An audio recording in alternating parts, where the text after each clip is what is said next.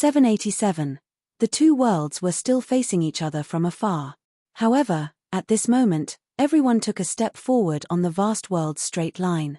About 30% of the people followed the young hidden official in a long green robe and cloth shoes.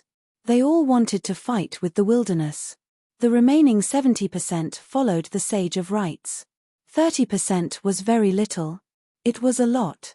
Within this 30%, there were 3 ascendants and 1 immortal from the Great Wall of Sword Qi, 4 sword cultivators. There was Yu Xian, the talisman who was about to reach the 14th realm. There was the Grand Heavenly Master of Longhu Mountain, the City Lord of White Emperor City who could hide 2 pawns in Moon-bearing Mountain. There was Pei Bei and Cao Ci, the Master and Disciple of the 10th realm. There were also young people like Yuan Zhan and Shu Bai who were the future pillars of the vast world. Moreover, many of the Confucian sages of the Confucian Temple didn't want to take that step. They just had to wait for the Sage of Rights to take that step first. Therefore, it wasn't 30%. It was at least 50%. What did this mean? It meant that the Confucian Temple of the vast world would really start a war at any time to return the favor to the wilderness and reap the benefits. Once the war started, it would be extremely tragic. It wouldn't be a small fight. For both sides, there would be no room for negotiation. Because this was not the bluff of a certain old master of the Confucian Temple bargaining, nor was it the hot-bloodedness of a certain sage of the Confucian school who would stop while he was ahead, just to make a small fuss for the sake of the greater good of the world. For example, Alliance would definitely look for that blabbering demon cultivator. He would ask Zhen Xiao Ling about life and death. Heavenly Master Zhao would bring the Heavenly Master Seal and the 10,000 immortal swords to enter the wilderness and spar with Yuan Shou. As for what this Grand Heavenly Master would do before finding Yuan Shou, he would go on a trip to the mountains and rivers. Of course, he would subdue demons and devils. Zheng Juzhong, who had been hiding his strength all along, would be like a fish in water, acting without any scruples. Pei Bei, Cao Ci, Song Jianqiang, and most likely all the martial artists in the vast world would rush to the wilderness. This also meant that all the foreign sword immortals who had returned to the Great Wall of Sword Qi would once again return to the Great Wall of Sword Qi. They would once again fight side by side and ride their swords together towards the south. There would be martial artists throwing punches and sword immortals delivering swords. Liu Qi and Suzi's poems would manifest their great Daos in the wildlands. The Mohist Juzi would once again build a city in the wilderness. The Mohist rangers of the 3 other families would once again unite against a common enemy and risk their lives in a foreign land. Venerable Fiery Dragon of the Lying Ground Peak would teach the world what it meant to be poor. He knew a little about fire and water. Once the battlefield changed and they were in a foreign land, all the great cultivators on the peak of Howran Mountain would no longer have their hands tied. What he was most afraid of was the sorcery, flying swords, and the fists and feet of the grandmasters of martial arts from the top of Howran Mountain. The assembly, advance, garrison, and advance of every army were all carefully calculated and arranged. Every step would be full of the color of in pursuit of the maximization of interests, anybody could die. There would be no burden of benevolence, righteousness, and morality. Who would die and who would live in the defense of Howran? If one were to ask oneself honestly, there would be a lot of difficulties. There were worries everywhere and everything was sloppy. Attacking the wilderness, there was no need to think too much. After all, they were already in the battlefield. Whether it was the cultivators on the mountain or the elites at the foot of the mountain, whether it was driven by the righteousness of the country, the temptation of expanding the territory, or revenge at all costs, it was just a matter of life and death with the wilderness.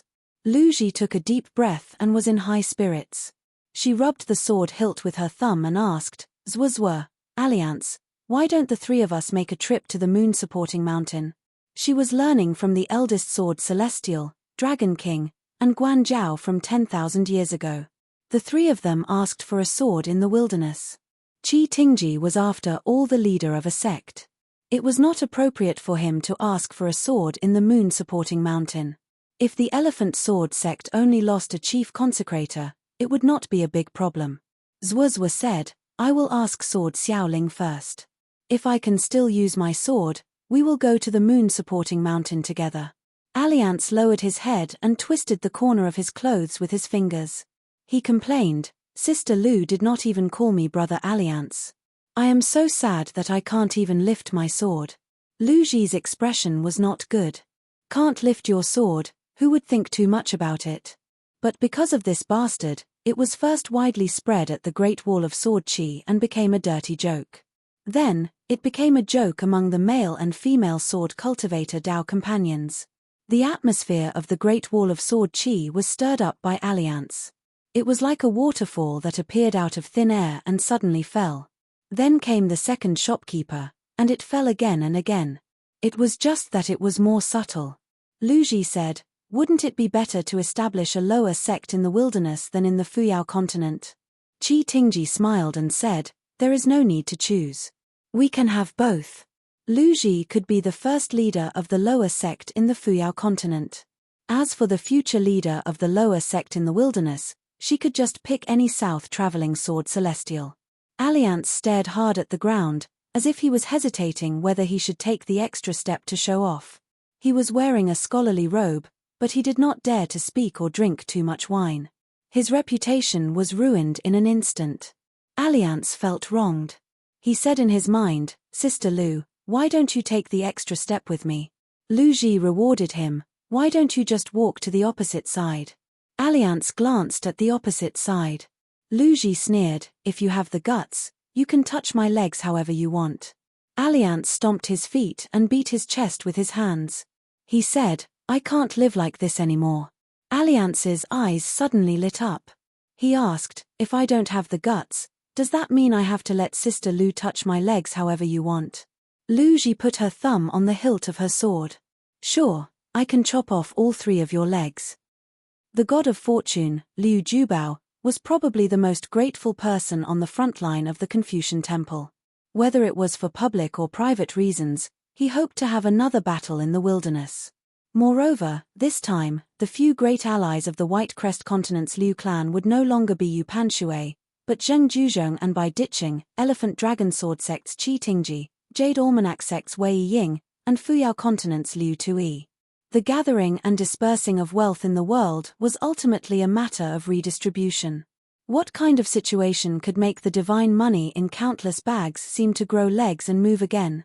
Of course, it was war. The battlefield was in the wilderness. The Liu clan of the Jade Gui continent had to follow the rules when it came to earning money. They were even willing to spend money. They were using today's silver to earn tomorrow's gold. In fact, the risk was not small. Otherwise, Liu Jubao would have to confirm one thing when he met Kui Dong for the last time. That was whether Kui Dong could live or not. Reality proved that Liu Jubao's worries were necessary. Liu Jubao had sensed that some of the rules were not good during the discussion at the Confucian temple. However, if the battlefield was in the wilderness, there was no need to be so particular. There were fewer taboos and fewer restrictions, and the benefits were greater. The 9 emperors from the kingdoms under the mountain all had the same thought.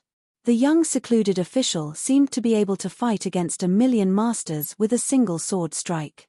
If this secluded official could become their right-hand man, even if it was not suitable for the time being, then wouldn't it be great if the imperial tutor or Chen Pingan sects were in their own mountains and rivers? That would be wonderful. However, the emperors were suddenly puzzled. They had never heard of such a young sword immortal. What was the name of his sect? Was it because he had not established a sect yet? Could they use their connections to make a move? If the sect was to be built, it would undoubtedly be in their hometown, the Aquarius continent. However, what about the location of a lower sect? The logic was too simple. Within their own mountains and rivers, regardless of whether Chen Pingan was the next imperial tutor or the leader of a kingdom, the emperors had nothing to worry about. This was because behind the young secluded official, Chen Pingan, stood all the sword immortals of the Great Wall of Sword Chi. Other than the 4 in the discussion today, there was also Wei Jin of the Wind Snow Temple from the Aquarius continent, Qi Jinglong and Li Cai from the North continent, Xie Songhua from the White Jade continent, Xie Ji from the Fuyao continent, Song Pin and Sichu Jiu from the Golden Armor continent, Pu He from the Dawnflow continent. Other than that, there was also Ning Yarrow from the Ascension City. It was rumored that she was Chen Ping'an's Dao companion. She was the most powerful person in the rainbow world. More importantly, the secluded official was very young. Too young. Chen Ping'an's attainments in the Great Dao would definitely be very high. Yu Panshui said to the young emperor telepathically, "Your Majesty, if you have the ability to rope in Chen Ping'an to be the imperial tutor of the Xuanmi dynasty, I won't care about your daily life anymore. You can do whatever you want. How about that? All these years, you even need someone to take care of how many pages you can flip through every day. You're tired, and so am I. Your Majesty is very shrewd. If it weren't for the fact that you can't cultivate, you're destined to die before me. Otherwise, I'll have to worry about you opening my coffin and whipping my corpse in the future." Yu Panshui and the young emperor had always been frank in their conversations. This was already the case when the emperor was still a young prince in seclusion. Grandpa, you could send the emperor to sit on the dragon throne for decades. Therefore, the emperor had to listen to him and be more filial than his own grandson. Don't be like the last emperor of the Daqing dynasty who complained to the Confucian temple in private. He didn't follow the rules and crossed the bottom line set by the ancestors of the two families. What was the result? Regarding the rules and regulations of the Confucian temple, the Yu family was more knowledgeable than some of the headmasters of the academies. Yu Panshui and the young emperor would talk about their own matters behind closed doors from time to time. The young emperor was puzzled. "Grandpa Yu, you haven't seen the hidden official before. Why do you think so highly of him?" Yu Panshui laughed, "Because I hope that there will be another young embroidered tiger in the world. Even if he walks the same path as Kui Dong, he will be able to finish what he started." The young emperor was shocked. "Grandpa, you think so highly of him?" Emperor Lu of the Dayuan dynasty hesitated for a while and asked softly, "Imperial tutor, I heard that the hidden official has toured the Dragon Palace before. He has a good relationship with the Taihui Sword Sect, the Fuping Sword Lake, the Southernmost Hemp Sect and the Spring Dew Garden in the east." Yang Qing of the Chongxian Bureau laughed fearfully. "They are indeed very good. Actually, the Dayuan dynasty and the Luo Po Mountain do have some ties. A few years ago, there was a green snake in the nascent soul stage who came to the North Continent to visit Jiangjiju. The Dayuan dynasty's immortals and local officials along the way worked together with the Duke of Lingyuan and the Marquis of Longting to open a path for him. Therefore, Your Majesty, just wait. The next time the hidden official comes to the North Continent, you might be able to see him." Emperor Lu nodded his head, but his thoughts were complicated. Yang Qing laughed. "Even if I'm willing to give him the title of imperial tutor, Chen Ping'an won't accept it with his personality. However, if it's some other foot mountain with sufficient authority, as long as Your Majesty is on good terms with them, they might not reject you. Chen Ping'an's Luo Po Mountain actually has close trade relations with the North Continent. If you want to take a step forward, it'll be difficult to bypass the Dayuan dynasty. This will be Your Majesty's opportunity." Within this, there was the most illusory human heart. Just like Venerable Fiery Dragon, he was still thinking that whoever wanted to fight in the Confucian temple could do whatever they wanted. After all, he was going to focus on his cultivation. In the previous battle, he gave it his all. The entire Flat Earth Peak, Peach Mountain and Shen Finger sect's direct disciples, as long as they could fight, went to the Aquarius continent to fight. Therefore, the Confucian temple shouldn't talk to him about the world. This was because Venerable Fiery Dragon was certain that unless the Confucian temple had already discussed it and the Sage of Rights himself said that they could fight. Otherwise, if this battle was fought, people would die for nothing. This was because it was just for show. Reality had proven that in a battle that involved the ownership of two continents, the choice of the cultivators on the mountain was important.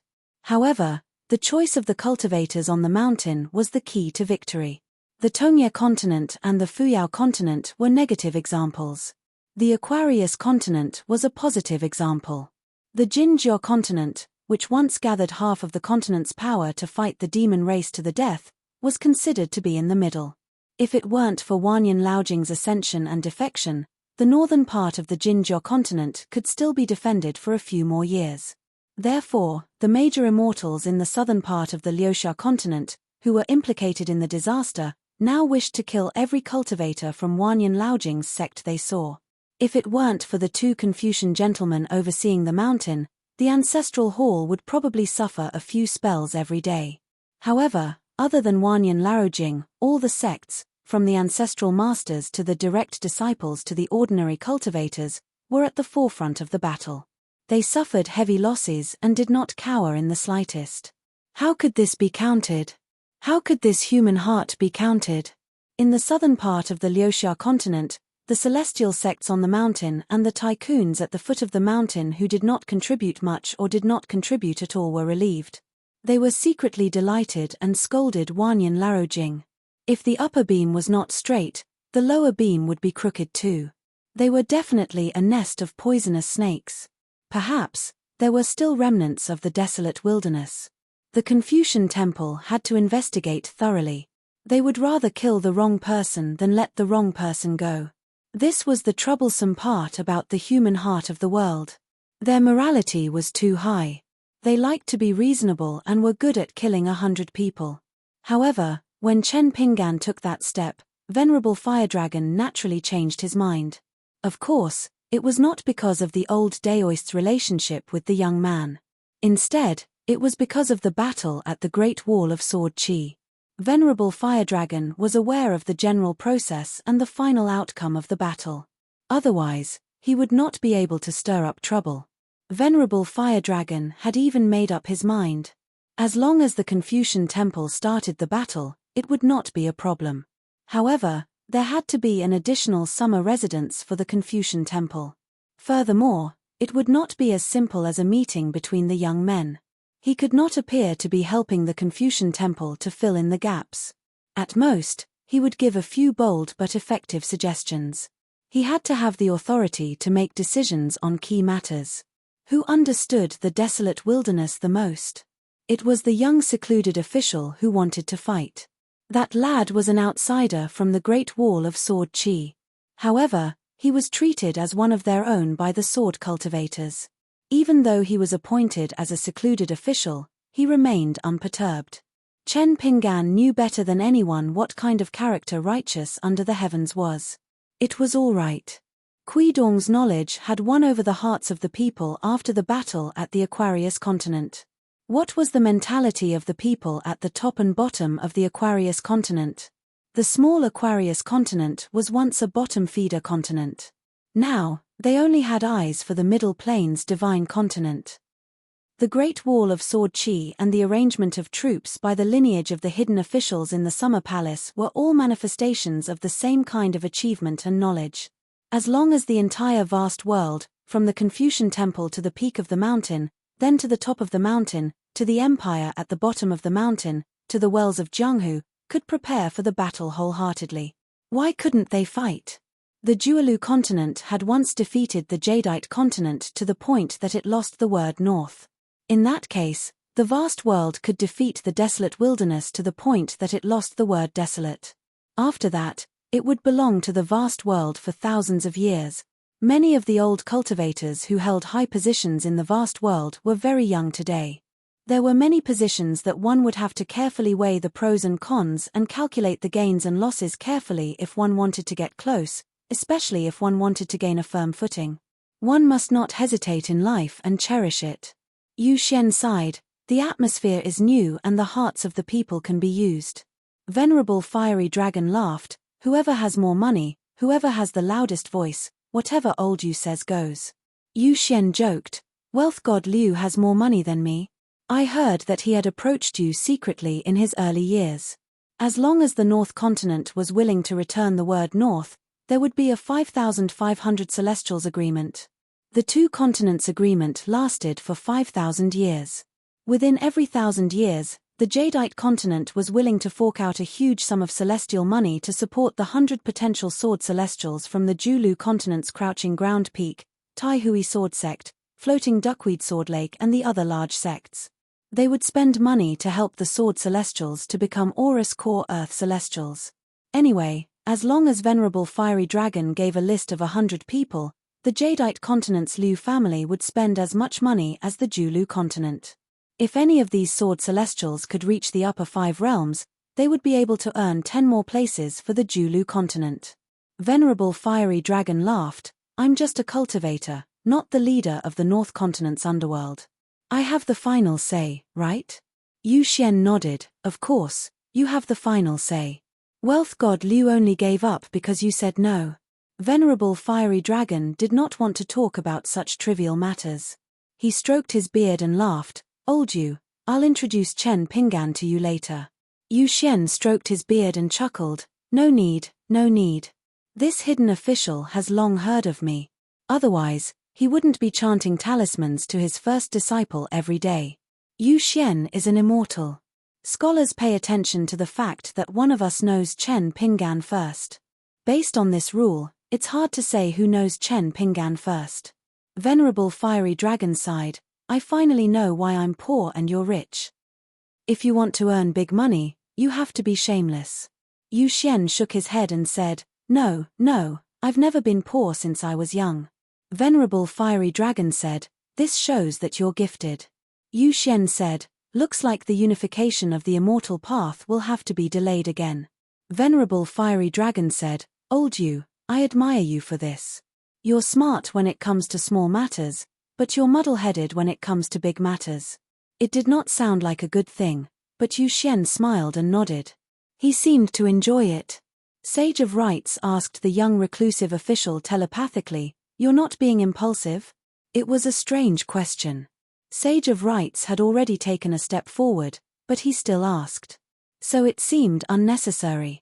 The red-robed man shook his head and answered telepathically, We can fight. After pausing for a moment, the young reclusive official added, If there's a chance, we have to fight. Sage of Rights laughed, It's not a chance. Ju-Mi will definitely return to the human world. Chen Pingan asked directly, How many years will it take in the worst-case scenario? 100 years if it's short, 1,000 if it's long. It's hard to tell the exact number for now. When the meeting is over, I can hand over a detailed strategy in private immediately. But I'm worried about one thing. Tell me about it. I'm worried that Ju-Mi wants to use half of the wasteland to buy time for him. In the end, he can exchange for the collapse of Sage of Right's great path. Then, no one will be able to stop him from returning to the human world. Unless we end the battle quickly and surpass Ju-Mi's calculations and take over the wasteland as soon as possible. Then, I'll change the rules of the two worlds into one. It'll be difficult. Difficult? How difficult? Is it so difficult for a young outsider who has only cultivated for a few years to become a reclusive official of the Great Wall of Sword Chi? Sage of Rights, who looked like a middle-aged scholar, smiled and said, I'm Sage of Rights. I've been reading for many years. Chen Pingan was silent. Indeed. Sage of Rights was like the leader of the Great Wall of Sword Chi, the Sword Celestial. Even if they didn't say anything, as long as they stood there, they would be able to make everyone feel at ease. The top forces of the wasteland gathered at Moon-Bearing Mountain either looked at Sage of Rights, who was known as the best fighter in the world, or at the young reclusive official who had only left the city for a few years. For a moment, they felt somewhat helpless. They actually had the illusion that they had returned to the battlefield of the Great Wall of Sword Chi. They had been chatting quite well earlier. Why did they suddenly flip the table? As expected, as long as this young reclusive official was around, nothing good would happen. Previously, when they were fighting the Great Wall of Sword Chi, the young reclusive official obediently stayed on the city wall and chatted with the grey-robed man every day. The wasteland's advancement in the battlefield of the Tongye and Fuyao continents was like cutting tofu with a knife. It was difficult to even sharpen the knife. It was like two families in the marketplace had a conflict. After a fierce fight, neither side was able to kill the other. Both sides had not recovered from their injuries. Then, with their own thoughts, they decided to chat for a while. They set up a table on the street and began to negotiate. The ruffian who had barged into the other party's territory was currently crossing his legs and acting like he had nothing to lose. In any case, he wasn't stingy. If he wanted to fight, he would fight. After all, he didn't have any valuable belongings. On the other hand, the other party came from a scholarly family. If it wasn't brushes, ink, paintings, and satin, Would he really be willing to risk his life? Who was he trying to scare? Then, when they weren't paying attention, the scholar opposite them suddenly flipped the table and took out a knife, wanting to slash someone. The key was the scholar's family, friends, and neighbors. All of them had read a few books of the sages. Even if they weren't true disciples of the Confucian school, they still went crazy along with them. Why was it that the savage world had conquered the Tongye, Fuyao, and Jinjia continents as if it were a game? Even if there were occasional clashes, the general situation was still unstoppable. Only the Great Wall of Sword Qi was so painful. Other than Chen Qingdou overseeing the Great Wall of Sword Qi, other than the fact that sword cultivators were as numerous as the clouds and everyone was ready to die, what really made the savage world unable to advance in 10,000 years was actually the unity of the people's hearts. No matter what the world said or saw, the sword cultivators didn't care. If they wanted their home to be destroyed, they had to die first. Therefore, the sword cultivators only cared about standing on the front lines of the city and delivering swords to the battlefield in the south. With pure sword hearts, they didn't even care about life and death, let alone profit and loss.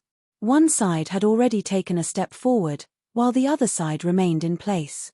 It was meaningless to take a step forward, or even an extra step. Was it possible to take a step back? Then they could only stand in place and not move. Yuan Shou stepped on a flying sword and stretched out his arm to hold the end of a long staff. He pointed at the scarlet robe from afar and shouted, "Kid, scram. Little kid, you're lucky to have survived. You should burn incense and hide to enjoy your achievements. However, you don't know how to be content. How dare you say you want to conquer the world? You don't know how much you're worth. Now that there's no longer the Great Wall of Sword Qi, at least 2 hidden officials will die with a swing of my staff." Ancestor Ape, who had destroyed countless mountains and immortal ancestral halls in the 2 continents of Howren, had a domineering aura. He looked down on the world and was insufferably arrogant. Its real name was Zhu Yang, and it was in the thousands of threads of the young hidden official. Although it flashed and disappeared, Yuan Shou could still see the words through the connection of the Great Tao. This made the naturally arrogant Yuan Shou even more ferocious. If he didn't get rid of this young hidden official, there would be endless trouble. So be it, the 2 worlds would fight to the death. It would be best if the mountains and rivers continued to shatter, including the moon-bearing mountain and the old blind man's 100,000 mountains. At that time, Yuan Shou might be able to gather a large amount of mountain roots and destiny to ascend to the 14th realm. The Great Battle of Howren World couldn't even break through the Aquarius continent and Dawnflow continent. This caused Yuan Shou's Great Tao benefits to be less than half of what he expected. He couldn't break through the bottleneck of the Great Tao at all. As for this ancestor of the moving mountains whose real name was Zhu Yang, its opportunity to ascend to the 14th realm of Tao integration was the phrase borrowing other people's stones to improve jade. It seemed like it was the geographical location of Tao integration, but in reality, it was the human location of Tao integration. The number of mountains in the world that were smashed by its staff would be the same number and style of mountains in the 14th realm in the future.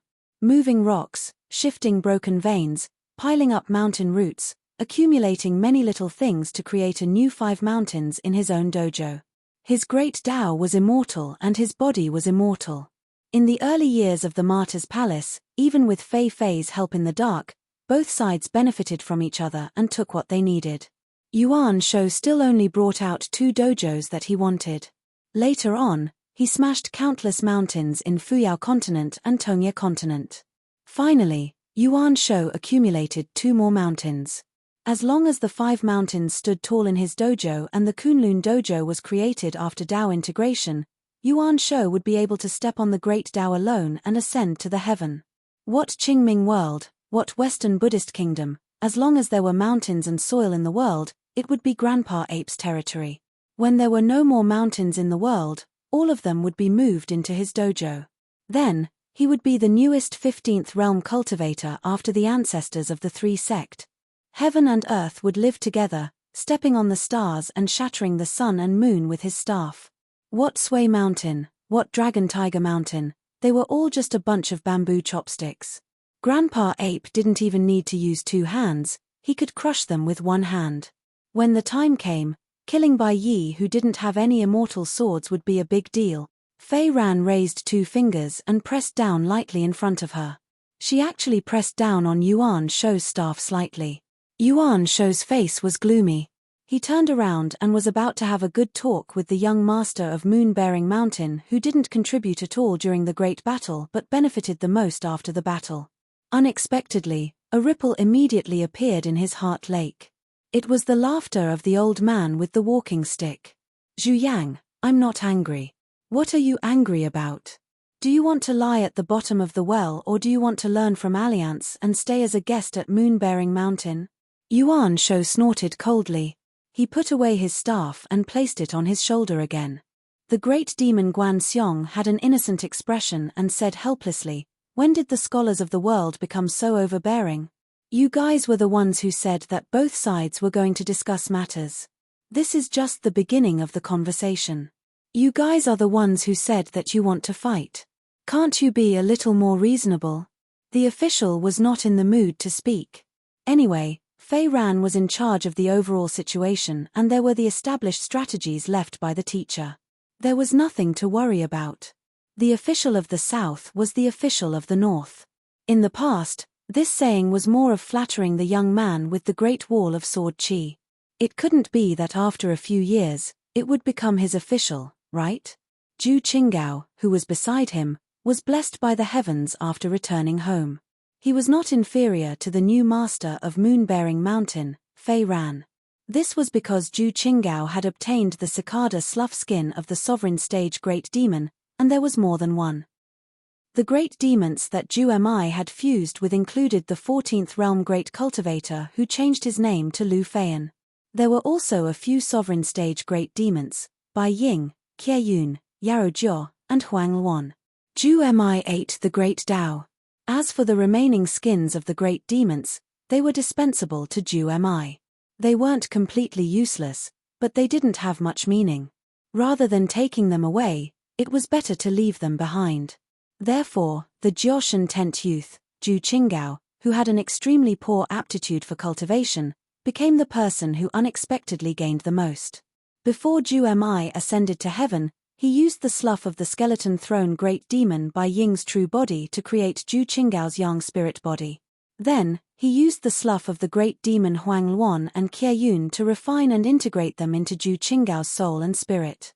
He built a brand new longevity bridge and ascended to heaven in one step. Moreover, Zhu Mi had already left a celestial mantra on the moon-supporting mountain for Zhu Qinggao, who was originally unsuitable for cultivation. It was the Willow Tendon Realm secret technique that Liu Qi had created. It was best at turning something rotten into something magical. Zhu Mi's deep study of this Dao technique and this shortcut might be comparable to Liu Qi's. Therefore, the current Zhu Qinggao not only directly ascended to the pure Jade realm from the 3rd realm of Qi Refinement Warrior, but also broke through another realm in just a few years and became an immortal. This was what it meant to be the last disciple of Wen Hai Zhu Mi. In less than 10 years, he was already an immortal. As for the first disciple, Sai Chen, he received 3 immortal weapons, all of which were long swords. Previously, Sai Chen carried 5 swords in the sword box on his back. In the great battle, he lost 3 swords, which was why he carried 6 swords on his back now. Swordsman Liu Bai, relatively speaking, received the least gifts from Mr. There was only one immortal weapon, the small world robe, and another half-immortal weapon, the green hibiscus crown. Xiao Chuo, who was sitting cross-legged, grinned. She raised her arms and grabbed 2 ponytails with both hands. This little guy who took over her position was quite capable. Zhong Lu drank his wine while sizing up the tragic figure opposite him. It was hard to imagine that the young man with a sword on his back who carefully traveled the inverted hanging mountain would become like this today. The long sword on swordsman Zhu Gong's back was vibrating non-stop. When Chen Pingan became this familiar appearance, Liu Bai's expression changed slightly. During the years of sword practice on the city wall, Shi and Li Zhun were actually the swordsmen who interacted with Chen Pingan the most. And the 2 of them had died once in the hands of the young hidden official. As the direct disciple of the moon-bearing mountain's ancestor, Li Zhun had died in that battle.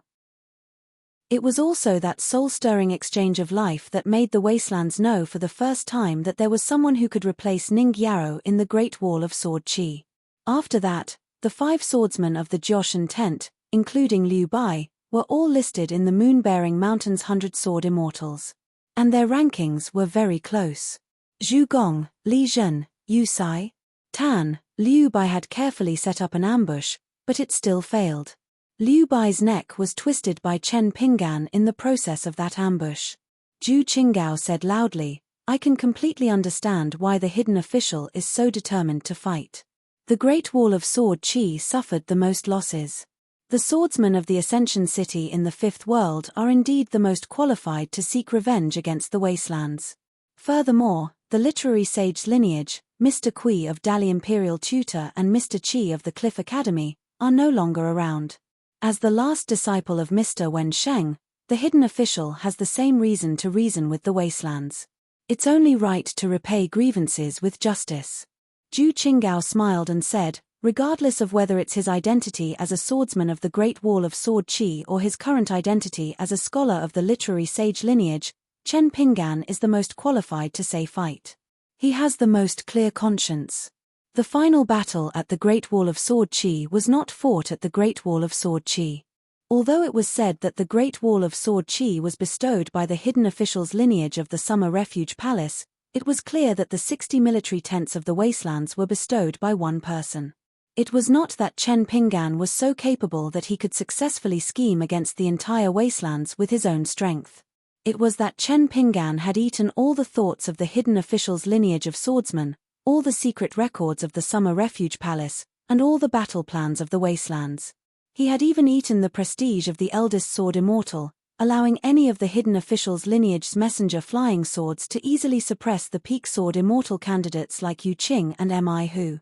On the battlefield, the great demon looked up to the sky and snapped the head of a great sword immortal surnamed Yu who was traveling south in the wastelands. The Great Wall of Sword Chi was filled with rage, but the Summer Refuge Palace had sent word that they would not help. Although there were many who went out of the city to deliver swords, it did not create a situation where the entire battlefield was affected. After that, in the battle between the two sides, the flying swords were as vast as the river, and the sword chi was as unrestrained as a waterfall. The Great Wall of Sword Chi's swords were so precise that they could subdivide the battlefield. Every Earth Immortal sword cultivator had their own rules regarding who to attack, when to attack, and where to attack. Therefore, the young hidden official of the Great Wall of Sword Chi and the second highest throne, Wen Hai, seemed to be on the same path. Just like the people in the Confucian Temple meeting, they did not care about the wastelands having a few more ascendant realm sword cultivators, but no one wanted the master of the moon-bearing mountain, the future master of the wastelands, to be a new Wen Hai. Therefore, the demons on the mountain peak of the wastelands also did not want the Great Wall of Sword Chi to become a new Great Wall of Sword Chi. This bastard is really insidious. Yu Panshui clicked his tongue in wonder. Your Majesty, have you learned it? This is what you call knowing how to talk.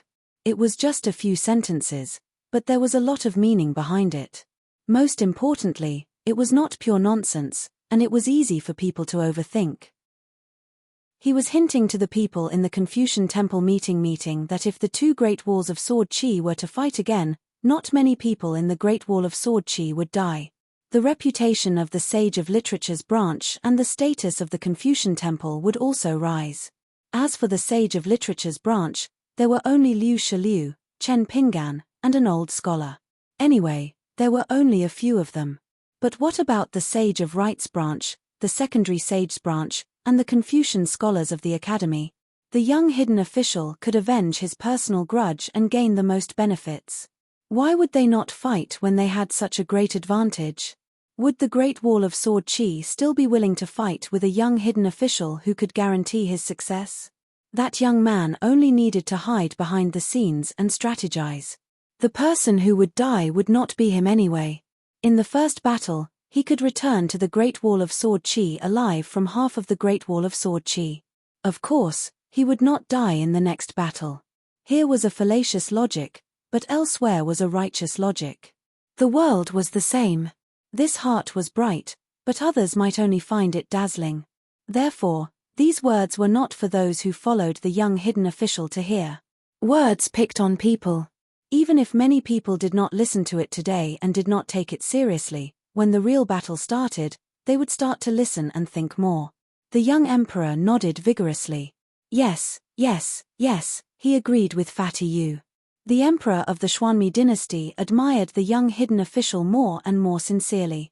Unexpectedly, he could make the great demons of the desolate land deliberately target him.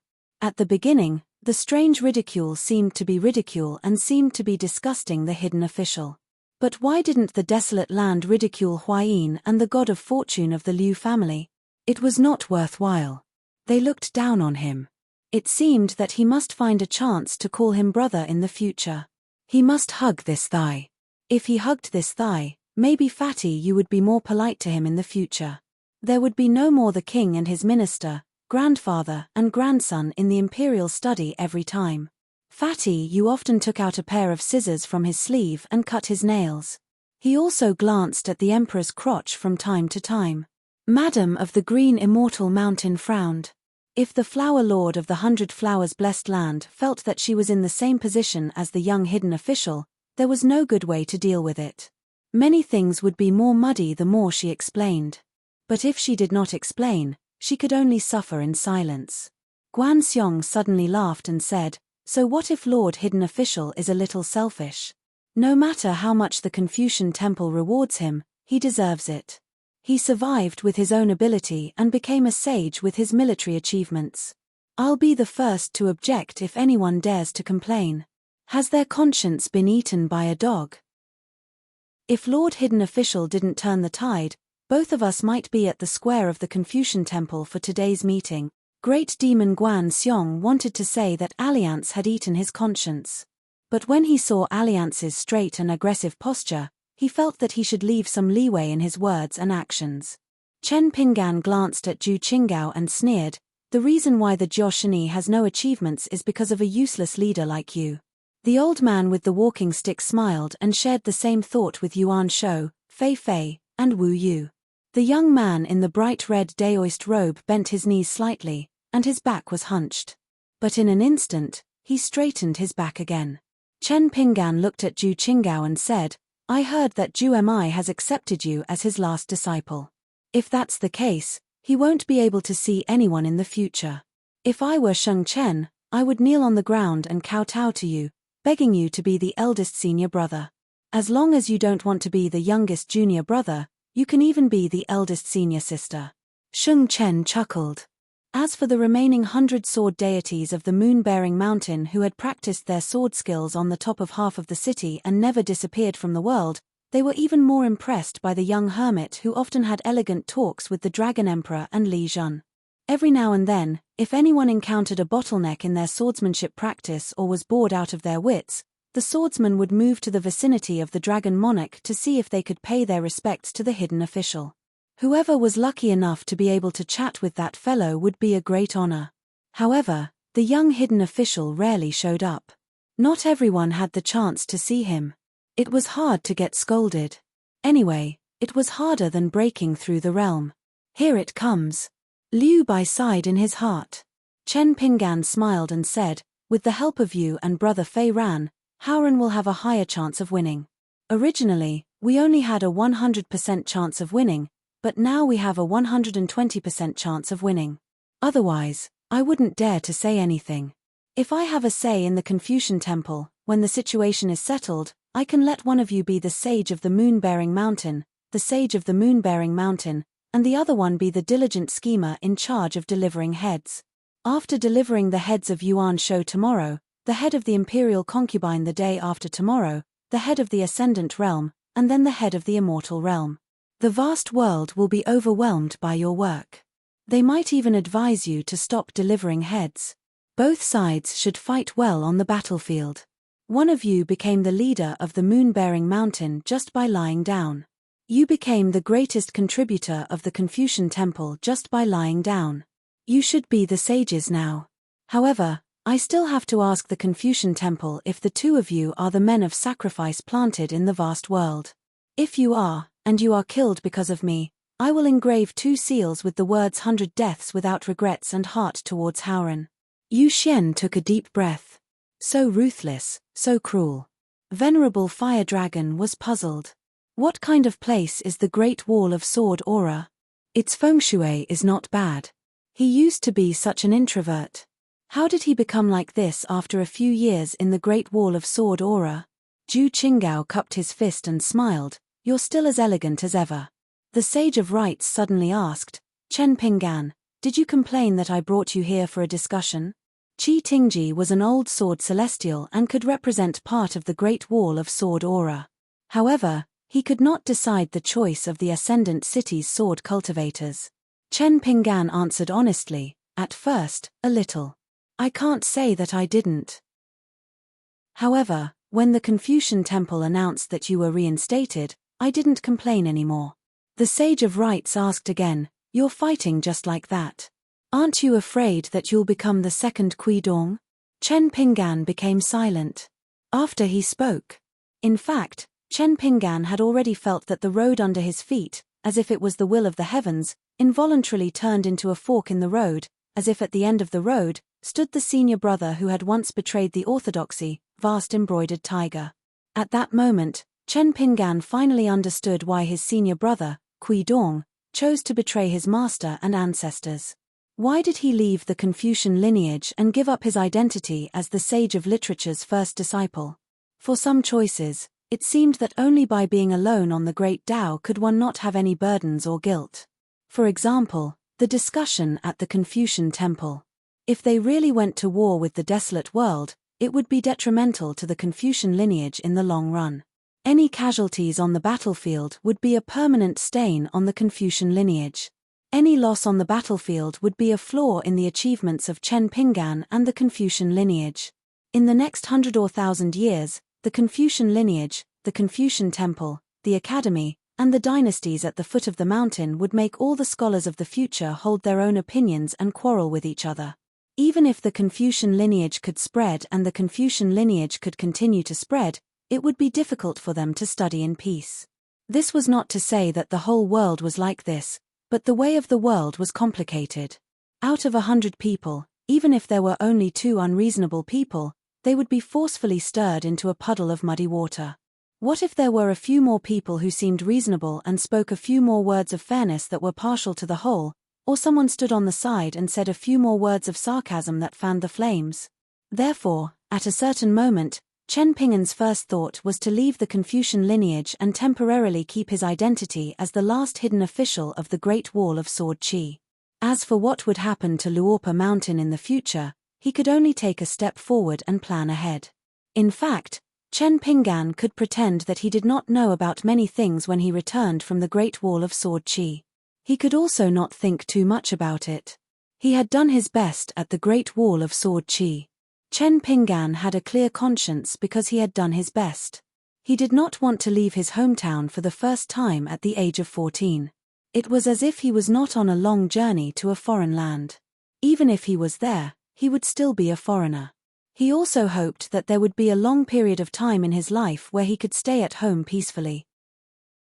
When he was practicing his sword and fist, he could think of his beloved girl. However, he was able to arrange an escape route for some of the children at the Great Wall of Sword Qi. He was able to work with the hidden official lineage of the Summer Palace to write a few books for Ascension City to help Ascension City fight for power in the New World. What about Zhu Mi, who seemed to have ascended to heaven and left? Since Zhu Mi could ascend to heaven, he would definitely return to the human world. Why did Senior Kui Dong answer his own question at the Great Wall of Sword Qi? Is the world at peace? Yes. Can we sit back and relax? I don't think so. How could Fei Ran become the master of the moon-supporting mountain, the master of the wilderness? Wasn't this very similar to how Chen Pinggan was suddenly promoted to a hidden official by the eldest sword deity? Why did Liu Bai, as a direct disciple and sword cultivator, not follow Zhu Mi to ascend to heaven? Why did Zhu Qinggao's aura change so drastically? Even if the other party deliberately hid his realm, Chen Pinggan was extremely concerned about this former teenager. Back then, when the two sides faced each other at the edge of the cliff, the youth was a wooden clog. He definitely didn't have the abundant Dao Qi today. As for Zhu Mi himself, was he really unable to eat the other sovereigns, including Yuan Shou and Fei Fei? It couldn't be that he had nothing better to do. Before Bai Ying, who was in the Yang spirit's external body, and before he even ate any of the sovereigns, Zhu Mi was already able to eat Lu Fanyang, who was in the 14th realm of the wilderness. If Zhu Mi really bet all of his bets on the ruins of the ancient heavenly court, with Zhu Mi's lone wolf nature, he definitely wouldn't mind eating a few more sovereigns, Ascension realm great demons. This meant that Zhu Mi was looking for the balance point between the two great powers of the world. Even if Zhu Mi was already far away from the human world, the wilderness would still be under his strict control and would continue to operate quietly. Fei Ran, Shi Chen, Yu Shan, the other old sovereigns, and even more hidden chess pieces were all chess pieces that Zhu Mi had left in the world. And the hearts of the people after the war were also equivalent to a chess piece of Zhu Mi. When his student Kui Dongshan was teaching chess, he once said with a smile that after playing the Rosy Clouds game with Zheng Juzhong in the early years, both sides had two thoughts. One was that the chessboard was too small, with only 19 vertical and horizontal lines. The other was that in a game of Go, the true brilliance of a chess player was to break the rules and set the rules again, but the opponent could only adhere to the rules. This was the true unreasonable hand. At that time, Chen Pinggan asked curiously, for example, on the chessboard, the chess pieces of both sides are either black or white. Black eats white, white eats black. This is the old rule. If black eats white, the white piece will turn black and stay on the chessboard. It's still not wise because it's too obvious. However, if the white piece stays on the chessboard, its effect is equivalent to a black piece. Moreover, when it changes, it's up to the chess player to decide. To be able to do this, one can be considered to have reached the realm of honoring the world. In the blink of an eye, one can casually slaughter a dragon. Or in a desperate situation, one can come back from the dead. Chen Pinggan naturally understood the chess theory that Kui Dongshan was talking about. But chess theory was like logic. Without experiencing it personally, it was very difficult to truly understand the profoundness, danger, and unpredictability of it. This kind of Hao Ran Jiusheng was worthy of Grand Ancestor Yu Mountain, who was willing to take out a savage world and entrust it to Zhu Mi. Zhu Mi had come up with 3 plans. Because the Righteous Lands had managed to defend the Aquarius continent and the South Swirling continent, Zhu Mi had joined forces with the moon-bearing Mountain Grand Patriarch to preserve their reserve power. Because of that, the Wildlands plan had become Zhu Mi's plan. But this game of chess was not really over yet. Actually, it was just the ending stage.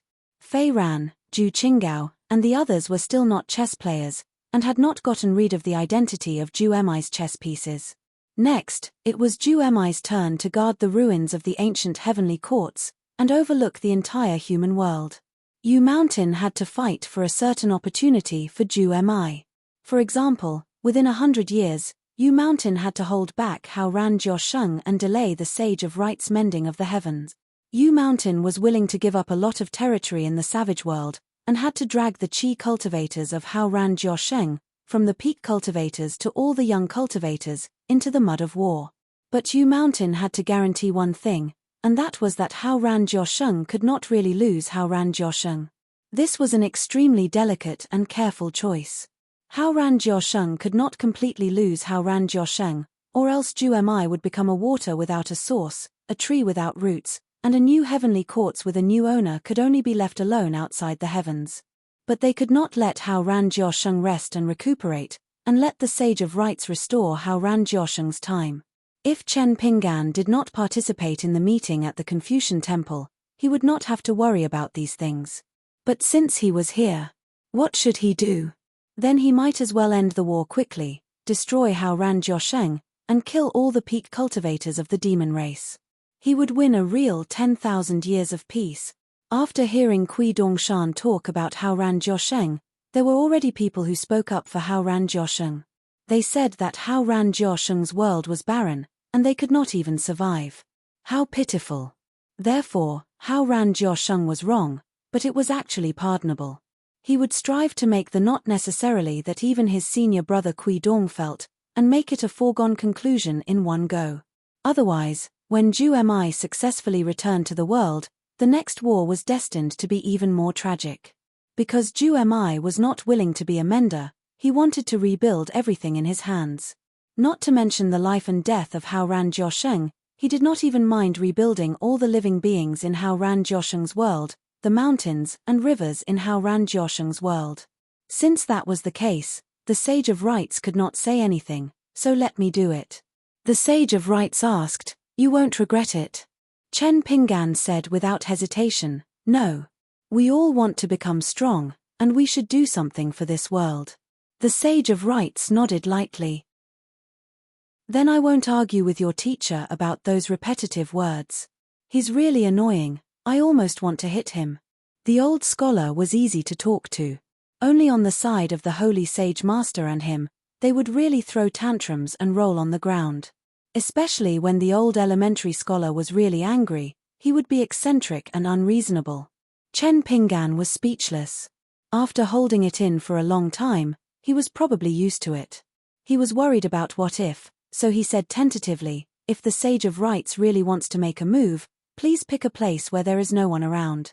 My master cares about his face." The Sage of Rites did not comment. He looked up at the sky, then retracted his gaze and smiled. Since the sky has fallen once, it will not fall again. Ju-Mi's problem, Kui Dong, is not a problem for a junior brother like you, but for us old people. This time, I called you here for a meeting, just as you thought, to say those words for me. I'm old, there's no point in saying tough words. If it's a young man, it'll be more imposing. So don't worry, just focus on cultivating. If you encounter any problems, do what you can. The Confucian temple is not just for decoration. As for merits, don't be like the old scholar. How do you calculate the accounts? From the Ascension City to the Luopa Mountain, you're used to being an accountant, so you should know very well. Don't play dumb with the Confucian temple. Chen Pinggan just listened, and then he obediently remained silent. Whatever the Sage of Rites said was reasonable. The Sage of Rites shook his sleeves. The atmosphere of heaven and earth changed. Chen Pinggan, who had been suppressed to the point of suffocation by the true names of several great demons, including Zhu Yang, was suddenly relieved of a burden and turned back into a green robe. The Sage of Rites reminded him one last time. "Chen Pinggan, you still have to attend the next meeting by the river." At the same time, two more people had appeared on the left and right sides of the Savage World's straight line. However, they did not appear through the moon-holding mountain. Instead, they seemed to have crossed the landscape of mountains and rivers in the wasteland from the Confucian temple. Bai Zi. The Bai Zi who suppressed Bai Zi in the 9 majestic towers of Hauran. The blind old man from the 100,000 mountains. The monster cultivators gathered at the moon-holding mountain were shocked at first. Then, they burst into an uproar. Most of the demon clans, whether they were Ascendant Realm Great Demons or unpolished Jade Realm Demons in a certain prominent position, were so silent and orderly for the first time. They either cupped their fists to salute or clenched their fists to show their respect to that existence. Occasionally, they would open their mouths and say the same thing, respectfully addressing him as Master Bai Zi. It was obvious that Bai Zi was the most qualified person in the wasteland to be the ruler of the world. As for why Master Bai Zi chose to betray all of his kind in the wasteland 10,000 years ago, and why he stood by and did nothing during the Great War. Resentment was resentment, but they were still convinced. The reason was simple. Bai Zi had lived long enough and was strong enough. Besides, as long as Master Bai Zi was willing to return home, they could even go to the vast world again. Moreover, the blind old man who had not sided with either side for 10,000 years had chosen to stand on the wasteland side this time. However, two people had also appeared on the left and right of the vast world. One was a monk in chicken soup who had once escorted the person who had lit the lamp for the vast world. According to some Buddhist scriptures, the old monk had held the lamp and guarded it for 30 years. The other was a dragon slayer who had disappeared for 3,000 years. The White Emperor City's city lord had already turned around and cupped his fists at the old man. Even looking at the wasteland's imperial concubine from afar made him feel uncomfortable. Needless to say, Lady Tantan of the Lushire pit and the waterlords of the 5 lakes naturally felt a majestic pressure from the great Tao. The bamboo-like blind old man had sunken eyes and his hands behind his back. He smiled and said, "I'm just watching a show. It doesn't matter where I stand." The dragon slayer, who was dressed in a snow-white robe, no longer wore a green robe. Today, he had regained his true appearance. He looked very young, and he seemed to be opposing the blind old man. He smiled and said, "It doesn't matter who I kill." Today, the 2 sides were the vast world and the wasteland world. Between them was the Great Wall of Sword Chi that had stood for 10,000 years. In fact, most of the cultivators at the summit of the Confucian Temple had never been to the Great Wall of Sword Chi. Most of the people in the vast world had never really understood the Great Wall of Sword Chi. They only heard that there were many sword cultivators there, and the people there were hostile to the vast world. It was as if the people there were only sword cultivators. Only sword cultivators. They were unreasonable. They were vulgar. They only knew how to practice the sword. They were different. There were no joys and sorrows. The life and death of the people there didn't seem to have much to do with the vast world. Because they had never seen it, heard of it, or knew about it. Therefore, a new long line appeared at the edge of the wasteland world landscape painting on the ground. It was the Great Wall of Sword Chi. The next scene. Even people like Chen Pingan started to blush. He felt that the Sage of Rites was too unreasonable. Because a landscape painting appeared there. It was a wine shop and a pair of couplets. The sword immortal 3-foot sword looked around in confusion. Where is the enemy? The hero is lonely. 2 tales of wine in the cup, with you to quench the sorrows of the ages. Let's get drunk. Money is nothing. Finally, there was the horizontal scroll. Those who drink my wine can break through. The old scholar nudged the sage Fu Sheng beside him. How is it? Old Master Fu could only return it to its rightful owner and said helplessly, "It's amazing." He reached out and touched his forehead. Alliance was filled with emotion. Good calligraphy. Learn from me. Madam Green Immortal Mountain smiled knowingly. This was the wine shop in the Great Wall of Sword Chi. Chen Pingan suddenly took out a pot of wine and started drinking. That was because the next painting was a wall filled with wooden plaques. The tablets were peaceful and uneventful from the wine shop. There were many uneventful tablets that even Chen Pingan hadn't seen before. Because at that time, Chen Pingan had already gone to the prison overseen by Old Def. When he saw the sun again and went to the top of the city, Ascension City had already ascended and left. The flowers were beautiful and the moon was round. Sword cultivator Gao Kue. And this person was also the last sword cultivator of the Great Wall of Sword Chi Dragon Sovereign. The last time this person used his sword was Gao Kue, the sword-seeking Dragon Sovereign. He was the junior sword-seeking ancestor. Trapped by love, he couldn't use his sword. Wind Snow Temple, Wei, and Jin. Here, the world knows that I, Yuan Qingshu, am a sword immortal. South Hassa Continent's great marsh water disciple. The wine here was cheap and excellent. It would be even better if you could buy it on credit. Dao. The master sold wine, and the disciple bought wine. The relationship between master and disciple was touching and everlasting. Disciple Guo Zhu wine. In the past, he was romantic and had fought hundreds of battles. After drinking to his heart's content, Seng Mengqing came to pour wine for him. Then, the old nascent soul sword cultivator who was illiterate still wasn't satisfied. He sneakily used an alias as his signature and wrote another uneventful tablet. In the poetry competition, if I claim to be second, no one dares to claim to be first. Except for the deputy manager. Half of the sword immortals in the world are my friends. Which woman in the world isn't shy? I use wine to wash my sword. Who doesn't say that I'm romantic? This was written by a nascent soul sword cultivator of the North Continent. He died in battle. The 4th sect master of the Taihui sword sect, Han Huizi. He had no regrets in this life. Han Huizi also died in battle. Lady Ning, you have someone you like. I'm very sad. Liu Tiefu. This was a local sword cultivator of the Great Wall of Sword Chi in the Dragon Gate realm. He died in battle not long after reaching the Golden Core realm. I've seen all the uneventful tablets, and I dare say that I am a sword cultivator of the world. So what if my swordsmanship isn't as good as the Great Wall of Sword Chi? This uneventful tablet was the only one with words on both sides. In the world, there are people like you who don't know how to write, and people like the deputy manager who doesn't know how to sell wine. Give us another dozen of them, and we'll never have too many. The front side was written by a young golden core sword cultivator of the Fuyao continent. The back side was written by a nascent soul sword cultivator of the Great Wall of Sword Chi. Later on, they even became friends. The Sage of Right's gentleman Wang Zai also left behind an uneventful tablet. Treat others with leniency, treat oneself with strictness. Convince others with reason, restrict oneself with morals. The world is at peace, and there is nothing to worry about. Be benevolent to oneself. If one desires benevolence, one will be benevolent. If one has such a heart, there will be nothing to worry about. There were 2 sentences on the uneventful tablet.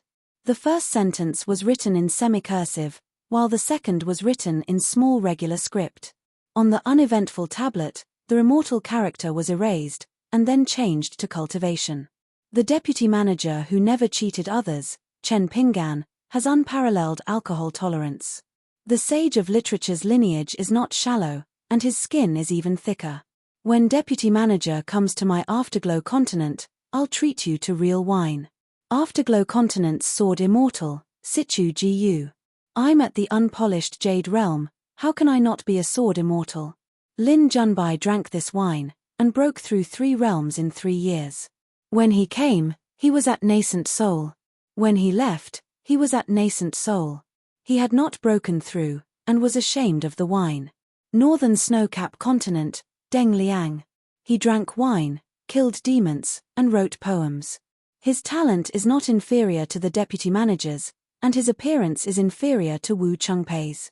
My life is very complete, I just lack a wife. I have money in my pocket, and I drink until the wine shop collapses. My swordsmanship is passable.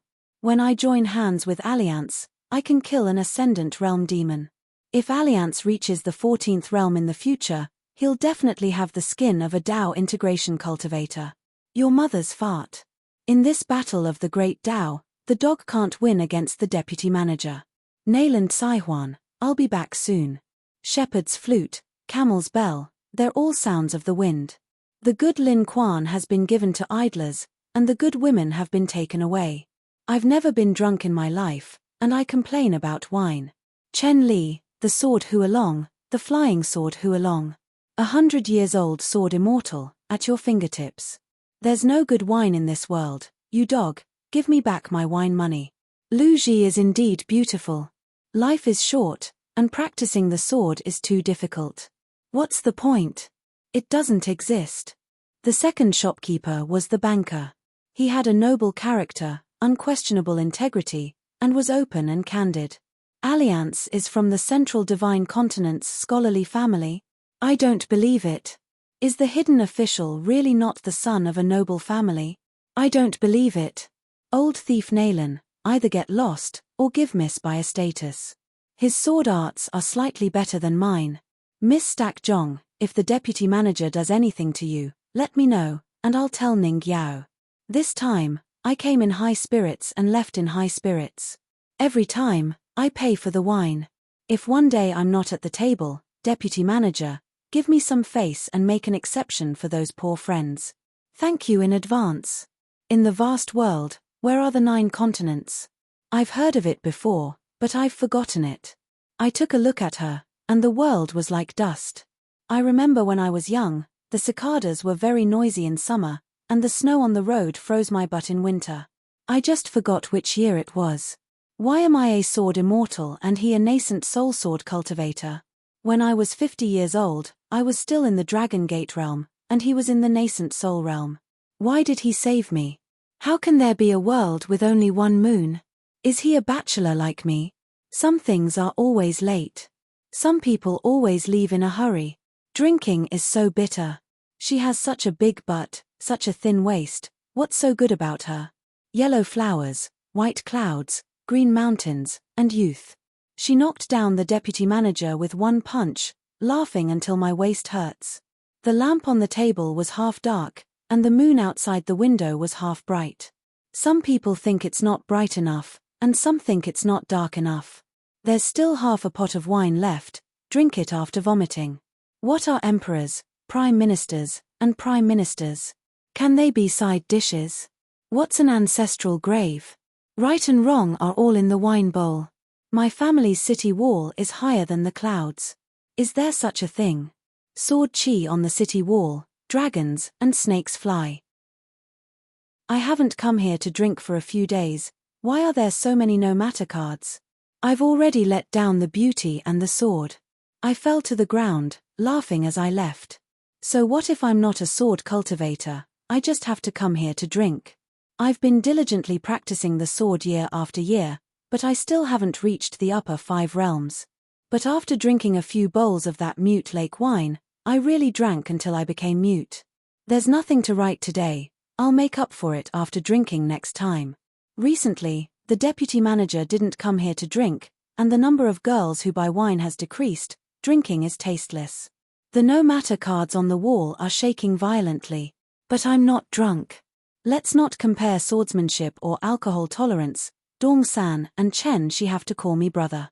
Boss Sword Immortal, you didn't accept me as your direct disciple, because in all honesty, are you afraid that my swordsmanship will surpass yours? On our side, the Jade Unpolished Realm is only a sword cultivator. I heard that the Golden Core and nascent soul sword cultivators in the vast world are sword immortals. I was almost killed by this kind of thing. It's really a pity that the deputy manager isn't a woman.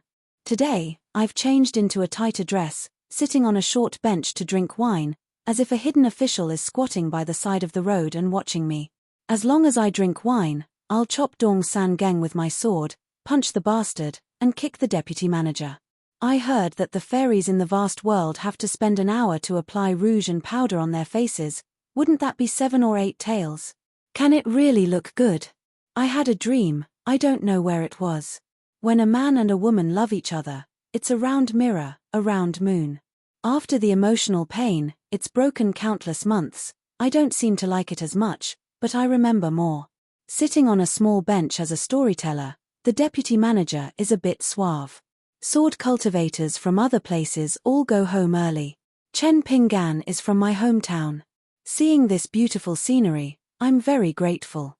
The Sage of Rites flicked his sleeves and put away the painting, smiling, we'll talk again. As for when and where they would talk again, the scholar didn't say. He only put away the catoptric deflection at the Confucian temple. Many plans are made, but a single decision is made. The real meeting place was still the ruins of the heavenly court. The next moment, Alliance and the people around him looked at each other, their expressions serious. Because Chen Pinggan was gone. At a riverside. For some reason, the ancestors of the 3 sects didn't show up. The Sage of Rites. The Secondary Sage. The Sage of Literature.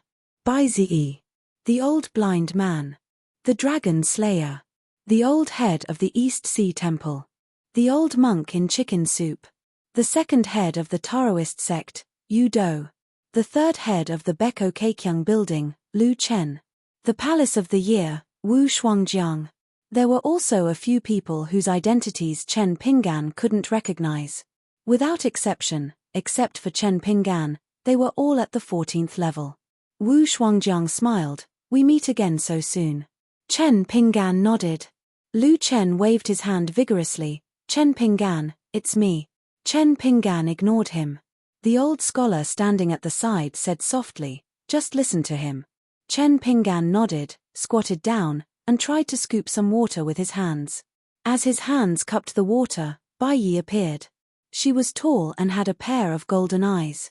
The old scholar stomped his feet. Hey, senior. Damn it, it's the fairy sister. Chen Pinggan withdrew his hands and stood up. She was holding a head in her hand. She was wearing a golden armor. 788. In the end, 2 uninvited guests appeared at the riverside. It was actually one of them. The 14th level cultivators who had been standing at the peak of the mountains for many years still had a discerning eye. The two great Taos were connected, but they were separated into two. When the tall white-clothed woman and the golden-armored man's servant appeared together, all the cultivators looked at her, or rather, them. They all looked at her. The head and the golden armor were both spoils of war. The legendary ancient sword-wielder, one of the 5 supreme gods. Other than the Sage of Rites, by Ze, the old head of the East Sea Temple, and the old blind man were all familiar with her. However, even if it was second brother Yu Do, third sect leader Lu Chen, Wu Shuangjiang and the others from Zhonlong, as well as many other great cultivators of the 14 realms who participated in today's meeting by the riverside, this was the first time they had seen this deity with their own eyes. In the battle to ascend to the heavens 10,000 years ago, the human race finally succeeded. Aside from the human race's sages who sacrificed themselves, the sword wielder asked for the sword, the armored man, the internal conflict between water and fire, and the god's disdain for humanity were all key factors. If any link was missing, the human race would have ended up in an extremely miserable state. 10,000 years ago, on the earth, the human tribe was in an abyss of suffering. They had been reduced to puppets raised by the gods and used as a source of incense to refine the immortal Great Tao. They were also hunted and killed by the demon tribe on the earth as a source of food. In the beginning, the human race was too weak. The high and mighty gods used the 2 ascension platforms as a path to cross countless suns, moons, and stars to descend to the human world and conquer the land. They often helped the weak humans who were confined and killed the rebellious demons who crossed the boundary. Apart from this, the sword first descended to the human world, and then came the sword in the sky and the reign of techniques. The human race began to cultivate sword techniques, and that was the beginning of climbing the mountain. This was also the reason why the sword cultivators alone had the greatest killing power and were suppressed by the heavenly Tao. Yu Do wore a fishtail crown on his head and carried the immortal sword Daoist scripture on his back. His Daoist chi and the sword energy of the sword sheath rippled. It seemed that even the second Daoist, who said that he was invincible except for the ancestors of the 3 sects, couldn't suppress the surging sword intent of the immortal sword. Of course, it could also be Yu Do's casual stance of seeking the sword. As for the 3 direct disciples who were responsible for overseeing the Tao ancestors' 5 cities and 12 buildings in the White Jade capital, Yu Do and Lu Chen, who had been missing for a long time, the 3 of them had never participated in the meeting by the riverside 10,000 years ago. Lu Chen had a lotus crown on his head and an oriole perched on his shoulder. He chuckled at his senior brother and said, "As a junior, you must not be rude." Chen Pinggan didn't say anything because he looked a little absent-minded. The person holding the head in his hand was dressed in white. He was tall and had a familiar face. He wore a smile on his face and looked at Chen Pinggan with an unusually gentle gaze. However, Chen Pinggan found it strange. On the other hand, Chen Pinggan felt that the woman in the golden armor, whose face was blurry, was familiar. It was like a sword master with a sword attendant by his side. The one Chen Pinggan truly knew was the latter. It was as if the former had only stolen the latter's appearance. The two of them were like the relationship between the true body of a cultivator and the yin spirit. Even someone as tough as Chen Pinggan didn't know what to do. However, Chen Pinggan only glanced at the woman in white before he looked at the person in the golden armor for a long time. It was as if he was asking her what was going on. However, the first to speak was the woman in white who seemed to be in front of him but seemed to be far away. She smiled and said, "I just went on a long journey and Master doesn't recognize me." The golden-armored sword attendant took 2 steps to the side and overlapped with the white-clothed woman. Then, the white-clothed and golden-armored woman casually threw the head into the river of time, causing the entire river to instantly turn golden. She smiled and asked, "What about now?" Chen Pinggan wanted to say something but stopped. In the end, he remained silent. He really didn't know what to say. When Lu Chen saw the golden flowing water of the river of time, he sighed softly and said that the human world was blessed by the common people. Therefore, Lu Chen turned to Yu Do and asked with a smile, "Senior brother, is it too late for me to learn the sword? I think I'm quite talented." Second brother was too lazy to speak. For the first time, the old scholar didn't mess around and let his last disciple deal with this complicated karma. She was the sword spirit, but she wasn't just a sword spirit. She was higher than the sword spirit because she contained more divinity. It wasn't as simple as her identity, cultivation level, and killing power. This involved divinity. If the Confucian Temple's deduction wasn't wrong, then in simple terms, she stripped a part of her divinity and gave it to the successor. At the same time, she deleted and tampered with the successor's memories. As a relatively weak sword spirit, she slept in the fairy pearl grotto heaven for 10,000 years. She would occasionally wake up and look at the human world. She would also occasionally return to the ruins of the ancient heavenly court. This was similar to the relationship between the dragon slayer, the Daoist Jiao Cheng, and the coachman Bai Jun. However, it wasn't the same. It was more complicated and pure. The old man in the Yang family's medicine store was the heavenly lord Qing Tong, who was in charge of one of the two ascension platforms. Although his deity position wasn't as high as hers and he was only one of the 12 high ancient deities, Old Yang was one of the earliest human deities to become a deity. He was in charge of the path to becoming a deity for all male earth deities in the world. He had great authority. Therefore, Old Yang didn't treat Wan Xiu and Li Liu, who were reincarnations of the two high ancient deities, nicely at his medicine store in his hometown. He even reprimanded them directly, saying that they were the ones who had committed the greatest sin in the destruction of the heavenly court. Moreover, the ancient deities had their own factions and camps. They each had their own duties. There were all kinds of disagreements and conflicts. For example, Shan Jun, the woman from the southern mountains of the Aquarius continent, Fan Junmao, was extremely respectful towards her when she regained half of her sword. He even treated dying under her sword as a great honor. As for the remnants of the ancient deities in the armor deity's lineage, or Yu Sai from the water deity's lineage, even if they could meet her, even if they were afraid of her, they wouldn't be as willing as Fan Junmao to be killed. She had a pair of golden eyes, which symbolized the purest divinity in the world. She was full of smiles as she looked at Chen Pinggan. For the ancient deities, a decade or a few decades of time was like a snap of the fingers of a mortal teacher. The short scenery was just a small wave splashing and falling in the vast river of time. The old scholar looked relaxed, but he was extremely nervous. Previously, when this fairy sister appeared, she purposely split herself into two to show the sword master and sword servant.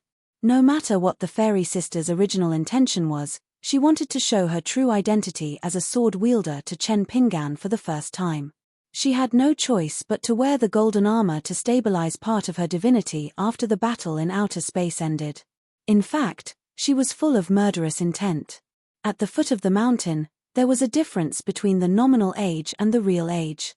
According to the people on the mountain, the primordial spirit was born as a person. The key to the reincarnation of the cultivator at the top of the mountain was whether or not he could gather the soul and recover the memory of his previous life. In short, the reincarnation of a cultivator, a large part of it was a recovery of memory to decide who he or she was. Was it the memory of the previous life that covered the memory of the current life and continued to cultivate, or was it the current life that only absorbed the memory of the previous life and recultivated the mind? For example, many young Zen masters of Buddhism would have the instinct to salute when they were young, or to flip through a certain scripture as if they were looking at an old object. The reason why the water deity Li Liu was so valuable was that there was no conflict of the great Tao. Layers of knowledge, generation after generation, were connected to each other. They were all one person, just changing the skin of a cultivator. The old scholars jesting at the beginning seemed to be reminiscing about the old days, but in fact, he wanted to buy a moment for Chen Pinggan to adjust his mentality in case he lost his mind. Chen Pinggan's understanding of her had always been that she was an ownerless sword spirit. And the sword holder had always misled Chen Pinggan intentionally or unintentionally. It was as if she had made a harmless joke. Then what if the previous owner of the sword spirit appeared inexplicably? As the new owner, how would Chen Pinggan look at the unfamiliar sword owner and the familiar sword spirit beside him? The old scholar finally felt relieved. It seemed that the fairy sister was not angry, but rather happy. Could this be considered as her second attempt to test him? The first time was after Chen Pinggan split the Sui mountain with his sword. At that time, it was related to Ning Yao. This time, Chen Pingan's heart chose the familiar sword spirit. She suddenly hugged Chen Pingan. Even if Chen Pingan was no longer a teenager and had a slender figure, he was still much shorter than her. Chen Pingan was a little helpless and patted her shoulder gently, indicating that she should not be like this. The old scholar sighed, as expected of the fairy sister, bold and tender at the same time. She finally let go of Chen Pingan, took 2 steps back, and smiled. I missed Master very much during my time in outer space.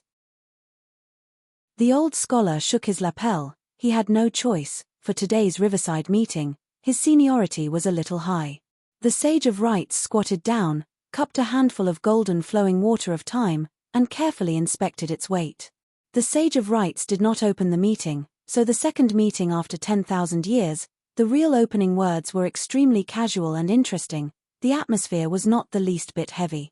Because they were all directed at a genuine young man, he was really too young, in his early 40s, it seemed that if they did not use a few words of ridicule, it would be a waste of natural resources, such a pity. Bai Ziyi was the first to speak, smiled and said, Chen Pingan, we meet again. In the early years, they met at the Dali border of the Aquarius continent, on the snowy night plank road. At that time, Chen Pingan was accompanied by a little boy in green and a little girl in pink. A young man in straw sandals from a shabby alley, on his way home, got along well with demons. Bai Ziyi later read the history of the Book of Slips Lake. Of course, she was familiar with this young accountant. Changing social customs, people's hearts were good, that was to mend the imperfections of heaven. This was the result that Qi Jingchun wanted Bai Ziyi to see when he gave her the River of Time painting. It was precisely because he tried his best that he still could not get what he wanted, but the general direction of the world was gradually changing, so it could move the onlookers even more. Chen Pingan and Bai Ziyi bowed with their hands folded in front. Wu Shuangjiang teased, nephew, leave after eating. Chen Pingan turned a deaf ear.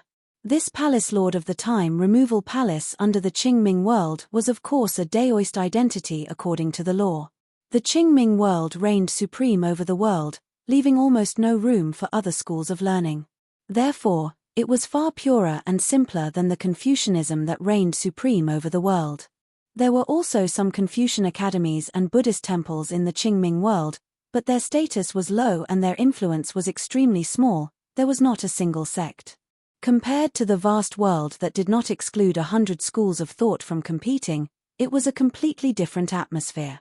Wu Shuangjiang's identity as a Daoist official was unquestionable, but his cultivation foundation was that of a military cultivator.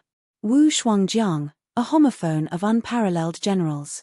Surnamed Wu, he refined his Daoist companion's heart demon, and through this, reached the 14th level of Dao integration. On the night boat, when mentioning Bai Luo, the guardian of the Qingming world, Wu Shuangjiang used the word rise and fall, to rise. Actually, it was a pun. He exposed Bai Luo's foundation, and also exposed his true identity. Of the 10 sages of the vast martial temple, there were originally 2 rises. It was only because of flaws in their achievements that their positions as sacrificial offerings rose and fell. But if one only talked about achievements and not merit, with 2 rises, one could firmly occupy a place in the top 5 famous generals of the world. As for how Wu Shuangjiang went to the Qingming world, how he started anew, how he joined the Qingming world, how he began to cultivate with the identity of a Daoist official, it was likely that it would be another old story shrouded in clouds and mist. As for why Wu Shuangjiang's path of cultivation was so smooth, it was naturally because Wu Shuangjiang's path of cultivation was like training soldiers. He smelted the strengths of 100 schools of thought, like a famous general leading an army, the more the better. The person who had once been the blind old Daoist Jiao Cheng, who had slain dragons, joked, "Mountain Master is truly blessed. You even managed to meet someone like this and even managed to grab hold of him. My years in the small town weren't in vain. Riding Dragon Alley. Grass Head Shop. Slaying dragons was like cutting grass. A true dragon King Zhu, to a man who had once slain all true dragons, was nothing more than the head of a grass dragon. If he wanted to slay it, he could slay it." Chen Pingan cupped his fists in greeting. The blind old man laughed. A dead man's egg is exposed to the sky. If he doesn't die, He will live for thousands of years. From the looks of it, there will be another meeting in the future. Will the hidden official appear once more? The old Daoist leader of the Eastern Sea Monastery nodded. Let's strive for a similar meeting in the future. At least there will be a few old faces left. Regarding auspicious signs, the first few pages of the old almanac of the three sects recorded two great stories. One was that when the Confucian sage master was born, a Chilean visited and spat out a jade book. Then there was this old Daoist leader of the world's smelly old Daoist ancestor.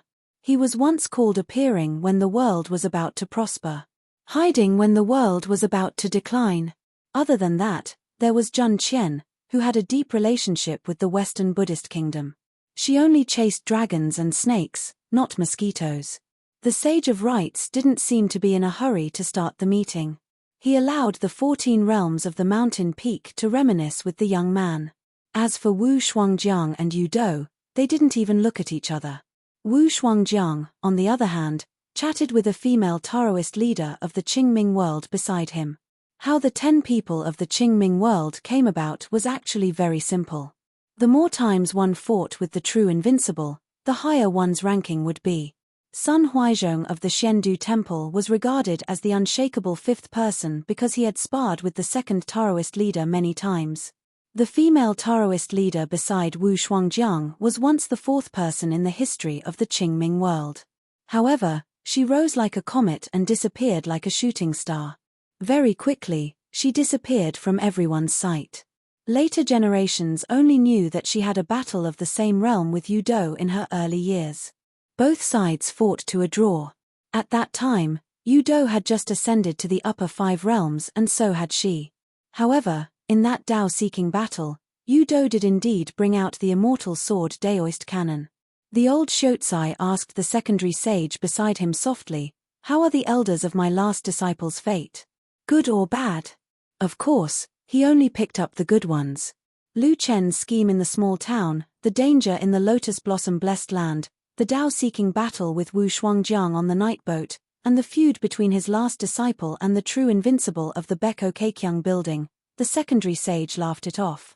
The Sage of Rites slowly stood up and said, "Yu Dou, Shen Qing, and I stopped more than 10 returning deities including the one in armor.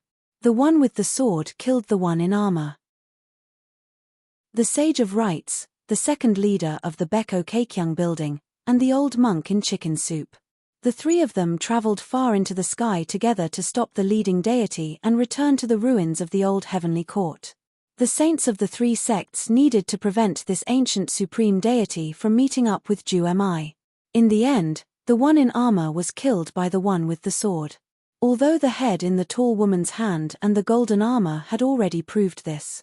However, hearing this news from the Sage of Rites, even if the people in the meeting were all at the peak of the 14th realm with a pure Dao heart, they still couldn't help but feel a little shaken. The one with the sword can't continue to use the sword for the next few decades. The Sage of Rites said, "Besides, we have no reason to continue to trouble you. It's not appropriate for us to do so." The tall woman waved her hand, indicating that the Sage of Rites didn't have to be so polite. She sat by the river of time.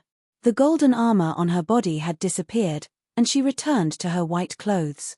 However, a long sword and a golden scabbard appeared beside her, which she nailed into the ground beside her. She put her feet into the river, then raised her head and waved at Chen Pinggan. Chen Pinggan hesitated for a moment, but didn't deliberately maintain a standing posture to participate in the meeting. Anyway, since his master said so, he just listened. So Chen Pinggan sat cross-legged beside her. He didn't care about etiquette, and believed that the Sage of Rites wouldn't care about such complicated formalities. She pointed at the long sword with the scabbard and chuckled softly. "It used to speak, and I listened and watched, wasn't it fun?" Chen Pinggan rolled his eyes and just reached out to grab a handful of water of time. She smiled and said, "Oh, ordinary cultivators in the pure jade realm can't hold this water of time. Immortals will be worn down when they try to hold the water of time. The ascendant realm in the world will try their best to avoid the river of time. Master, you're good, you want to explore it." In the past, Chen Pinggan had walked through the river of time several times, but he had to carefully avoid the depths of the water. Now that his cultivation had reached a small level, Chen Pinggan was actually very surprised that he could successfully hold the water of time in his hand. Chen Pinggan stopped angrily, mainly because he couldn't help but weigh the weight of the water of time, and then consider whether it was worth it or not. If he acted according to his previous style of doing things, he would accidentally get it into his sleeve. Chen Pinggan asked in a low voice, "Are you seriously injured?" She said, "I just have to try not to delay the generational agreement. But in this way, I can only honestly abide by the agreement. I have to return to outer space and find a few ruins. Hauran is no longer suitable for sword refining. If I knew earlier, I wouldn't have paid attention to that embroidered tiger." She pointed to the Sage of Rites who was in a meeting in the distance. The armored one fought with the Sage of Rites earlier, and he was actually seriously injured. In addition, the armored one insisted on going to the old place, otherwise it wouldn't be so easy to kill him. In fact, there are both pros and cons in this matter. Because the death of the one wearing the armor is equivalent to giving up a high position in the old place. However, the new god who fills the position will not dare to leave the ruins without permission for the time being. He will die as soon as he shows his face. There is no suspense. What she meant was, she was able to kill the armored man. It was just that it was not easy to kill him. Ju Mi ascended the sky and occupied the main position in the ruins of the ancient heavenly court.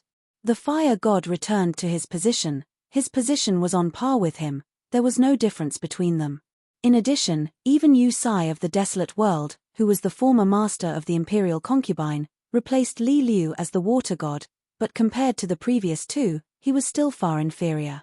Moreover, 10,000 years ago, the water god was already no match for the fire god. 10,000 years later, the fire god gifted him a portion of the water god's great Tao divinity.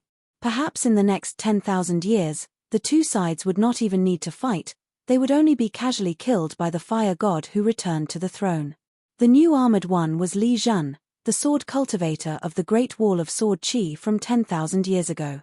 As for the new heavenly court's sword-bearer, no matter who filled the vacancy, they would instead become the weakest existence.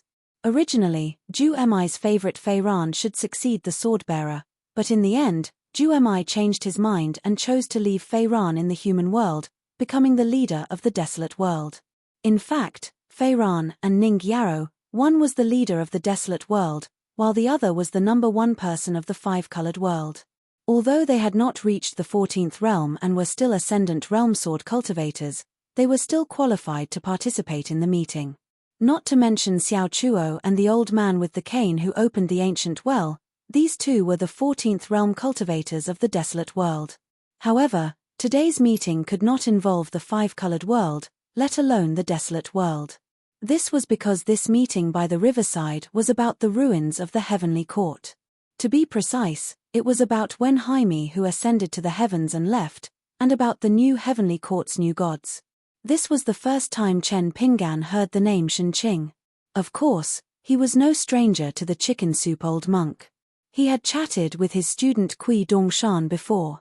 However, Kui Dongshan seemed to have called him the chicken soup old monk from beginning to end, and did not mention the Buddhist name Shenqing.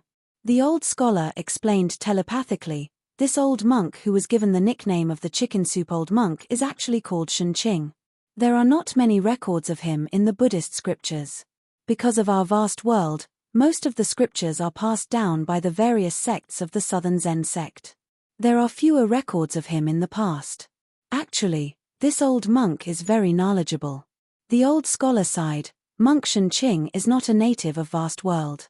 The reason why he stayed in vast world for so many years is because Shenqing once escorted a monk back to the central divine continent. They translated Buddhist scriptures together, and were responsible for correcting the text, investigating difficult problems, and testifying the meaning. This Shenqing is proficient in the Nirvana Sutra, Yamanaka Sutra, and is proficient in the wisdom of the Ten Lands. He participated in the first debate between the three sects, which is why he has such good reputations as the enemy of 10,000 people and the North Mountains ruler of the three sects. He is very good at quarreling. For the old scholar to say that he was good at quarreling, one could see how profound Shenqing's Buddhist teachings were. The old scholar continued, when Buddhism first came to the West, monks often lived according to fate. They traveled alone and lived like clouds and water. The monks themselves came and went unpredictably. Naturally, it was difficult for the disciples and students of Buddhism to accept. Until the Twin Peaks spread Buddhism. They chose a place to live and erected statues. They broke the tradition of not having written records and not having written words. At the same time, they established a Tao field, built a monastery, and erected Buddha statues. They lived in the world and accepted the disciples of the world. During this period, monk Shen Qing was secretly protecting them. After that, it was. At this point, the old scholar suddenly stopped talking. Chen Pinggan knew what his teacher was supposed to say. He was talking about the East Mountain Dharma. The Twin Peaks Mountain was also known as Patu Mountain. Just a few dozen miles away from the Twin Peaks was also known as East Mountain. When Chen Pinggan was young, he was a kill worker's apprentice. He had followed Old Man Yarrow into the mountains to search for porcelain clay many times. After climbing Patu Mountain, he saw a tall mountain in the east. East Mountain. Kui Dong Shan. Ancient Shu Flood Dragon Skin. The 8 Buddhist sects. It was very likely that Kui Dong Shan, or rather Kui Dong, had made preparations from the beginning. Once Wang Zhufu could not rise and become the only true dragon in the world, Kui Dong Shan would definitely replace her. After successfully walking the path of blasphemy, could it be that he would eventually convert to Buddhism? Chen Pinggan sighed. These were all unimaginable plans. As for the truth, he could ask that student in the future. Another example was Old Man Yarrow.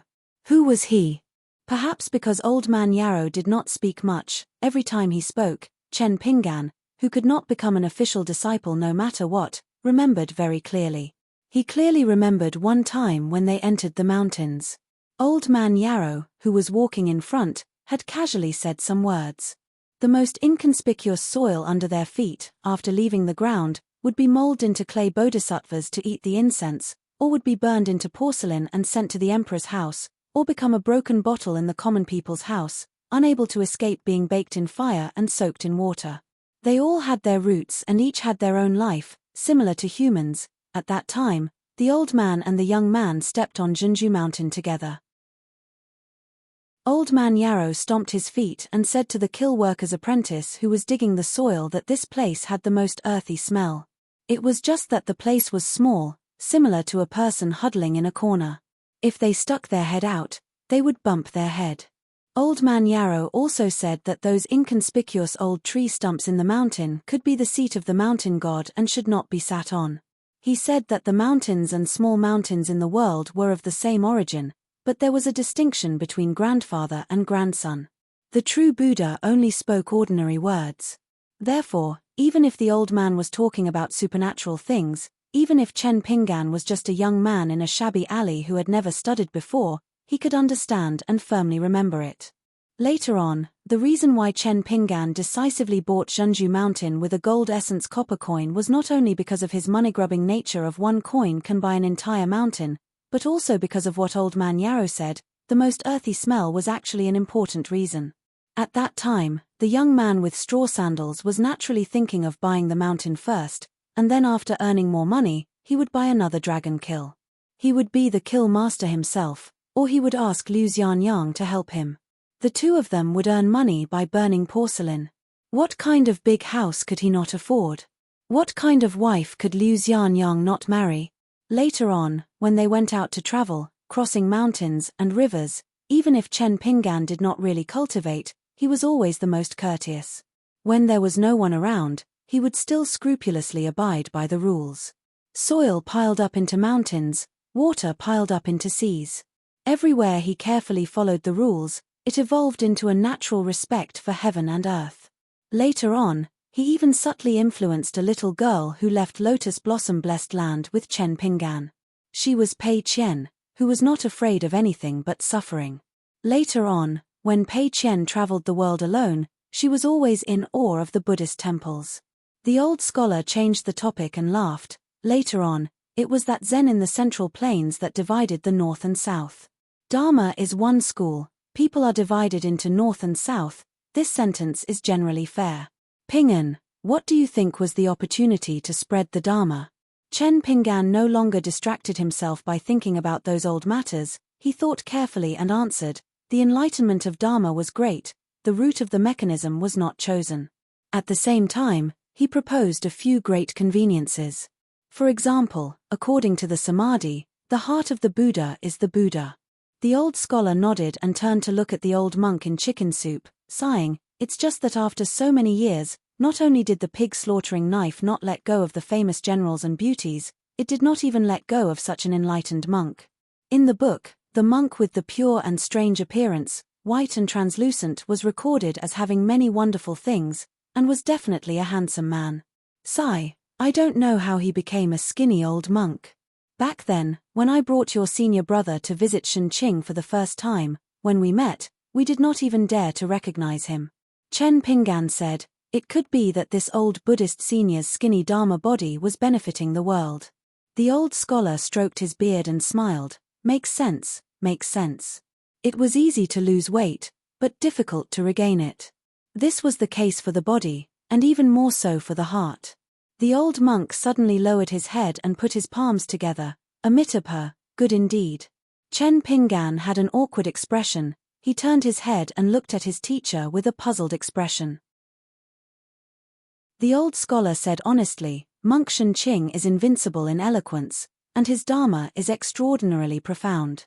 It's normal that whatever we talk about will be heard by him.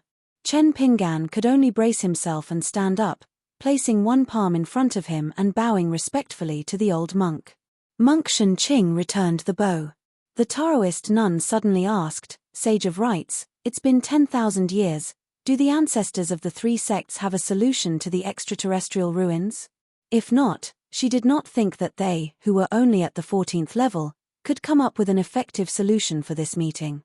If they did, what was the point of discussing by the riverside? Sage of Rites smiled, I have also asked the Holy Master, but he did not give an answer, neither did he say yes or no. The nun nodded, if that's the case, then the ancestors of the three sects will still find it difficult. It's all right, this way, things will be simple. Since there's no way to avoid it, then we will face it head on. Let's go to the extraterrestrial world together, and leave the matters of the mortal world to the humans. We, who are already at the peak of the mountain, will fight to the death in the heavens. Even if we can't do it thoroughly, we can at least ensure that the ruins of the heavenly court cannot be expanded. If we don't have enough people, each of us will call for a group of people who can fight. Sage of Rites smiled and shook his head, it's not that simple. The nun frowned slightly, why are you so displeased? Wu Shuangjiang suddenly said, that moon-bearing mountain will be both a trap and an opportunity. The secondary sage nodded, obviously agreeing with this. Yudo said, if it's possible, I will lead the way. Monk Shenqing said, I will guard you. The person who slayed the dragon smiled, Sage of Rites, when I attack the extraterrestrial world, don't ruin my path in the mortal world. Sage of Rites smiled, of course. This was the discussion by the riverside. The woman in white smiled and asked, Master, aren't you going to attack with your sword? Chen Pingan was puzzled, can it be done? She smiled and nodded, 1 or 2 attacks won't be a problem. Chen Pingan asked tentatively, what if the sword attacks the moon-bearing mountain? To be honest, Chen Pingan did not have much confidence in attacking the extraterrestrial world, but if it was to compete with the moon-bearing mountain, he had a lot of ideas. He had long wanted to do it. She stood up, holding the sword with both hands, and said, I'm willing to move the mountain with Master. The animated adaptation of A Genzei Thought of Eternity had been officially broadcasted on Tencent Video. It was released at 10 p.m. on August 12th. The first 3 episodes would be broadcasted every Wednesday. 789. The 80 or so sages and headmasters of the academy had to attend an internal meeting of the Confucian Temple. Apart from a small group of outsiders who were attending the meeting, the rest of the people were not allowed to leave yet. They had to stay in Panshui County and wait for the Confucian Temple's arrangements. Half of the people attending the meeting were missing. However, there were more than 10 new faces. Most of them were young people, such as the little celestial master from Mount Longhu and Lin Junbai from the Shao Yuan dynasty. Chen Pinggan was nowhere to be found. The 4 people who attended the meeting as sword cultivators from the Great Wall of Sword Qi were all present. They were still a distance away from the Confucian temple. Perhaps the Sage of Rites did it on purpose. After all, they had to attend 3 meetings in a row to allow them to catch their breath and chat along the way. Alliance lamented. He looked at Zhuo Yu and Qi Tingji with disdain. He complained, "I'm different from the 2 of you. Can't you treat me as half of a 14th realm cultivator?" Lu Ji sneered.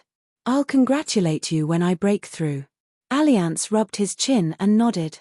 "One on top, one on bottom. Seems like a fair trade." Lu Ji's expression was cold.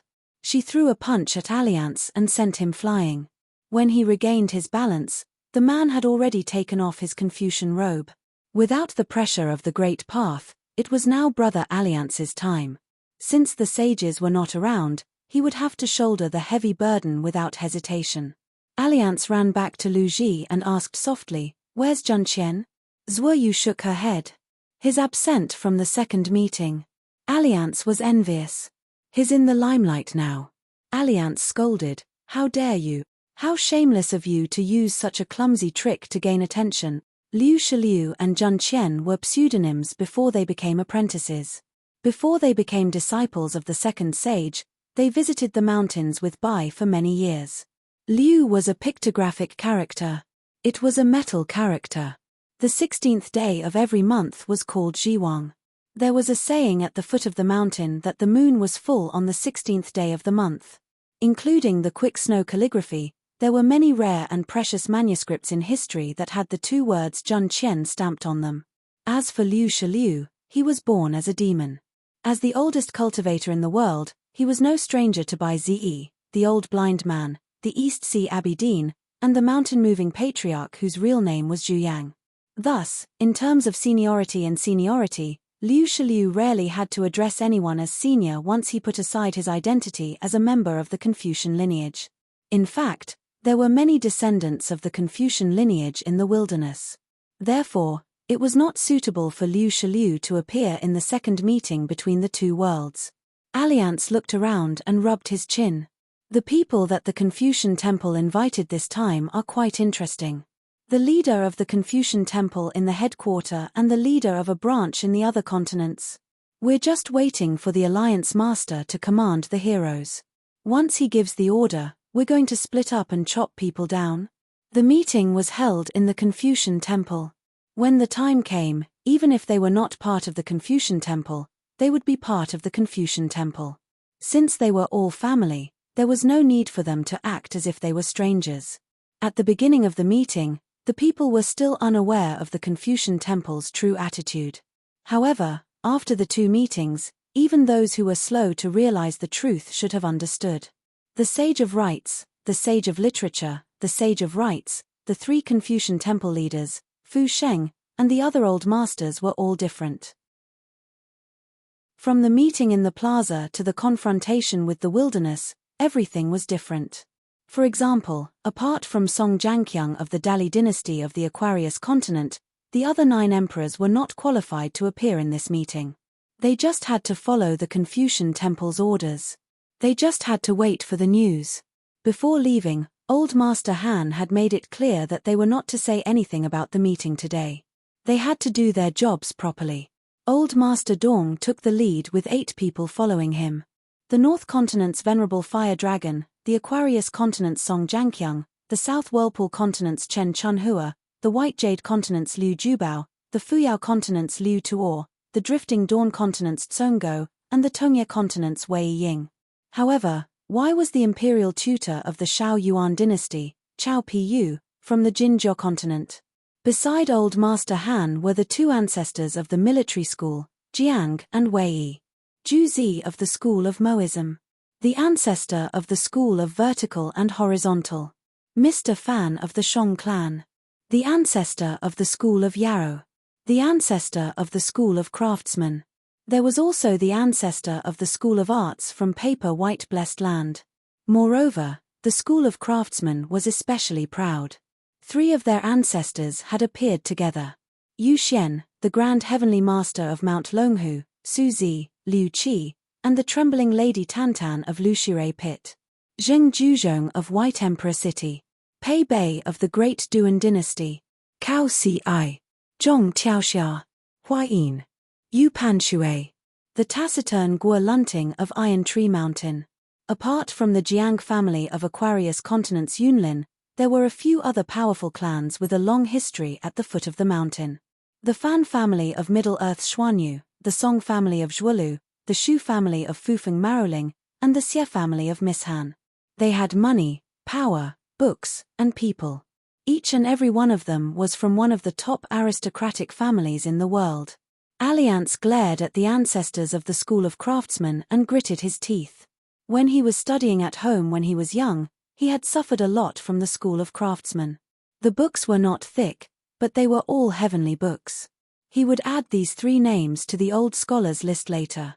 When one of the ancestors turned to look at him, Alliance immediately smiled brightly and waved his hand vigorously. The ancestor smiled and nodded. However, he was puzzled. When did this Alliance become so familiar with him? Shu Bai, Lin Junbai, and the young heavenly master of Mount Longhu gradually gathered together. They all had the title of the Confucian Temple's Grand Secretary. These young geniuses were the closest to Alliance and the other three sword cultivators. Alliance rubbed his chin and secretly poked Chao Piyu. He whispered, "Left and right?" Left and right glanced at Chao Piyu and said, "He and the teacher are having a scholarly dispute." Alliance continued to fan the flames, but what about Jiang Longxiang, the one who wrote Quasi Pavilion's chess record? Can you tolerate that? I can't. Damn it, he's a terrible chess player. How dare he fight on Mount Ao2? I heard he even raised a white crane and brought it with him all year round. He's a hermit. Left and right hesitated and said, "The teacher asked me to be magnanimous. If the teacher did not say that, then he could just ride the crane to the west." Back then, the teacher's status was lowered again and again. In the end, the deity statue was moved out of the Confucian temple.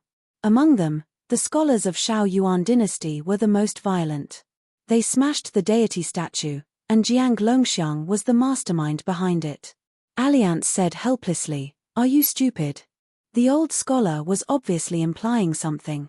He asked you not to expose yourself by chopping people, and also not to kill people. Left and right began to seriously consider the matter. Alliance was satisfied. He was indeed worthy of being the military advisor of the sage of literature. A tall old man walked out from the group of Confucian sages and mountain elders. He came to left and right and bowed. Seniors were. Left and right nodded. Maro Xiaodong straightened up. He did not want to leave, nor did he know what to say. He could only follow seniors' footsteps silently.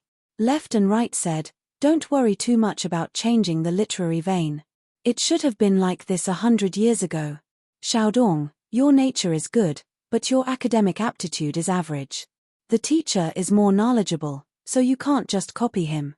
Since you have the opportunity to learn from both branches, you should cherish it." Maro Xiaodong nodded respectfully and said, "Senior Zhuo is right." If Kui Dongshan saw this scene, he would be so angry that he would jump. Maro Xiaodong did not have such a good temper on Kui Dongshan's side. In his early years, Maro Xiaodong had a straightforward temperament and liked to argue for what was right. Zhuo was actually more knowledgeable than him, but he was not good with words. There were many principles that Zhuo already understood in his heart, but he was not good with words. There were many principles that Zhuo already understood, but he might not be able to explain them thoroughly. Maro Xiaodong was also stubborn, so he would often talk endlessly over there. He would say some words that were inflexible and did not understand. Zhuo would beat him to shut him up. Alliance said seriously, "Xiaodong, your body is still strong, right? You must endure until the School of Rites' record of rites abdicates. If you really can't, I have a few jars of medicinal wine that I have hidden for many years. They are my gifts to the blessed land of 100 herbs. Take them to nourish your body. Remember to have a conscience. When you become the School of Literature's Grand Chancellor, you must speak up for Brother Alliance." There were rules in the bureaucracy, and there were rules in the mountains. Rats on the ground had their own ways, and birds in the sky had their own paths. The Confucian temple also had its own path of advancement. Virtuous gentlemen and saints accompanied the priests, mountain elders served the school of literature and the school of literature. Maro Xiaodong did not reply, but followed silently beside left and right. Left and right frowned and said, "Why are you following us? Are you a sword cultivator?" Maro Xiaodong's face turned red, and he immediately left. Not far away, the young celestial master smiled cheekily. He turned sideways and did not stop walking. He bowed and greeted Alliance. "Alliance, when will you be my guest again? I can help you carry the wine, and we will split the profits 50-50. It was hard to guard against a thief in the family." Alliance spat. "Who are you? Don't try to get close to me. I have never been to Mount Longhu, and I am not familiar with the Celestial Master residence." The young Celestial Master then looked to his left and right, because he had already received a reply from Alliance. He said that they could not split the profits 50-50, but they could do it if they split the profits 80-20. The young Celestial Master was called Zhao Yaoguang, and he was more than 100 years old. When Alliance first visited the Celestial Master residence, the young Celestial Master had 2 streams of snot running down his nose and could not sleep at night. He held a small peachwood sword that he carved himself, and planned to subdue demons and capture ghosts. In the end, he met Alliance, who claimed to be the daoist companion of the Celestial Master Residence's 10-tailed celestial fox, Lian Zhen. They hit it off right away, and they became friends despite their age difference. The young Celestial Master let Alliance carry the child on his back, and he helped guide the way. Both of them strolled leisurely, and the young Celestial Master's sleeves were filled to the brim. Alliance kept talking nonsense, saying that he was once a poor scholar, and that he had no hope of becoming an official. He was disheartened, and then he met Miss Lian Zhen, and they fell in love at first sight. At first, the child was a little doubtful, as he felt that the beautiful fox queen would not be interested in such a sloppy man, who was not even close to the word handsome.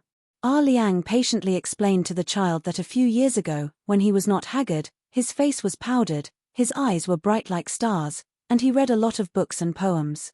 He was elegant and graceful. Which fox in the world did not like such a talented scholar? Therefore, when he met Miss Lian Zhen for the first time in the mountains, she fell in love with him immediately. A talented man and a beautiful woman, a match made in heaven. However, because of her identity, his lady Lian Zhen was kidnapped by the great Celestial Master of the Celestial Master residence.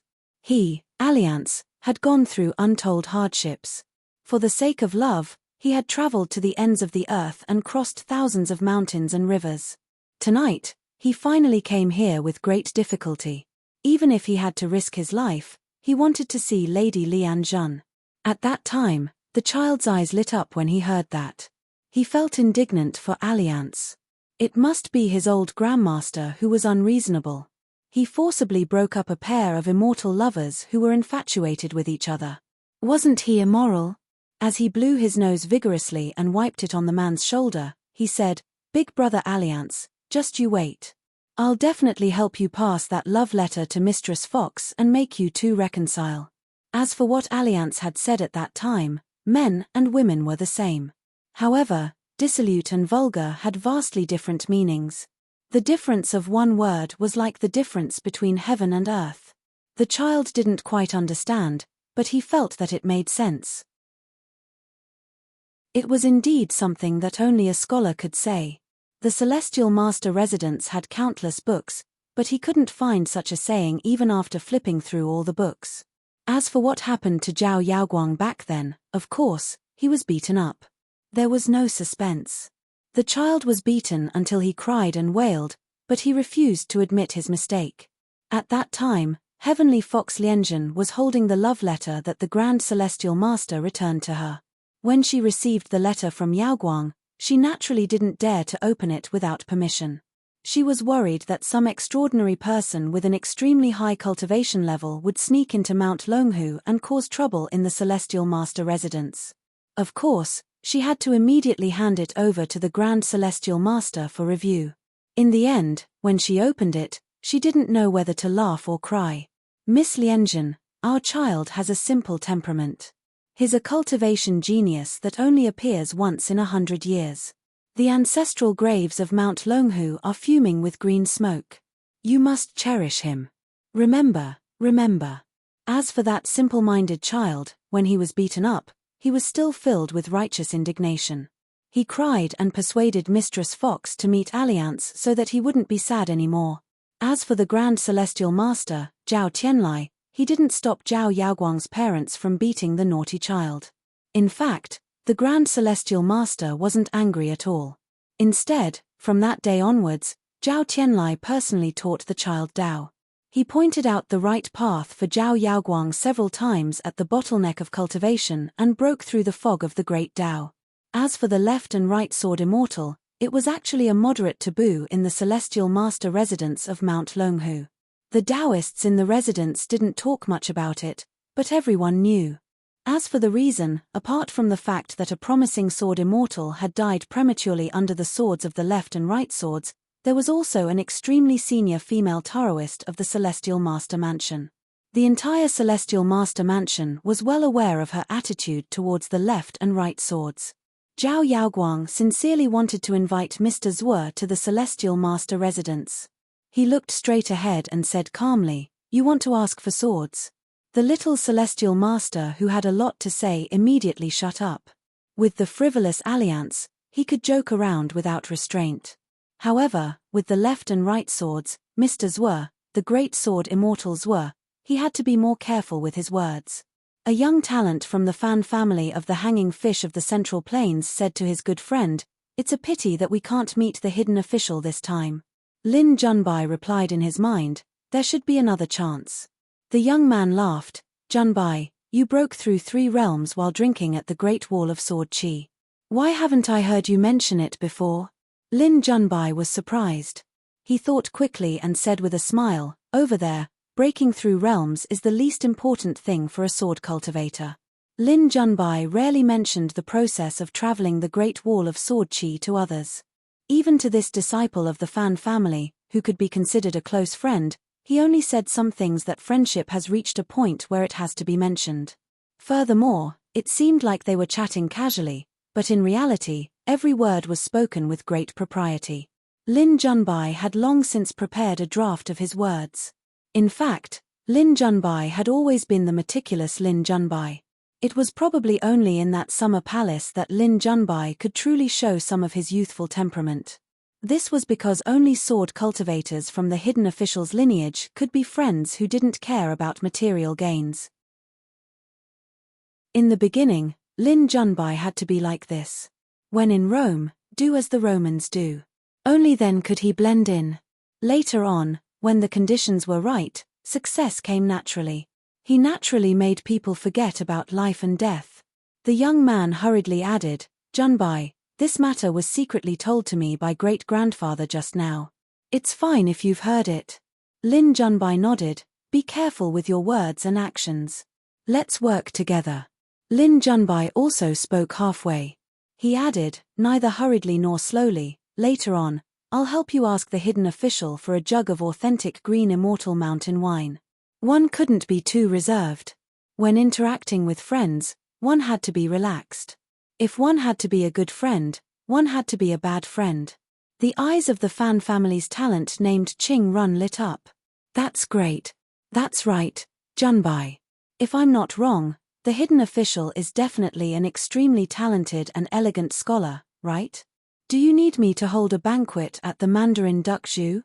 Otherwise, I'd be too embarrassed to visit the hidden official empty-handed. I don't dare to take out ordinary women and make a fool of myself. You've seen the talisman beauties in my study. Will the hidden official dislike them?" Fan Qingrun was a famous playboy. His study was named Xingying. He had a penchant for calligraphy, painting, bamboo, and stone. He called himself Flower Farmer and was also known as Apricot Flower Spring Rain. Many of his graceful poems were widely circulated in the central divine continent. For example, Young Girl Who Keeps Playing the Zither After Drinking. There were also beautiful concubines sitting in the moon, drinking wine with flowers. He was obsessed with gold and stone, engraving no less than 1,000 square meters. He boasted that his life's work was the zither, chess, calligraphy, painting, wine, and beauties. Lin Junbai smiled. The hidden official is very easy to talk to. Don't be nervous. As for the talisman beauties, I'll pretend I didn't hear it. You know, it's all your own idea. Fan Qing Run might seem like he didn't do his job all day, but he was actually very talented. Half of the Fan family's businesses were actually managed by this young man behind the scenes. Everything was neat and tidy, and he didn't stink of money. This was very impressive. Otherwise, Lin Junbai wouldn't have become good friends with him. Fan Qing Run understood. I understand. Lin Junbai patted Fan Qing Run's shoulder. His face was full of smiles and encouragement. In his heart, he said, Brother Fan, you're on your own. After the meeting, Liu Jubao and Yu Panshui both received a secret letter from Zheng Juzhong. It had appeared in their sleeves out of thin air. Zheng Juzhong said that it was embroidered tiger's compensation, and that he would only take it out after the meeting. Yu Panshui felt like he was in hot water. He was worried that once he opened the letter, he would be possessed by Zheng Juzhong. This damned demonic Dao powerhouse was capable of anything. Liu Jubao smiled and asked, Does Mr. Zheng have other plans in the wilderness? Zheng Juzhong smiled. Yes. Liu Jubao was determined to get to the bottom of this. When did Mr. Zheng go there? Zheng Juzhong gave an answer that made Yu Panshui tremble. Within 100 years, I've been there 3 times. Which time are you asking? Liu Jubao didn't ask any more questions. Yu Panshui, who liked to play chess, suddenly thought of an explanation. Suppose Zheng Juzhong, Kui Dong, and Qi Jingchun were discussing something. It would probably be a scene like this. Like this? Not appropriate. How about this? Okay. Then it's settled. Just like that, the 3 of them finished talking about a matter. If there were outsiders listening, they either didn't understand or pretended to understand. In any case, they didn't understand. Chao Pu, the imperial tutor of the Shao Yuan dynasty, who was about to step down, rushed to the Jinjia continent. This Confucian scholar of the 2nd sage lineage didn't rise within the Confucian temple. He had never sought the position of the headmaster of the academy. He was only a sage until now. He wasn't even a Confucian gentleman. However, his yin spirit had actually traveled out of his body for more than 100 years. He had crossed continents to manage an immortal mountain. At this moment, Wei Ying still seemed a little lonely. However, compared to when he had just arrived for the meeting, at least someone had taken the initiative to chat with him, the sect master of the Jade Gui sect, who was deserted. Wei Ying actually didn't care about this. He only cared about one thing now. How would the Confucian temple deal with the Tongye sect in the north of his hometown? From the perspective of the sect master of the Jade Gui sect, of course, he hoped that the Tongye sect would be sealed off for 1,000 years. The Tongye sect, which used to be the leader of the immortals of the continent, would have no chance of rising again. However, from the perspective of the cultivators of the Tongye continent, Wei Ying sincerely felt that the young people of the Tongye sect should all have a bright future. The Jade Gui sect wasn't big enough. It should look at the entire continent. Therefore, Wei Ying planned to help the Tongye sect. He wanted to form a trend of closing the door to the Tongye continent again. The Jade Gui sect alone was destined to be unable to do it. As for how to reopen the door after closing it and how to interact with the Howran 8 continents, the Jade Gui sect had the final say. This was very difficult. However, if they didn't even take the first step, it would continue to be difficult. The situation of the Tongye continent would become more and more dangerous. On the other side of the mountain drive crossing, just the sword immortal Xu Ming, who was a guest of the Liu clan of the Snow Mountain continent, was a huge deterrent. Not to mention, the Aquarius continent and the North continent's infiltration was like a hot knife through butter. Almost all the kingdoms under the mountain of the Tongye continent were reduced to vassals. If a continent's mountains and rivers could manifest some kind of Dao heart, when the shattered Tongyi continent's mountains and rivers were rebuilt, it would be a complete and utter collapse. More than half of the Tongya continent would become the Tongya continent of the outsiders. Wei Ying would never allow the mountains and rivers of his hometown to become a blessed land in the eyes of the cultivators of other continents. At the entrance of the Confucian temple, a gentle-looking green-robed Confucian stood at the bottom of the stairs to welcome everyone. He was the scholar in charge of opening and closing the doors of the Confucian temple and the Merit Forest. His name was Scholar Shi Ping. He was actually not a cultivator. Instead, he was formed by the Howran literary fate and was born from the Great Tao. Alliance jumped and waved his hand like his trademark. He laughed and said, "Brother Shi Ping, long time no see." Actually, it wasn't long. The scholar smiled and said, "It's very simple to see you often." As long as Alliance was locked in the Merit Forest, he would be able to see him every day. At the riverside, the secondary sage took out a scroll and spread it out. A moon-supporting mountain appeared out of thin air at the riverside. It was almost real and close to the truth. This was because the secondary sage had personally gone to the moon-supporting mountain through the Western Buddhist kingdom. Alliance, on the other hand, had gone to the Western Buddhist kingdom through the moon-supporting mountain. He had killed countless resentful souls and malicious ghosts with his sword. His Tao had been greatly weakened, which was why he had dropped from the 14th realm. After the secondary sage had appeared at the moon-supporting mountain, he had broken most of the mountain's protective restrictions before going to the Great Wall of Sword Chi. However, at that time, Chen Pinggan was no longer at the city wall. He had been thrown into the Fortune Cave on Luhua Island by Kui Dong. Therefore, this secondary sage had seen the Howran embroidered tiger for the last time. It seemed like Kui Dong had been waiting for the secondary sage to appear. The two sides sat on the city wall and discussed the Tao. They talked about the battle between the third and fourth realms. Sage Li and Bai Ziyi stayed at the riverside. They did not set foot on the moon-supporting mountain. The woman in white was not interested in the moon-supporting mountain either. She chatted with Sage Li and Bai Ziyi by the riverside. 10,000 years had passed. This was probably the best reminiscing in the world. She joked, "Bai Ziyi, why don't you fight with the young master here first? If you win, the Confucian temple will not touch the wilderness. If you lose, you will continue to reflect on your mistakes." Bai Ziyi shook his head. The matter of the ancient heavenly court's ruins was a matter of several realms. Therefore, Bai Ziyi was willing to show up here. However, if the Confucian temple attacked the wilderness, he would not stand by and do nothing. If it was really that simple and a fight could decide the ownership of the two worlds, Bai Ziyi really wouldn't mind making a move. At the moon-supporting mountain, the 14th realm cultivators started to climb the mountain. Yu Dou directly reached the peak of the mountain. Lu Chen was chatting with the dragon slayer. However, the latter did not look happy. Wu Shuangjiang raised his hand. A pocket-sized mountain made of gold, silver, black, and white appeared on his palm. He seemed to be dismantling the moon-supporting mountain.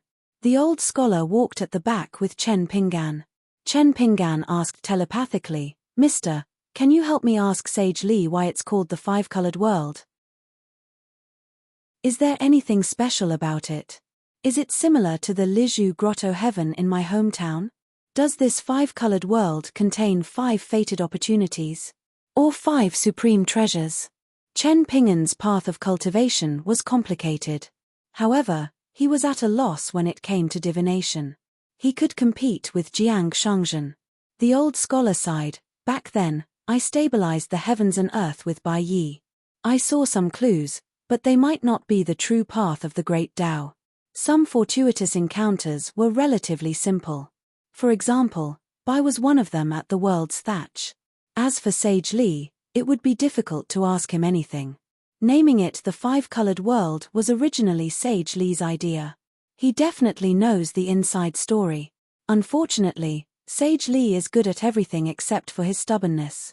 Once he sets his mind on something, even the heads of the 10 Taoist temples could not change his mind. The old scholar suddenly said, "Go ask Sage Li. There might be a chance. It's more reliable than Mr. Asking." Chen Pinggan said helplessly. Sage Li seemed to have predicted this. "He warned me not to think too much." The old scholar said softly, Don't be afraid. Sage Li is just scaring you. You are a junior and have worked hard. It would be a waste not to shout. Sage Li is well-mannered and will not be angry. Besides, Fairy Sister has made a great contribution. Even the blind old man can see it. There is a scale in people's hearts. Chen Pinggan nodded vigorously. Mr. is right. Sage Li's hint could be a hint, right? The old scholar hit his palm with his fist. Let's talk like this and smooth out the complicated logic, right? Chen Pinggan was reassured. Whether it worked or not, when he went down the mountain, he would ask Sage Li for help.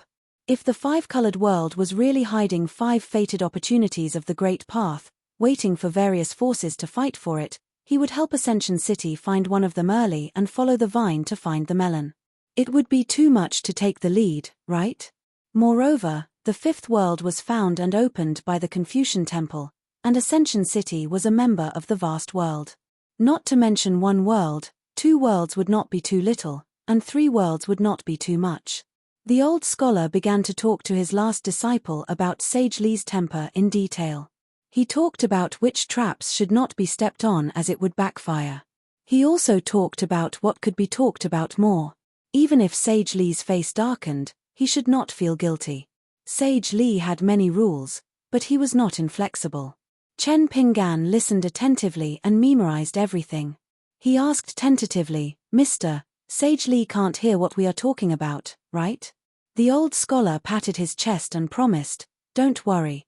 It's not Monk Shen Qing. Sage Li is most particular about rules and etiquette. The old monk, who was walking in front of them, chanted again. On the other side of the river. Sage Li stretched out his finger and rubbed between his eyebrows. 2 thieves. Bai Ziyi smiled. Senior, you have good taste in choosing people. He was talking about the series of subtle ups and downs in the young man's heart when he saw the sword master and sword servant. Some people were good at deceiving themselves. For example, they would subconsciously hope that the sword master and sword servant were one. Some people would be disappointed and greedy. They would be worried if they went from being first in the world to being second in the world. Gods could see people's hearts, which was their innate supernatural power. The small mustard seed was as big as Mount Sumeru. This sword-bearer probably did not care whether the person he chose was good or evil. However, the sword-bearer who had been silent for 10,000 years, no matter what his original intention was, would value the purity of the latter's heart when he finally chose a sword-bearer for himself. The river of time would flow and scatter. The sun, the moon, the stars, and even the great Tao would flow erratically and deviate from its trajectory. If Chen Pinggan originally believed that it was a sword spirit, but because of the sudden appearance of the sword master, there would be unimaginable consequences. What she needed was a sword-bearer who could guard his heart. Back then, the young man could use Ning Yarrow to kill the sword spirit in his heart. Today's young swordsman could use the sword spirit to kill the sword master. She needed this vein that had not moved for 10,000 years to continue to climb higher, gradually to the top, and finally to the sky. She said, someone else helped me choose them. I was just bored at the time. The 4 celestial swords that Wu Shuang had summoned were all imitations. In fact, the first 4 celestial swords were all imitations. 10,000 years ago, she had stripped off a part of her divinity and refined it into a long sword, becoming the first sword spirit in the world. She wielded the sword in her place. Because she had already reached the pinnacle of swordsmanship, she was destined to be unable to advance any further. It was equivalent to repeatedly using the sword on the battlefield, becoming meaningless. The 4 celestial swords of the future, Daoist Canon, Tai Bai, 10,000 Arts, and Naive, had not been greatly refined by cultivators. In other words, cultivators were cultivators, and sword spirits were sword spirits. The naive sword spirit had the appearance of a little girl, and the Daoist transformation of the 10,000 Arts sword spirit was a little Daoist child. In fact, they were all manifestations of a part of the sword master's heart. At the same time, the sword spirit preserved more of its own intelligence when it was born. The terrifying thing about the divinity of deities was that it could completely cover other divinities. This process did not have any ripples. And these ripples could become the inner demons of later cultivators. And even the obsession of ordinary people would fall one by one on the side of the Buddhist kingdom in the West. Someone once said that the length of a person's memory was the length of a person's true lifespan. And one of the reasons why White Emperor City's Zheng Juzhong was so feared was that this demonic powerhouse was the best at modifying a qi cultivator's memory. Moreover, he did it flawlessly, passing off the false as the real. She laughed. You might think that I was testing Chen Pinggan before, but actually, I was not. I just thought that it was interesting and wanted to tease him. Because she believed in him. She said, the Chen Pinggan of the past was actually not so boring. He was very interesting. A taciturn person did not necessarily mean that he was boring. For example, in the past, a youth carrying straw sandals with a basket on his back sneakily crept across the stone arch bridge. He was very interesting. What made the youth not so interesting seemed to be the way of the world. She placed her palm on the hilt of her sword and glanced at the second chief of the Beko Keikyang building at the peak of the moon-supporting mountain. Truly invincible? Self-proclaimed? That kid Chen Qingdo did not have the face to do so. The Sage of Rites smiled. He is quite deserving of a beating. Deserving of a beating was deserving of a beating. But he had to admit that this Yudo's Taoist techniques and swordsmanship were very high. If each of them tried their best, the Sage of Rites would lose in the Qingming world. In the vast world, Yudo would lose. As for the sky beyond heaven, there was no such thing as favorable timing and location. Unfortunately, it seemed that there was no chance to determine the winner. But the Sage of Rites still felt that his chances of winning were higher. If he was more steady, he would have a 70% chance of winning. When it came to fighting, after all, Yudo was still young and was a junior. There was no shame in losing to him. The Sage of Rites looked around and lowered his head to look at the river of time where the golden light was gradually dissipating. Bai Zi's mind suddenly shook as he looked at this little teacher.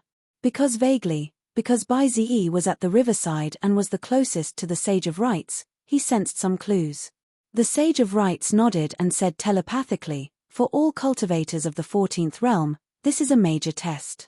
As for Chen Pinggan, he can temporarily stay out of it. Or it could be said that he has actually passed this major test.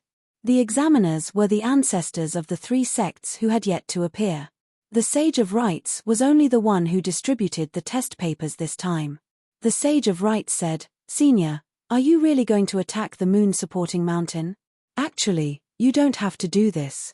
She turned her head to look at Chen Pinggan who was climbing the mountain. She smiled and squinted her eyes, saying slowly, I will listen to my master. He is now the sword wielder. 790. In the meeting room of the Confucian Temple. Compared to the previous two meetings, where the rules were strict, this meeting was more casual. Everyone could choose their own seats and there was no distinction between the main seat and the last seat. Those who had personal friendships, family friends, and close ties usually sat in a group. The Sage of Rites was absent, so were the Quasi-Sage and the Sage of Literature. Everyone, including the High Priest and the headmaster of the academy, felt more relaxed. Alliance sat on the ground with his hands on the ground. He stretched his legs and heaved a sigh of relief. Scholar Yuping had already prepared a table and a bamboo mat.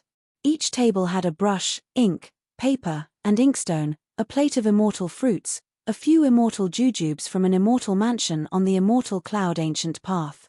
The jujube skin texture looked like the flowing sunset glow, a few golden apricots from the Central Earth's Daoist School's scripture temple, green peaches planted by the Grand Master of the Jade Charm Mansion next to the Evening Jade Pavilion, and also plums and water caltrops from different heavenly paradises.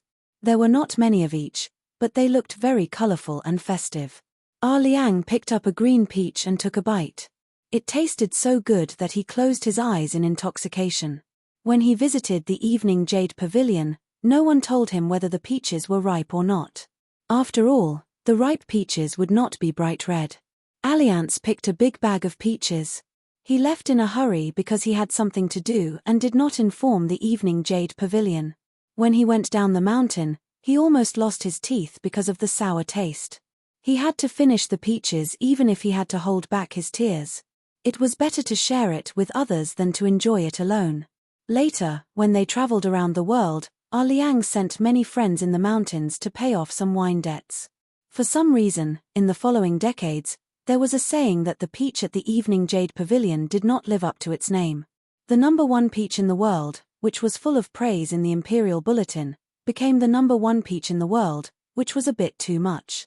Alliance, on the other hand, was very indignant. He felt that the peach tasted strange, but to say that it was the last place really wasn't enough. Therefore, he specially went to several familiar mountain and river newspapers to say a few words of justice for the peach at the Evening Jade Pavilion. He didn't expect that the Jade Charm Mansion couldn't distinguish between good and bad. They set up a very hurtful restriction monument at the foot of the mountain, forbidding Alliance and the dog from climbing the mountain to pick the peach. Liang repaid evil with good. He still had to put in a good word for the peach in the Evening Jade Pavilion. He said that after eating a peach in the Evening Jade Pavilion, a scholar could open his acupores and gather the spiritual chi of heaven and earth and turn it into literary luck. A pure warrior could increase his power for 60 years. A cultivator's chi practice was like the help of God. Later on, it was said that in the past few years, there were many guests who went to the Jade Charm Mansion because of its reputation. As a result, the harvest of the green peaches in the Evening Jade Pavilion was not very good. Brushing off one's clothes, one hides one's scholarly achievements. Alliance's motto in Jianghu was to be kind to others and make things convenient for others. On the table, there were 2 pots of wine. One was the green bamboo wine from the Bamboo Sea Cave Heaven, and the other was the 10 flowers wine from the 100 flowers blessed land. The wine cup was an imitated divine cup unique to the 100 flowers blessed land. It could be considered an imitation of an official, so the price was not cheap. The wine cup on Alliance's table was a peach blossom cup. It was painted with a cluster of peach blossoms. Both dark red and light red were cute, like a woman's makeup. Beside it, there was a flower poem inscribed by the Confucian Temple's vice-hierarch, Old Master Han. Alliance turned his head to look at Yiping, who was standing at the door. Without needing Alliance to ask, Yiping noticed his gaze and took the initiative to say, "Other than the brush, ink, paper, and inkstone, you can take everything else." Alliance asked, "What about the table and the bamboo mat?" Yiping asked back, "What do you think?" Alliance immediately understood. "Okay." Brother Yiping was generous and righteous.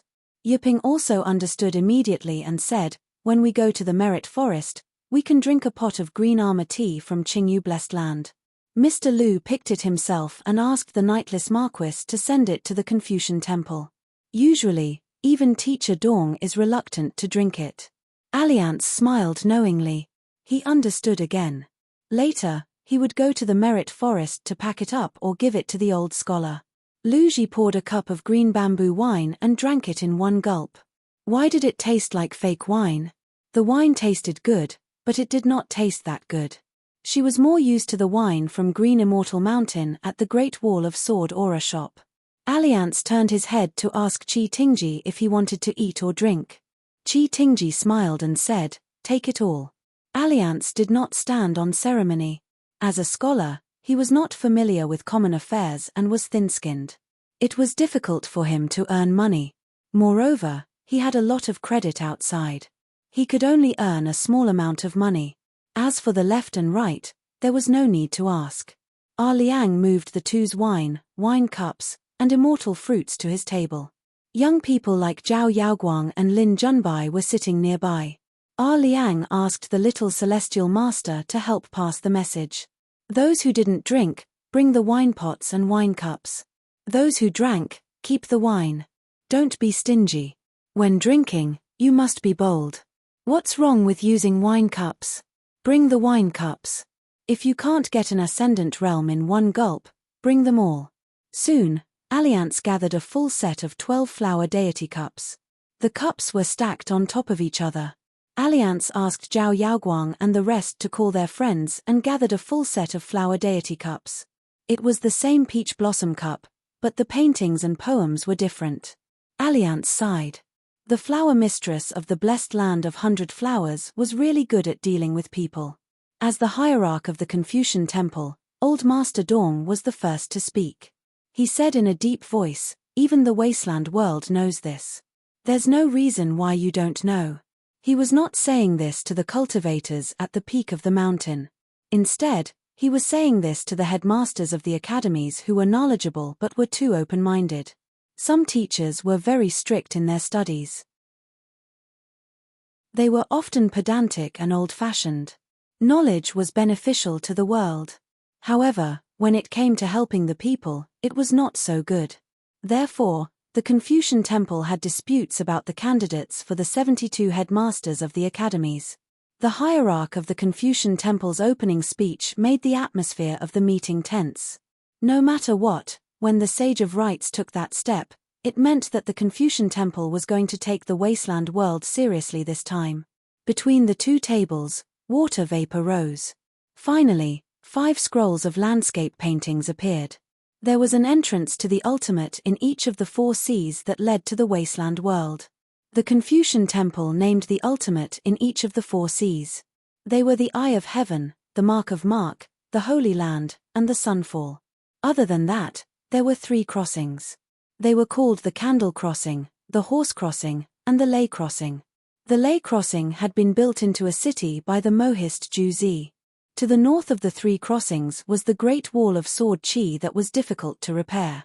Compared to the ultimate in each of the 4 seas, the 3 crossings and the 2 sections of the Great Wall of Sword Chi could be regarded as one land. The ultimate in each of the wasteland world and the 3 crossings in the northernmost part of the wasteland world would be the 5 footholds of the vast world in the wasteland world. Everyone received 5 booklets. The booklets were very thick and detailed. They described the situation of the 5 entrances in detail. It involved the geographical situation of each sect, kingdom, and tribe in the wasteland world. It also included the exact distribution and reserves of various resources. Yu Panshui stared at the scrolls. If he was not wrong, the scrolls would soon be filled with battles. This plump old man who looked like a rich man asked worriedly, "To the south of the Great Wall of Sword Chi is the blind old man from the 100,000 mountains. What should we do? If we are not careful, the connection between the Great Wall of Sword Chi and the 3 crossings will be cut off by this guy." The golden armored puppets in the 100,000 mountains were not only capable of moving mountains. Once they entered the battlefield, they would cause immeasurable damage to the vast world. Especially when the blind old man was an extremely experienced cultivator of the 14th realm. He was also in his own world. For 10,000 years, even the moon-bearing mountain could only turn a blind eye to him. If the blind old man insisted on blocking the way, who would stop him? Even if they could stop him, most of the top forces of the vast world would be held back. For example, Yu Xian, Great Heavenly Master Zhao Tianlai, and Venerable Fire Dragon? Would they have to accompany the blind old man to drink the northwest wind and bask in the sun every day? As for the ordinary Ascendant Realm cultivators, they were not enough to deal with the blind old man. They might even be stuffed into the teeth of the Ascendant Realm Great Demon guarding the gate and have a few meals. As long as they reached the 14th realm, especially when they had the geographical advantage of the Dao integration stage, it would be a nightmare to fight against them. Teacher Dong wanted to say something, but he hesitated. However, from the looks of it, the Confucian Temple's sect master's expression was not serious. Instead, he seemed to be smiling. Alliance had a strange expression on his face. Good heavens, the blind old man was willing to throw away his dignity for his first disciple. He ran over to the moon-bearing mountain and pretended to be a supporter of the vast world, but in reality, he was not helping either side. He was clearly telling the Confucian Temple the same thing. "I originally wanted to help the moon-bearing mountain, but now I have a good disciple who is both open and closed. Since that kid is also a disciple of the Confucian Temple, I won't side with the vast world. If you need my help in the future, the Confucian Temple can discuss it with my disciple." His words are very useful. Li Huai and the Ascendant Realm Daoist nun, who was his retainer. At this moment, the master and servant, who had a huge age gap, were still happily strolling around the Panshui County.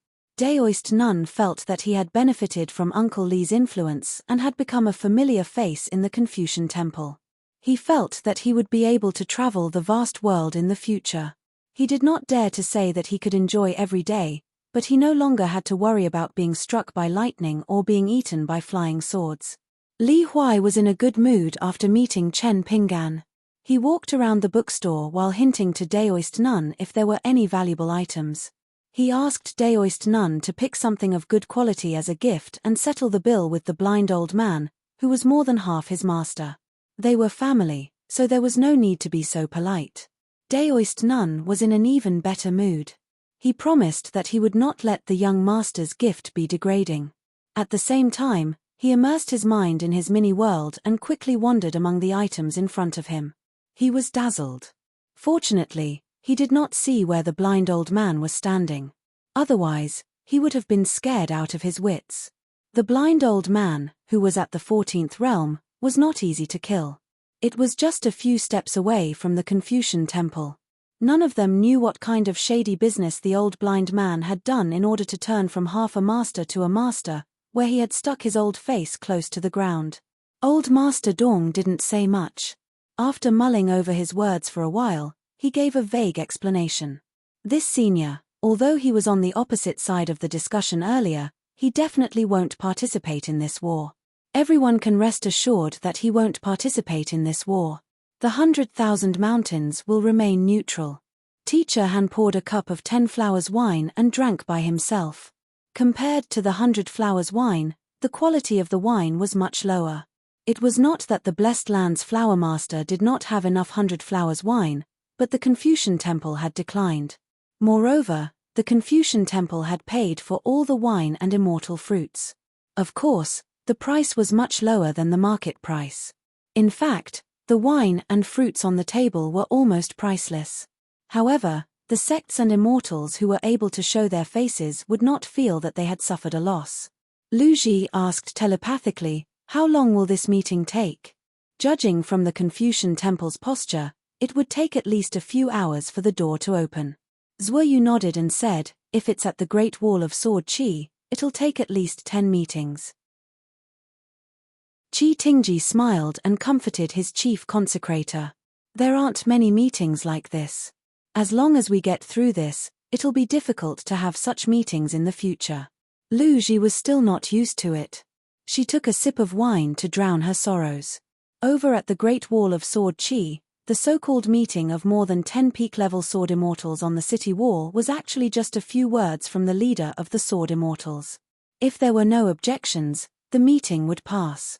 Even if the sword workshop and clothing workshop were having their own meetings, a large number of sword immortals would find excuses to leave in less than an hour. It was rare for Lu Ji to participate in important meetings with Dong Sangeng or Abbot Chen Shi. The sword immortals did not have the courage to leave, so they gathered outside the meeting hall one by one. They chatted inside while they drank outside. Lu Ji's cultivation level was high. Peak reserve sword immortals like Yu Qing and Mi who could sit outside the meeting hall and drink. Some sword immortals in the Jade Realm could also take their time and drink a whole pot of wine. The poor sword immortals whose cultivation level was not high enough were usually kicked back inside after a few sips. Otherwise, they could only stand up and leave after a few glances from the great sword immortals at the side. After all, once half of the seats were empty, the meeting hall would be sparse. It would not look good. However, Dong Sangeng and Chen Shi would also come out to drink. In the history of the Great Wall of Sword Qi, the only exception was probably the summer palace led by Chen Pinggan. Teacher Han smiled and said, "For this meeting, everyone outside the Confucian temple need not be ashamed to talk about benefits." The vice leader of the Confucian temple, who was the closest confidant to the secondary sage and who was the first to propose a complete theory of Tao, said something surprising today. Fame, wealth, merits, and merit in exchange for the location of a lower sect. Also, there is a limited quota for the next opening of the five-colored world. Everyone can talk about it today. There is nothing to be afraid of. At this point, Teacher Han looked at Wealth God Liu of the Snow Mountain continent and then looked at Song Jianqiang of the Aquarius continent. The youthful Liu Tui had just finished flipping through the book and unknowingly finished the fruits on the table.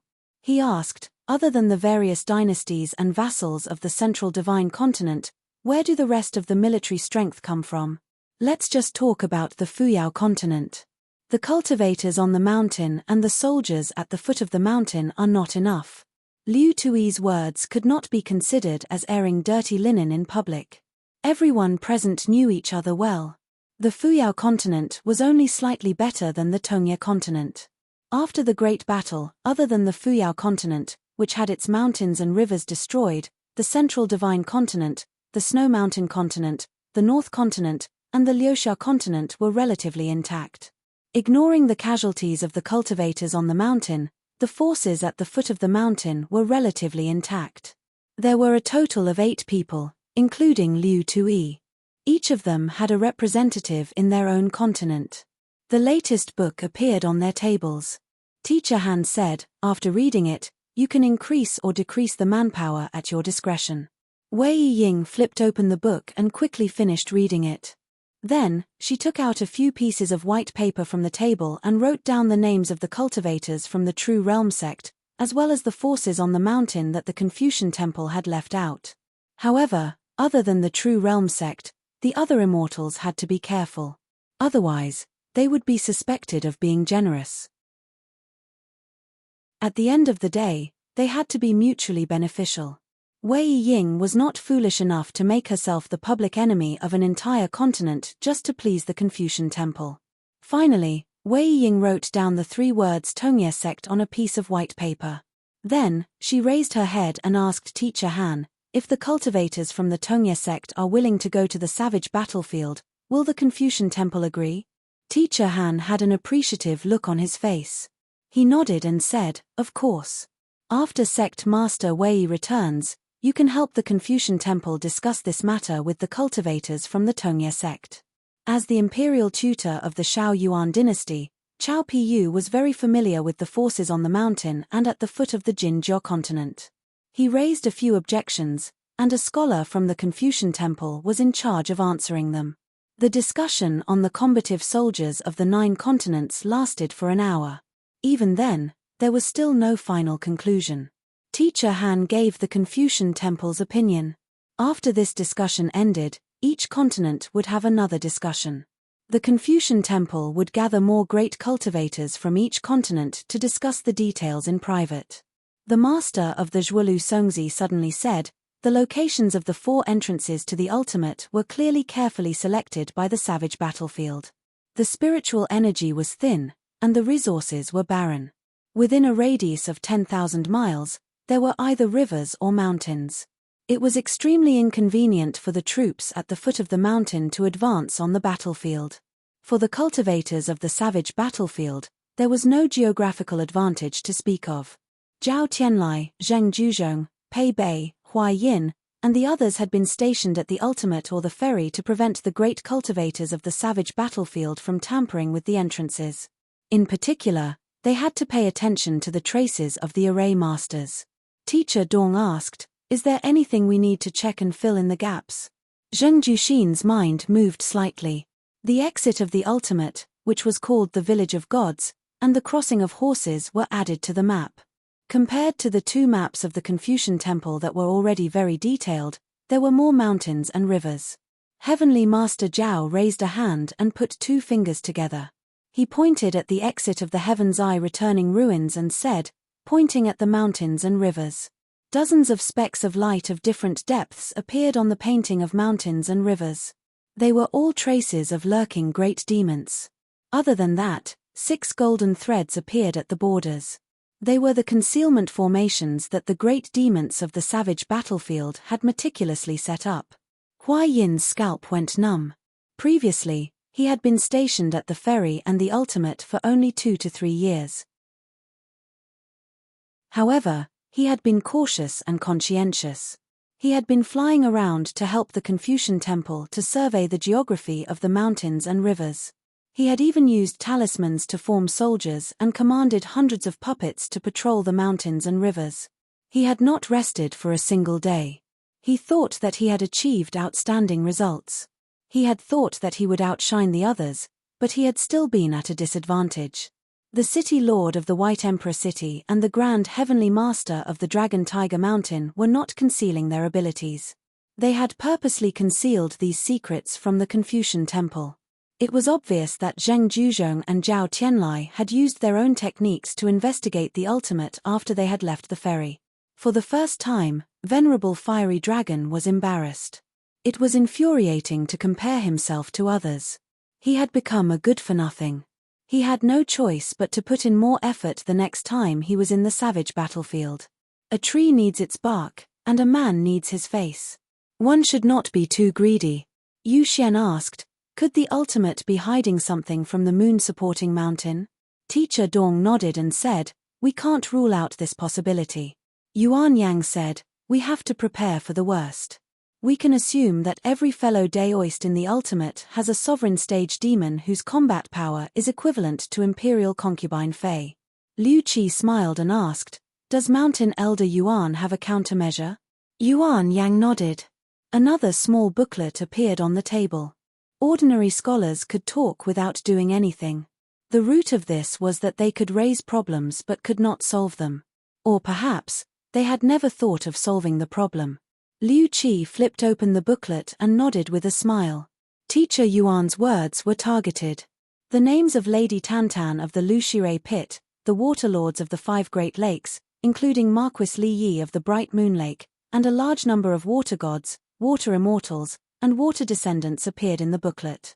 Among them were the Water Lord of the Mirage Lake of the Middle Plains, the Duke of Spirit Origin of the Northern Reed Continent, and Shen Lin of the Nanchuan Hall. The Marquis of Longting, Li Yuan. The Water God of the Tiefu River of the Dali Dynasty of the Aquarius Continent, Yang Hua. The Old Flood Dragon of the Qiantang River in the southeast. In short, the high-ranking water gods of the various continents, their general forces, and the depth of their water residences were all recorded in detail by the Confucian Temple. Alliance said in amazement, the water god's escort. Interesting. Before the troops and horses were mobilized, the rations had to be prepared first. Where would the troops come from and how they would march? Next, it was time to discuss the matter of setting up camp in the wilderness. Mohist Juzi's city at the Earthvein Ferry would continuously move south. Within the city, he could station 200,000 elites from the foot of the mountain. Other than that, the three branches of Moism had more than 6,000 people. They would work together with the craftsmen to send out a total of 12,000 qi cultivators. Both parties would rely on the Bingzhu and Zuma ferries respectively to build a huge city that could also move south. The other four ultimate ruins entrances were all set up. The Yuxian Talisman lineage and the Celestial Master residence of the Dragon Tiger Mountain were at the ultimate ruins of Heaven's Eye and God's Village respectively. They would use talisman strongmen and mountain moving puppets to open up roads, move mountains, and build bridges. The military cultivators and yin-yang formation masters were at the ultimate ruins of Tattoos and Sunfall respectively. They were in charge of building large formations and gathering the spiritual energy of the mountains and rivers. The Shong clan was in charge of spending money. They would use the immortal money to create the heavenly anomalies of the four ultimate ruins. The Qi cultivators of the Nong family and the Yarrow family were in charge of planting immortal herbs and 5 grains. Apart from that, the Confucian Temple would mobilize all the remaining sword boats and ferries that the noble world had built previously but had not used. The Confucian Temple would be responsible for all the debts that the Song clan owed to the Moism. The Confucian Temple would also give the Song clan an additional sum of immortal money. Song Jianqiang said, give the Dali dynasty at least 3 sects. Old Master Dong smiled and said, that's feasible. Just 3, no more. Venerable Fiery Dragon said in a deep voice, even if the sword cultivators of the North Continent are willing to join the battlefield, the Confucian Temple will have to do something. Old Master Dong nodded and said, of course. The Grand Chancellor of the Li Ji Academy smiled and said, Venerable, please come up with a plan. The Confucian Temple will wait for the sword cultivators of different realms to be compensated. The North Continent can just say the word. The Grand Chancellor said to Lin Junbai, Junbai, you will be in charge of communicating with Venerable Fiery Dragon about this. Lin Junbai stood up and bowed to Venerable Fiery Dragon. He did not say anything. He was a sword cultivator of the hidden official lineage. Hence, he was considered part of the North Continent. Hence, There was no need for formalities with Venerable Fiery Dragon. Even if he said another word, it would be redundant. Venerable Fiery Dragon had a good impression of this lad. He was pleasing to the eye. It was said that he had been a sword cultivator of the hidden official lineage for a few years in the summer palace of the Great Wall of Sword Chi. He had even joined the battlefield many times. As for breaking through 3 realms in 3 years, that was not the most important thing. Old Master Han suddenly said, "Venerable, you can tell all the sword cultivators of the North Continent that even if you are going to travel on your sword in the wilderness, you don't have to use your sword. The Confucian Temple will still pay you regardless of your realm. You don't have to feel embarrassed." Venerable Fiery Dragon smiled and asked, "What if it's a young sword cultivator who is going to the Great Wall of Sword Chi for the first time? Will the Confucian Temple still pay you?" Old Master Dong said seriously, "Of course, we will. Even if the Confucian Temple needs to borrow money from others, we won't even frown." The god of wealth of the Liu family from the Snow Mountain continent smiled and said, "For the next 100 years, we won't take the 10% of the Liu family's income from spending money on snow." Old Master Dong smiled and asked, "Isn't such a deal inappropriate?" Liu Jubao smiled and did not say anything. Old Master Han nodded and said, "Since God of Wealth Liu has said so, the Confucian Temple can't reject it. Otherwise, it will seem pretentious." Liu Jubao nodded slightly. It was an eye-opener for Venerable Fiery Dragon. Did Old Master Dong say that the Confucian Temple should not feel embarrassed when talking about money? Venerable Fiery Dragon glanced at the fat woman. Madame Tantan was a little confused. Yu Xian smiled and comforted her telepathically. "That's how a poor person looks at a rich person. Madame Tantan, you don't have to care about this jealousy." Madame Tantan was reminded and immediately said with a trembling voice, "Lu Shirei Pit is willing to give up all its assets and let the Confucian Temple take care of it. People could not go beyond the sky. People who saw gods would like to visit mountains. People who saw ghosts would be afraid of the dark." She was really afraid that Venerable Fiery Dragon would be in trouble. He was a great celestial master of Dragon Tiger Mountain, a bandit leader of the North Continent. It took him more than a few days to block the entrance of Lu Shirei Pit. The 2 gigantic fire dragons that were 10,000 feet long swam rapidly in the water and circled around Lu Shirei Pit every day. That was nothing. Most importantly, Venerable Fiery Dragon dared to say anything and was shameless enough to say anything. He had to help Madame Tantan calculate the days outside the gate every day. This was because Venerable Fiery Dragon said that Brother Zhao of Dragon Tiger Mountain was his sworn brother. After receiving the message from his flying sword, Brother Zhao immediately left the mountain with his seal and sword and would soon visit Lu Shirei Pit. Madame Tantan naturally felt that every day was like a year. She could only brace herself and endure till the end. As for the group of aquatic demons hiding in Lu Shirei Pit, they trembled every day as if they were mourning the death of their parents. Day after day, they felt that they could see the Celestial Master's face every day. Then, the Celestial Master's sword would slash open the seal of Lu Shirei Pit, and the Celestial Master's seal would slap them. Wouldn't they all die then? Madame Tantan's words at least left some leeway. She said to take care of them, but she did not say that they would be given away for free. However, if the Confucian Temple was ruthless, they would all be blackmailed. At most, she would just treat it as a loss of wealth. Disregarding the fishing immortal who was guarding Dragon Reststone and the lone rider of the South Sea, the Lu Shirei Pit had tens of thousands of prawn soldiers and crab generals. Other than a rare guest like Venerable Fire Dragon, the Lu Shirei Pit was a true overlord in the sea. Moreover, every world was originally one of the ancient ruins. There were many relics of the ancient battlefield left behind in the Howran Sea. There were also many opportunities for immortals. The sea was vast, and Lu Shirei Pit had many underlings. Over thousands of years, they had plundered many treasures. They were all heavenly and earthly treasures of good quality. Otherwise, ordinary items would not be able to catch the eye of Madame Tantan. She only said that the piles of dragon pearls were not allowed to be stored in the treasure vault. Gradually turning yellow, there was once a great cultivator who took the initiative to look for her, hoping to trade the dragon pearls. In the end, the Lu Shirei Pit, which was clearly a profitable business, did not even open its doors. Earning such a small amount of money? She was flustered. Then, the Confucian temple gave her a list of cultivators who were stationed in various places. They were responsible for the initial safety of the 5 wildlands. When the battle lines were fully spread out, they did not need to be retainers anymore. The people on the list were required to be present. Other than that, the Confucian temple would continue to add people to the list. None of the top forces in the Howran Sea would be left out. No one could stay out of it.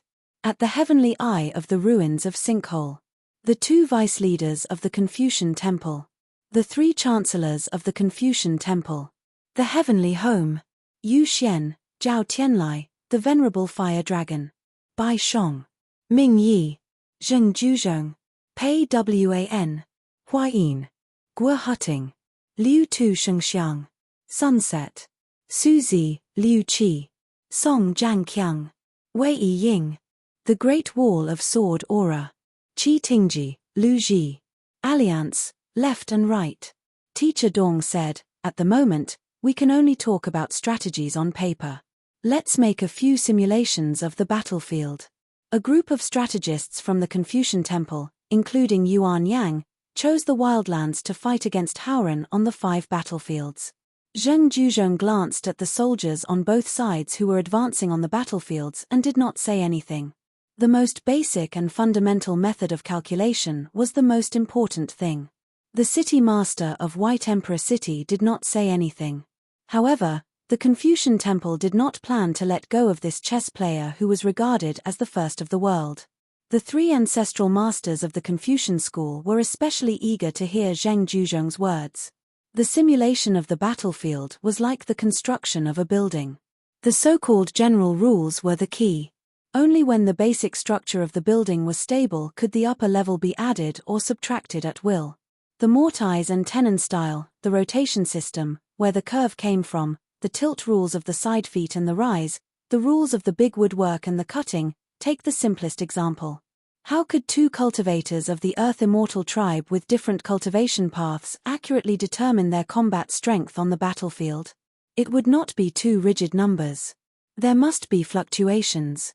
Otherwise, the simulation would be child's play. Even if this fluctuation was taken into account, as long as it was not perfect enough and the errors continued to accumulate, the result of the sand table deduction would be nothing more than a pile of paper. The Confucian temple's self-mocking armchair strategist was just a pile of paper. Lu Ji said, "The summer palace seemed to have tried it, but it did not succeed."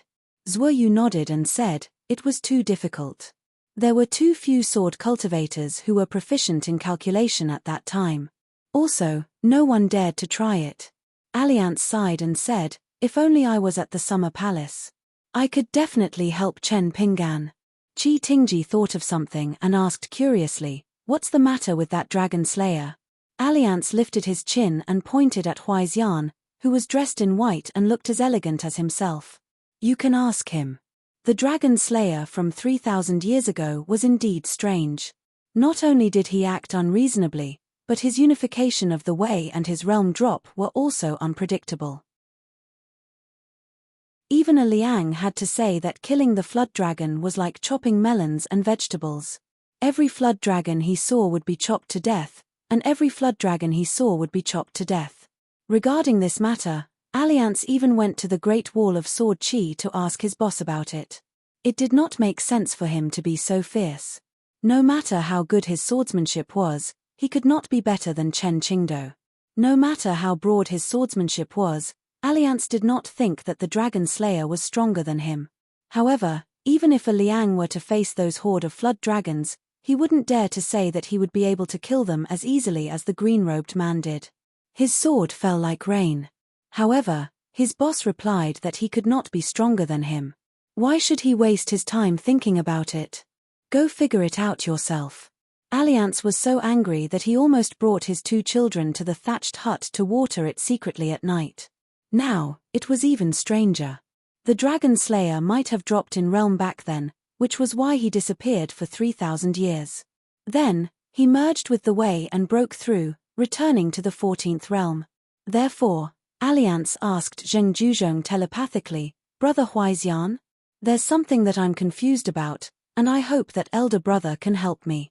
Zheng Juzhong smiled. "I can't help." Zheng Juzhong and the Dragon Slayer, the master and disciple, actually met in the Aquarius continent after a long separation. At that time, Zheng Juzhong's disciple was already stronger than the teacher. At that time, the blind old Taoist, Jiao Cheng, admitted that his cultivation was not as good as Zheng Juzhong's. As for now, it was hard to say. When Pei Bei returned to the central divine continent from the inverted mountain, this female martial god of the Great Duan dynasty had asked the White Emperor city. Both of them were part of the 10 of the central divine continent. However, the outside world only heard that the two of them did not have a clear winner in the Battle of Pei Bei. But in truth, the two of them did not fight at all. Zheng Juzhong said to Pei Bei, "Wait until you have crossed that threshold, then come back with all your strength.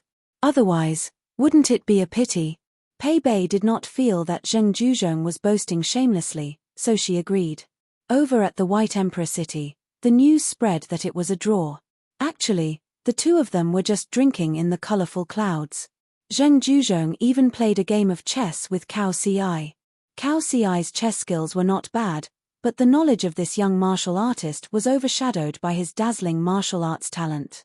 In truth, Cao Ci's 4 arts were not bad. Alliance and Qi Tingzhi's doubts were long gone by Zheng Juzhong's eldest disciple, Fu Jing. Little White Emperor Fu Jing, as a pure sword cultivator, was very focused on winning and losing. He really wanted to ask the sword master.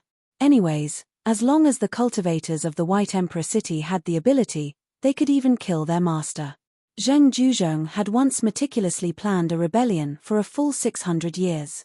Han Qiaosa and the other junior brothers, as well as several direct disciples like Fu Jing, worked together to become guest elders and worshippers. The mastermind who was trying to change the entire White Emperor city was a person formed by one of Zheng Juzhong's thoughts, who had been kept in the dark. Then, he had roped in a large group of hostile forces of White Emperor city. He was so confident that he felt that it would not be a problem for him to kill someone in the 14th level. From beginning to end, only that idiot Liu Kaicheng did not participate.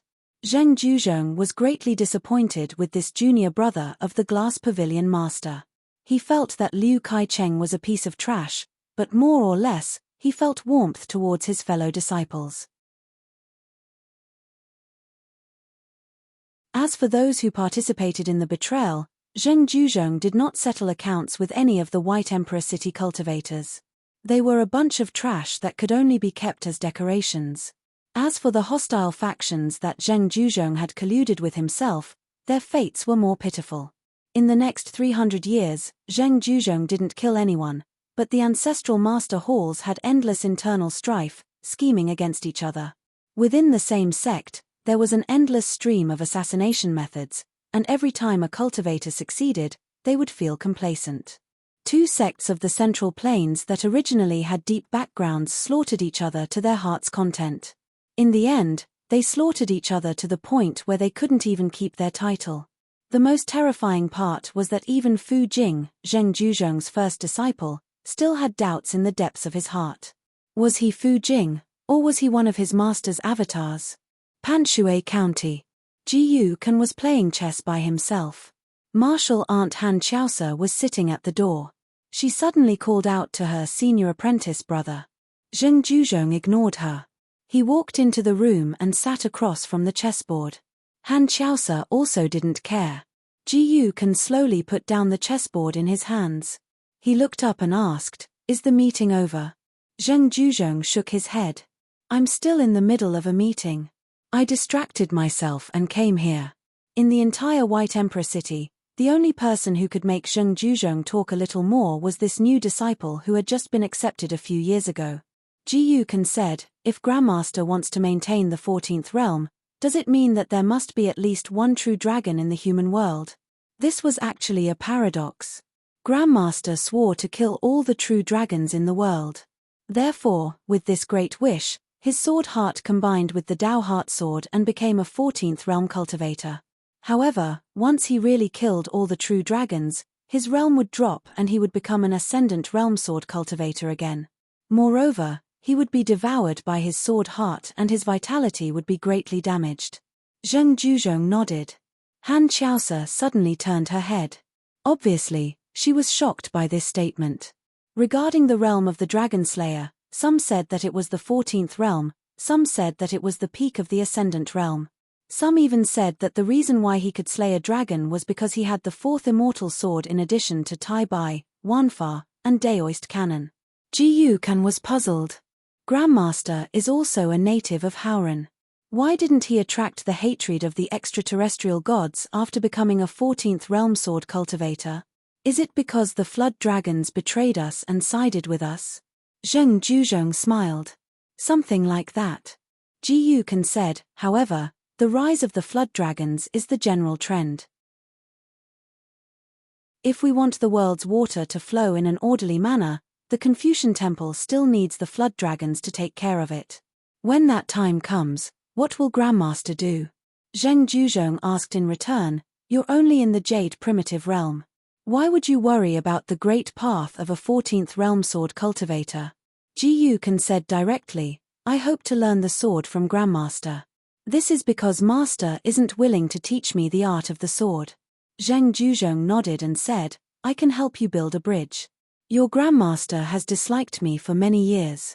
He'll be more than happy to give me some trouble. Han Qiaosa sighed. This pair of master and disciple in the room, as well as the Grandmaster, are they stupid? She continued to look at herself in the mirror and apply makeup. She pursed her lips and turned to ask, Little Can, what color is better? Ji Yukan turned to look and smiled. Light red is better. The color of peony is a little bright. Why don't you use the fragrance of plum blossom nunnery? Han Qiaosa smiled and wiped the corners of her lips clean.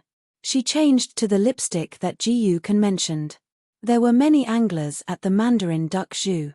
When Chen Pinggan was participating in the meeting at the riverside, another Chen Pinggan was sent to the vicinity of the Mandarin Duck Zhu by the Sage of Rites.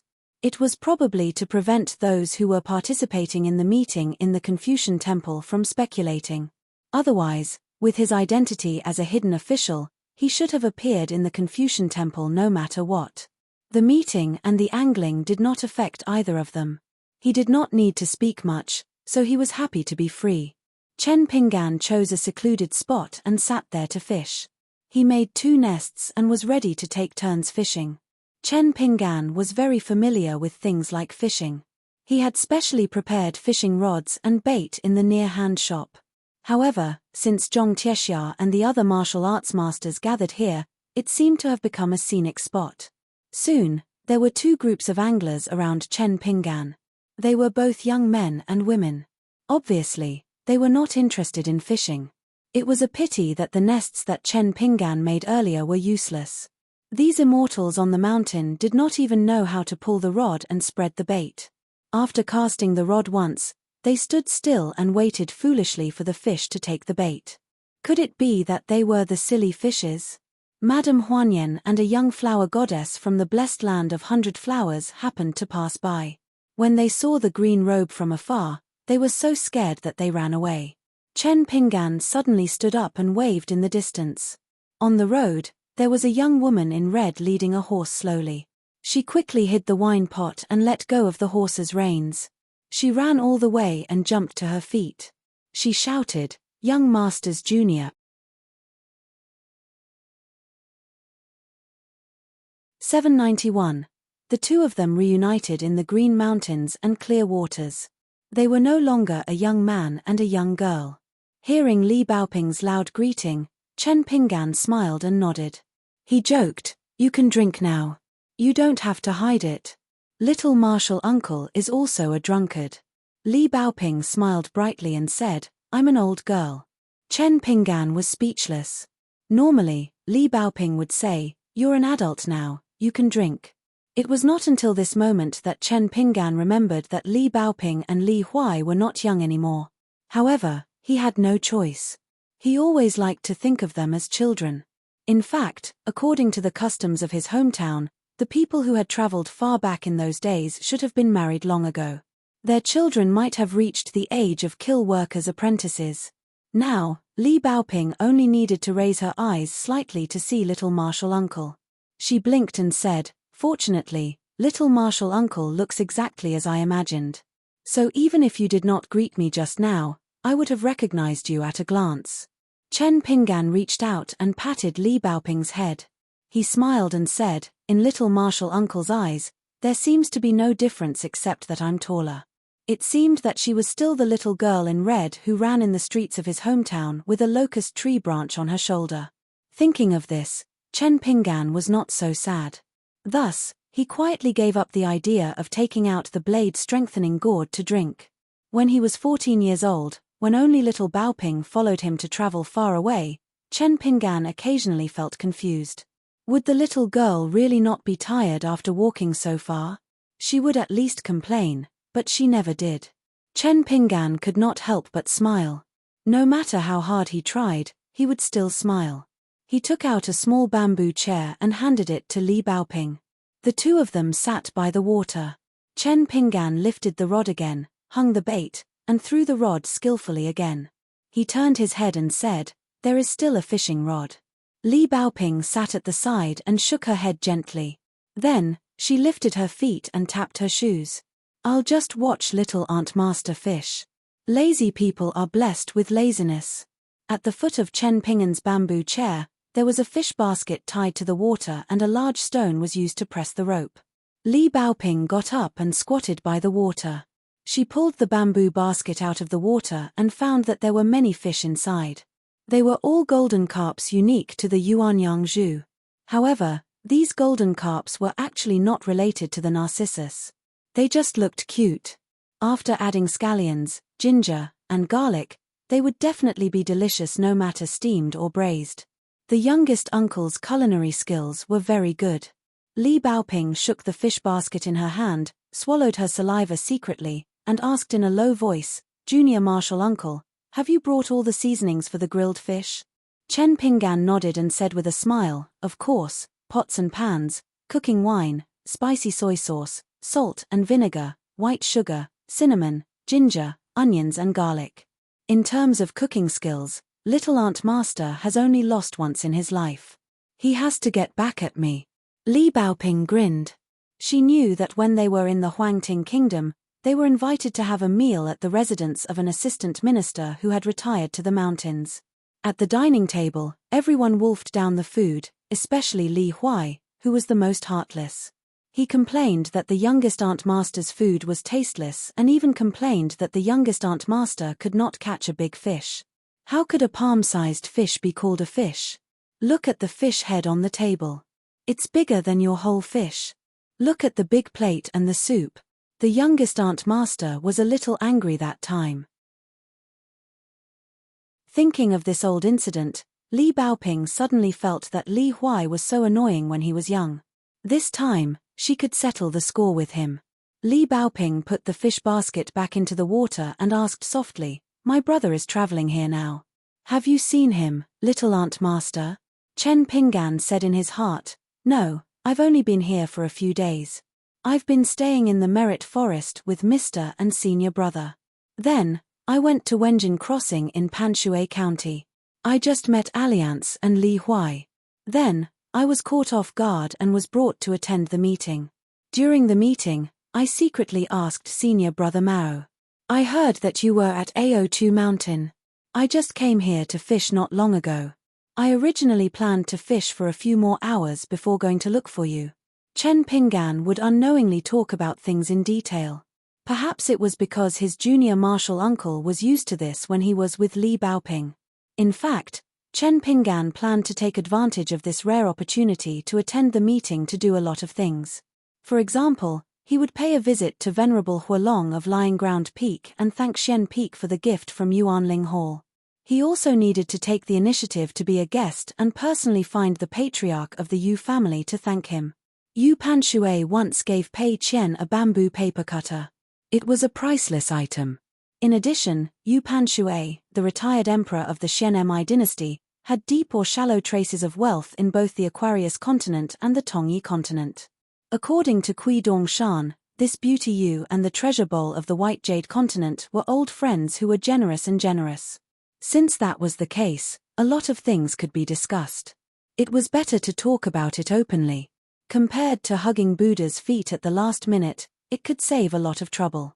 Old Man Yarrow once said that it was better to travel a few more times on the 1st and 15th day of the year. It was easier to spend the year by traveling long distances. Hearing that Madame Gui was also here, Chen Pingan planned to ask about some credit matters and help Liu Xianyang settle a certain matter. Maybe he could attend the wedding banquet soon. No one should fight with Chen Pingan over the matter of helping to arrange the wedding banquet. Eavesdropping was a custom in his hometown. He must have it. He still needed to talk to a certain martial arts grandmaster in the Great Duan dynasty. He needed to use the method that the other party was good at to talk about the same principle.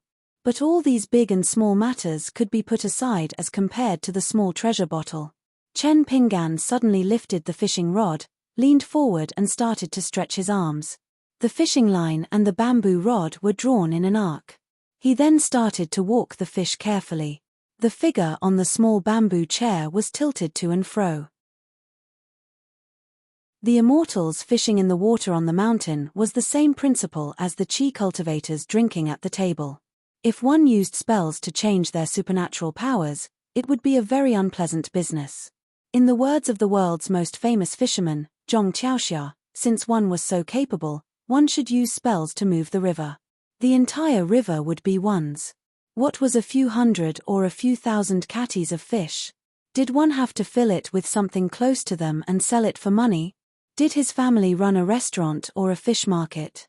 Li Baoping watched the tug-of-war without blinking. She said casually, "I came all the way here from the Great Wall of Sword Chi with Mr. Mao. Previously, I was by Sister Yu's side, but she has more and more things to do. She has to busy herself with receiving people every day. I bid farewell and left." Chen Pingan nodded and suddenly asked with a smile, "How's the chess skills of Shao Yuan dynasty's Jiang Qi? Can he win against the city lord of Baidi City?" Chen Pingan had heard of Jiang Longxiang's name for a long time. Back in the Summer Palace, he had asked Lin Junbai about this person's legendary deeds. Chen Pingan knew that when he was young, he was recognized as a child prodigy. Moreover, he was already famous for his chess skills. When he went to the capital, he won one chess game a year. 7 years later, he was known as the second Shao Yuan dynasty, second only to the imperial tutor Chao Pu. Later, a young man named Zhu Dongjiang appeared in a vassal state of the Shao Yuan dynasty. According to age, he was 2 generations lower than Jiang Longxiang. Zhu Dongjiang was proud and arrogant. Before he reached the age of 20, he thought that he had reached the level of second hand. That meant that Jiang Longxiang would at most let him play 2 chess pieces. It would be hard to predict who would win or lose. However, Jiang Longxiang insisted that this junior's chess skills were still third-hand for the time being. Both sides eventually agreed to a battle at the Fast Pavilion. That was how the Fast Pavilion chess record was created. Although it was just a game of chess, both sides had exhausted their minds and thoughts. This famous Jiang Qi saint probably still didn't know that the young recluse of the Great Wall of Sword Qi had actually admired him for a long time. Li Baoping said with a smile, anyway, he asked Lin Junbai to guard the arena together with him, but he didn't play with Lin Junbai. Later, when Fu Jing really climbed the mountain, he quickly let Yu Qingqing sit down. He disappeared and didn't even watch the game. Later, when Fu Jing left, he showed up and helped Yu Qingqing to review the game. It was wonderful here and there, and it was inappropriate there. It seems that, not to mention Little Emperor, even if Castellan Zheng went up the mountain personally, he could tie with Lin Junbai. Chen Pingan said with a smile, "What do you think? Our chess saint, Jiang Qisheng, has only won 1 chess player a year in the capital city of Shaoyuan in his hometown. For 7 years, he hasn't lost a single time. In fact, it's all because of his chess skills. This requires precise inspection of his chess skills and careful selection of his opponent. He also needs to be thick-skinned. Outside the chessboard, he's the best of the best. Then, he quickly looks for wine to drink, tidies himself up, and tactfully refuses the identity of a chess player bestowed by the emperor in front of everyone. He's very arrogant, heroic, and awe-inspiring. If I were the emperor of the Shaoyuan dynasty, I would directly give him a golden plaque to bear the burden of righteousness. Li Baoping nodded and said, then I'll give you another pair of couplets. On the chessboard, he moves like a dragon and a tiger. In the officialdom, he is as smooth as flowing water.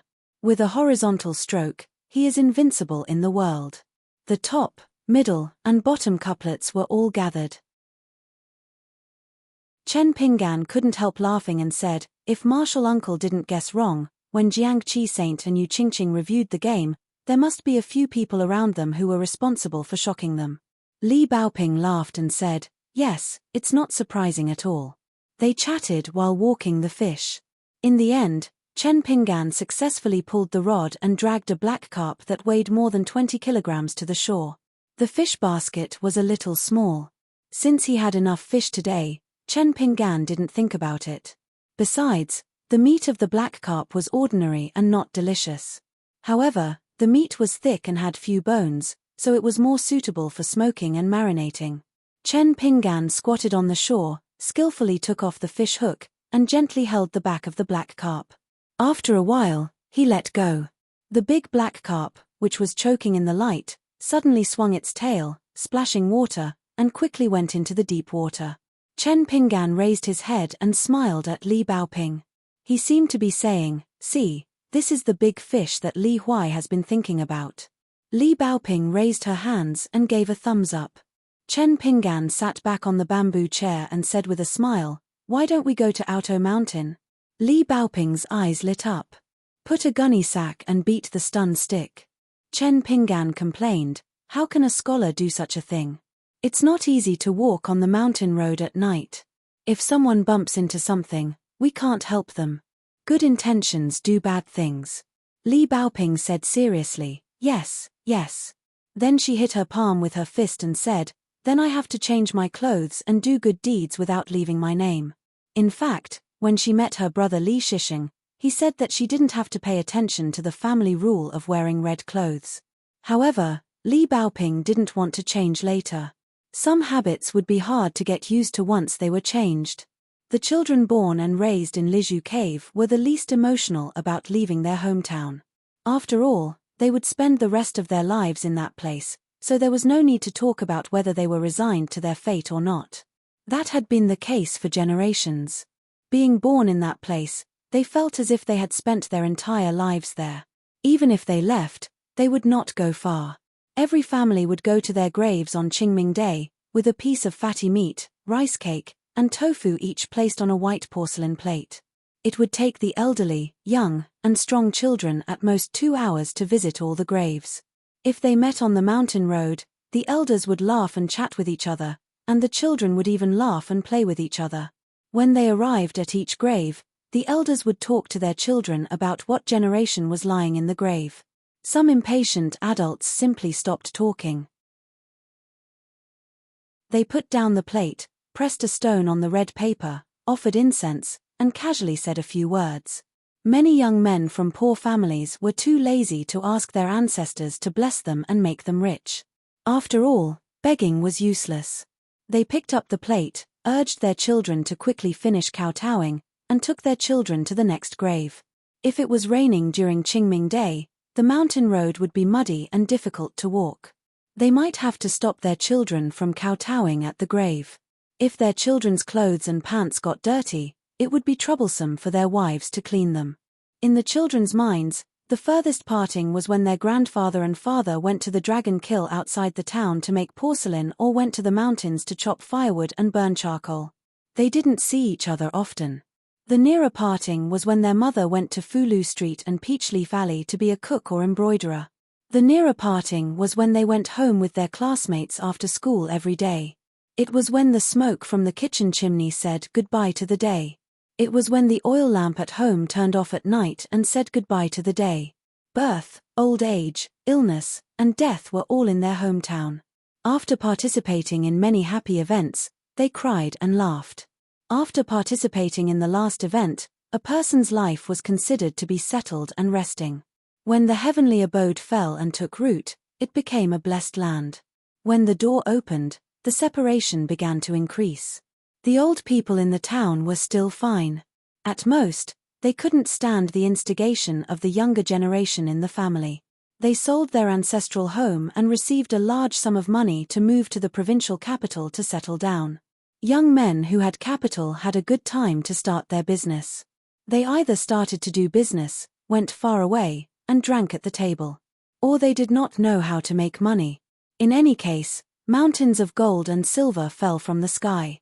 But when it came to spending money, there was no need for others to teach them. Everyone had the ability to do so. About 20 years, a generation thought that the money that they wouldn't be able to spend in a few lifetimes was wasted overnight. The skills of baking the kill that were passed down from generation to generation had long been abandoned. It was as if they had returned everything to the old master of the dragon kill. In the past, everyone was poor and used to living a hard life. They didn't feel that there was anything to suffer. Anyway, there were always people in the neighborhood who were poorer. When the crops were in bad condition, there were flaws in the dragon kill, or there were many inferior products at the kill. There were bound to be people who were so poor that they didn't have enough to eat and had to borrow rice from their relatives and neighbors to survive. But when they had enjoyed the good fortune and realized the good things of the world, it was especially uncomfortable. Many times, the quality of the porcelain made by the dragon kill was really up to the heavens as long as the bowl was put into the kill. No matter how experienced a master was, no matter how carefully he watched the kill's fire, he still couldn't guarantee the quality of the porcelain and the quantity of the finished product. That was why there was an old saying, "Heaven and earth are in charge, but not people." It was as if the porcelain mountain in his hometown was the life of many people. Chen Pinggan subconsciously wanted to take the wine pot, but he realized that there was no blade-strengthening gourd hanging on his waist. Li Baoping asked curiously, "Why isn't Martial Uncle carrying a sword now?" I looked up and saw Martial Uncle going to the Merit Forest. He seemed to be carrying a sword. Although there was a camouflage and I couldn't see it clearly, I recognized him at a glance. When traveling in the Great Wall of Sword Chi, I heard Mr. Marrow say in private that the immortal sword that the person was most proud of, Tai Bai, was divided into 4 parts in the Fuyao continent. Mr. Marrow wasn't sure about the Great Wall of Sword Chi, but Li Huai said that he must have gone to look for Martial Uncle. Chen Pinggan nodded and said, "Martial Uncle took the Tai Bai sword tip and refined it into a long sword. It's the one he was carrying before. However, Martial Uncle's real body isn't here at the moment. He's still participating in another more important meeting, so he didn't carry the sword with him. As for what's going on with Martial Uncle now, he's still confused. If he wasn't an ascendant realm cultivator, he wouldn't be able to pry into Chen Pinggan's mind at will." Chen Pinggan smiled and said, "If I were senior fellow apprentice Mao, I would use a few book problems to test Li Huai. When this guy can't answer, I'll say that it's better to use one's but to think than to use one's brain." Li Baoping nodded vigorously and said, "That's what Mr. Marrow did. Li Huai has thick skin since he was young anyway, so it doesn't matter." Then Li Baoping said, "It's good that Martial Uncle doesn't carry a sword on his back. Otherwise, he would have to take it off and put it on his knees. But in this way, fishing will be troublesome. He can't always hold it in his hand.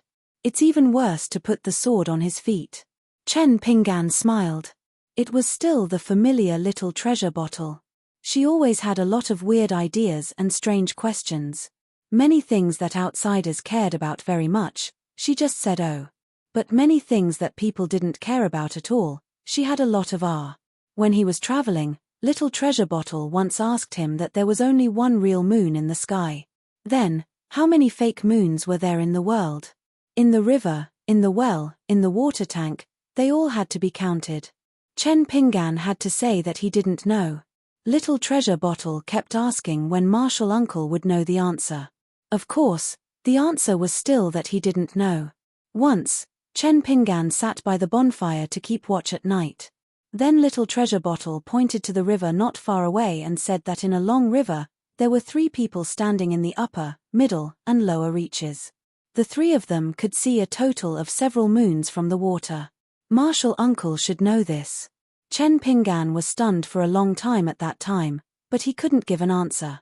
The little girl in red sat aside, leaning against the small bamboo box. She crossed her arms, shook her head, and sighed. Although little Marshall Uncle was a little stupid, he was the little Marshall Uncle that he had chosen carefully. What could he do? Chen Pingan had been paying attention to the movements on both sides. Birds of a feather flocked together. One group of fishermen was the scions of the rich families at the foot of the mountain, while the other group was the immortal masters who cultivated on the mountain. The two groups of people chatted with each other without any scruples. The things they talked about were not confidential, so they didn't talk like Chen Pingan and Li Baoping. Those who could be brought here by the elders of the family and the ancestral masters on the mountain definitely had extraordinary identities. They were all outstanding disciples of the Chinese sects or the direct disciples of the ancestral masters of large sects. Now, it was much more difficult to meet cultivators of the lower 5 realms than immortals of the upper 5 realms. Previously, when Li Baoping didn't appear, both sides were obviously not interested in Chen Pingan. They most likely thought that this fisherman who was not qualified to participate in the discussion was an ordinary scion of a rich family or a disciple of a sect who had left the ancestral master's side.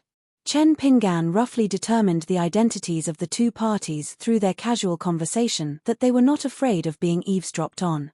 On the left, there were the Xie family of the Miyun continent, the Qiu family of the Liuxia continent, and the Zhu family of the Shao Yuan dynasty. They mainly came from these 3 families, which were all rich and noble families. For example, the Xie family was actually very rich. It was only because of the Liu family, which was the richest family in the world, that they didn't seem so eye-catching.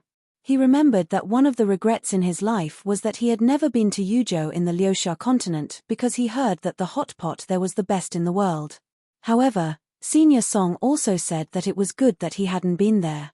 If he really went to Yuzhou, he would go back to his hometown and eat hot pot again. Wouldn't that be terrible? Then he might as well not go to Yuzhou and leave it as a memory. Therefore, Chen Pingan had a deep impression of Yuzhou. These young men and women from famous families had set up long and short tables, which were filled with immortal fruits full of spiritual energy. The floor was covered with a mat, and there were maids helping to set up a stove to boil tea. There were also noblemen holding cups, drinking wine and reciting poems. In any case, they were doing everything except fishing. On the right, there was a female sword cultivator from the My Mountain sword sect. She didn't look more than 100 years old and was an extraordinary golden core sword cultivator. It was said that there was a strange phenomenon of dragon clouds at the mountain gate, which looked like a waterfall. There was also an inverted jade peak standing beside the lake. The mountain was reflected in the water. It was actually an immortal Daoist temple with reality in the water and illusion on the shore. It was very strange. Climbing the mountain was like entering the water. What the cultivator saw was also the scene in the lake. Chen Pingan looked at her a few more times. The main thing was that this female sword cultivator had a small and exquisite ink stick hanging on her waist. The ink stick was inscribed with a popular poem about swords. Because of the ink stick, Chen Pingan thought of his disciple, Guo Zhujiu. Guo Zhujiu seemed to be the only person of the same age who could make Pei Qian suffer. How rare was that? Just ask the white head of the dancing peak. There was also a fairy from the Plum Blossom Nunnery with a treasure-spitting marten on her shoulder. This little fellow was not only a natural piggy bank, but it could also produce money after eating it. It was something that could only be encountered by chance. The Plum Blossom Nunnery had the beautiful scenery of 10,000 acres of plum blossoms flying in snow. The rouge and face powder from the Plum Blossom Nunnery sold well in all continents. It was very popular both on the mountain and at the foot of the mountain. There was a young master from a large sect in the north of the Golden Armor continent, Lotus City. The city where his sect was located was built on a huge lotus leaf. The lotus bloomed once every 300 years. Each time it bloomed, it would be a natural city-protecting formation that was not afraid of the flying swords of sword immortals. Legend had it that this lotus was an item from the Tao ancestors' small lotus grotto heaven. As for how it spread to Lotus City, there were many different opinions. One of the most mysterious theories was that the Tao ancestor plucked the lotus and threw it into the vast world for some reason. Another more credible theory was that after the old master son of the great mystic sect lent his sword to the person he was most proud of in the mortal world, the two of them drank and got drunk. The old immortal who was traveling far and wide took out a purple gold lotus seed and watered it with the wine in his cup. In the blink of an eye, a lotus emerged from the water and stood tall. Then, it bloomed suddenly and was as big as a mountain. There was a young man who liked to look at people from the corner of his eyes. Many changes in his thoughts were reflected in the curvature of his mouth. It was said that in the dynasty where the Song family of Zhuolu was from the emperor to the commoners, it was popular to wear flower hairpins. After entering the mountains to cultivate and ascend, as long as one had the heart, they would realize that the people around them were people they had either seen or heard of. Was it useful? It did not seem to have much meaning. This was because most people would just pass by and never meet again. They would just be passers-by on the road of life. Just like the martial artist Huang Shi at the ruins of the immortal residence, the little fox in the mountains outside Jingju city of Meili country, the young man in the dog meat shop in Shihao country, and Sun Dengxian who Chen Pinggan respectfully called hero from the bottom of his heart. Was it useless? That might not be the case. Among the crowd, there might be people like Song Lanqiao on the sunny road, Liu Zhimao on the winding road, or Ma Kushuan on the single-plank bridge that only allowed one person to pass. Perhaps it was because of Chen Pinggan's appearance that the old master Wang Yuanzhong on the night boat and the sword immortal Fu Lingqing, the leader of the Tongyi sect, could still see each other from afar even though they were already separated by life and death. As for Madame Huanyan who saw him from afar and left without greeting him, Chen Pinggan pretended that he did not know. It was quite good because there seemed to be a young flower goddess who came from the blessed land of 100 flowers beside Madame Huanyan. Otherwise, what else could they do when they saw each other? They would chat about the good weather and whether they had eaten. When Li Baoping appeared, both sides began to whisper and discuss. A guest of the Xie clan who was sitting on a praying mat and concentrating on breathing was an old sword immortal in the unpolished jade realm. When the old man saw the girl in red earlier, he could not help but sigh, what a potential cultivator. The sun is bright in the sky, surrounded by clouds. Jade and gold, one mind and spirit, close to the Tao. The old man did not use his inner thoughts when he said these words. A handsome young man from the Qiu clan said hesitantly, it seems to be Li Baoping from the Cliff Academy. Because Li Baoping had a debate with Yuan Yang, and because he was a Confucian scholar from the Cliff Academy in the Aquarius continent, he was indeed more eye-catching in the Liji Learning Palace. A young woman with a plump figure casually glanced at the green-robed man who was pulling a fish in a funny manner and smiled. Since she called him young martial uncle, he must be from the Aquarius continent. He must be a gentleman from the Cliff Academy. Otherwise, there is no such person in the Jiang clan of Cloud Forest. Song Jiangqiang of the Dali dynasty, Jiang clan of Cloud Forest, and the Divine Grandeur sect. Only these three groups of people from the Aquarius continent came to the Confucian temple. Song Jiangqiang of the Dali dynasty was alone. This martial artist who was rumored to have reached the 11th realm was famous in the world. The Divine Grandeur sect was a Daoist sect. Everyone wore Daoist robes and a fishtail crown. As for the green-robed man who had a Fengsuan item, it was not surprising. The strange thing was that there were two small chairs made of ordinary green bamboo in the Fengsuan item. Chen Pinggan actually paid more attention to the flower hairpin child in the end. It was not because First Seat Ju had an illegitimate son in the Lotus Blossom Blessed Land who was nicknamed Flower Hairpin Child. It was because the way this guy looked at Li Baoping was not in the right way. For example, the other disciples of the wealthy clans were also stunned when they saw Li Baoping. However, they were definitely not as secretive and sneaky as this guy. It was as if they were already scheming and ready to take action at any time. Chen Pinggan made a mental note in his heart. Everyone loved beauty. This was human nature. It was normal to take a few more glances at a good-looking girl. In the wine shops of the Great Wall of Sword Qi, there were many people who openly stared at girls passing by. Not to mention the gazes, there were also frequent whistles from bachelors. However, that kind of gaze did not belong to a sword cultivator. Instead, it was like hops floating in a bowl. It was gone with a gulp. However, Some gazes were like the slug in the lion garden of Qingwan country. They were sticky and greasy. Moreover, people with such gazes would often be in his territory, looking for prey and waiting for an opportunity to make a move. Chen Pinggan continued to quietly sense the flower hairpin child's qi ripples. Li Baoping was silent for a long time. Then, she said softly, "Little martial uncle, I was not there twice when you offered incense at the ancestral hall of Luopa Mountain." "I'm sorry." Chen Pinggan waved his hand and said softly, "It's okay. It's nothing. Little martial uncle had already prepared a place for you to study at the Luopa Mountain and the photo reading post. Yu Lu and Xie Xie had already chosen the photo reading post and occupied 2 mansions. They did not stand on ceremony with me at all. However, little martial uncle has something to tell you. Actually, Wei Xia Peak and Yuanmu Peak have 2 places. That place is truly beautiful and tranquil." Little martial uncle had purposely not told anyone about this. No one was in a hurry to build a mansion because they had all been secretly circled by little martial uncle. "In the future, I will bring you there to take a look. If you choose, little martial uncle will get people to build a mansion and a library. Wei Xia Peak is better to watch the sunrise and sunset.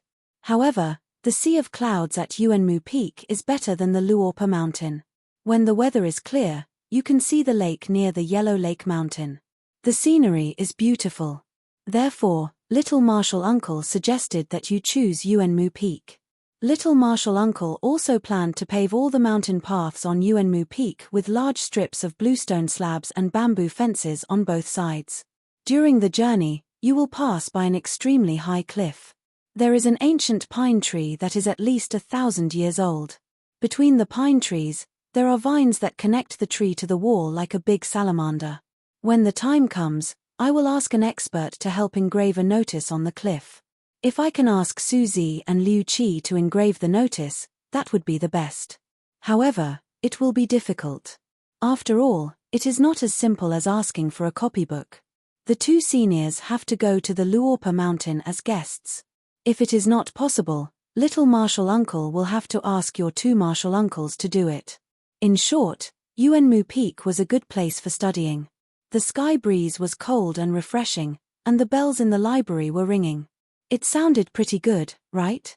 When you got tired of flipping through the books, you could walk out of the library and look at the scenery in the distance.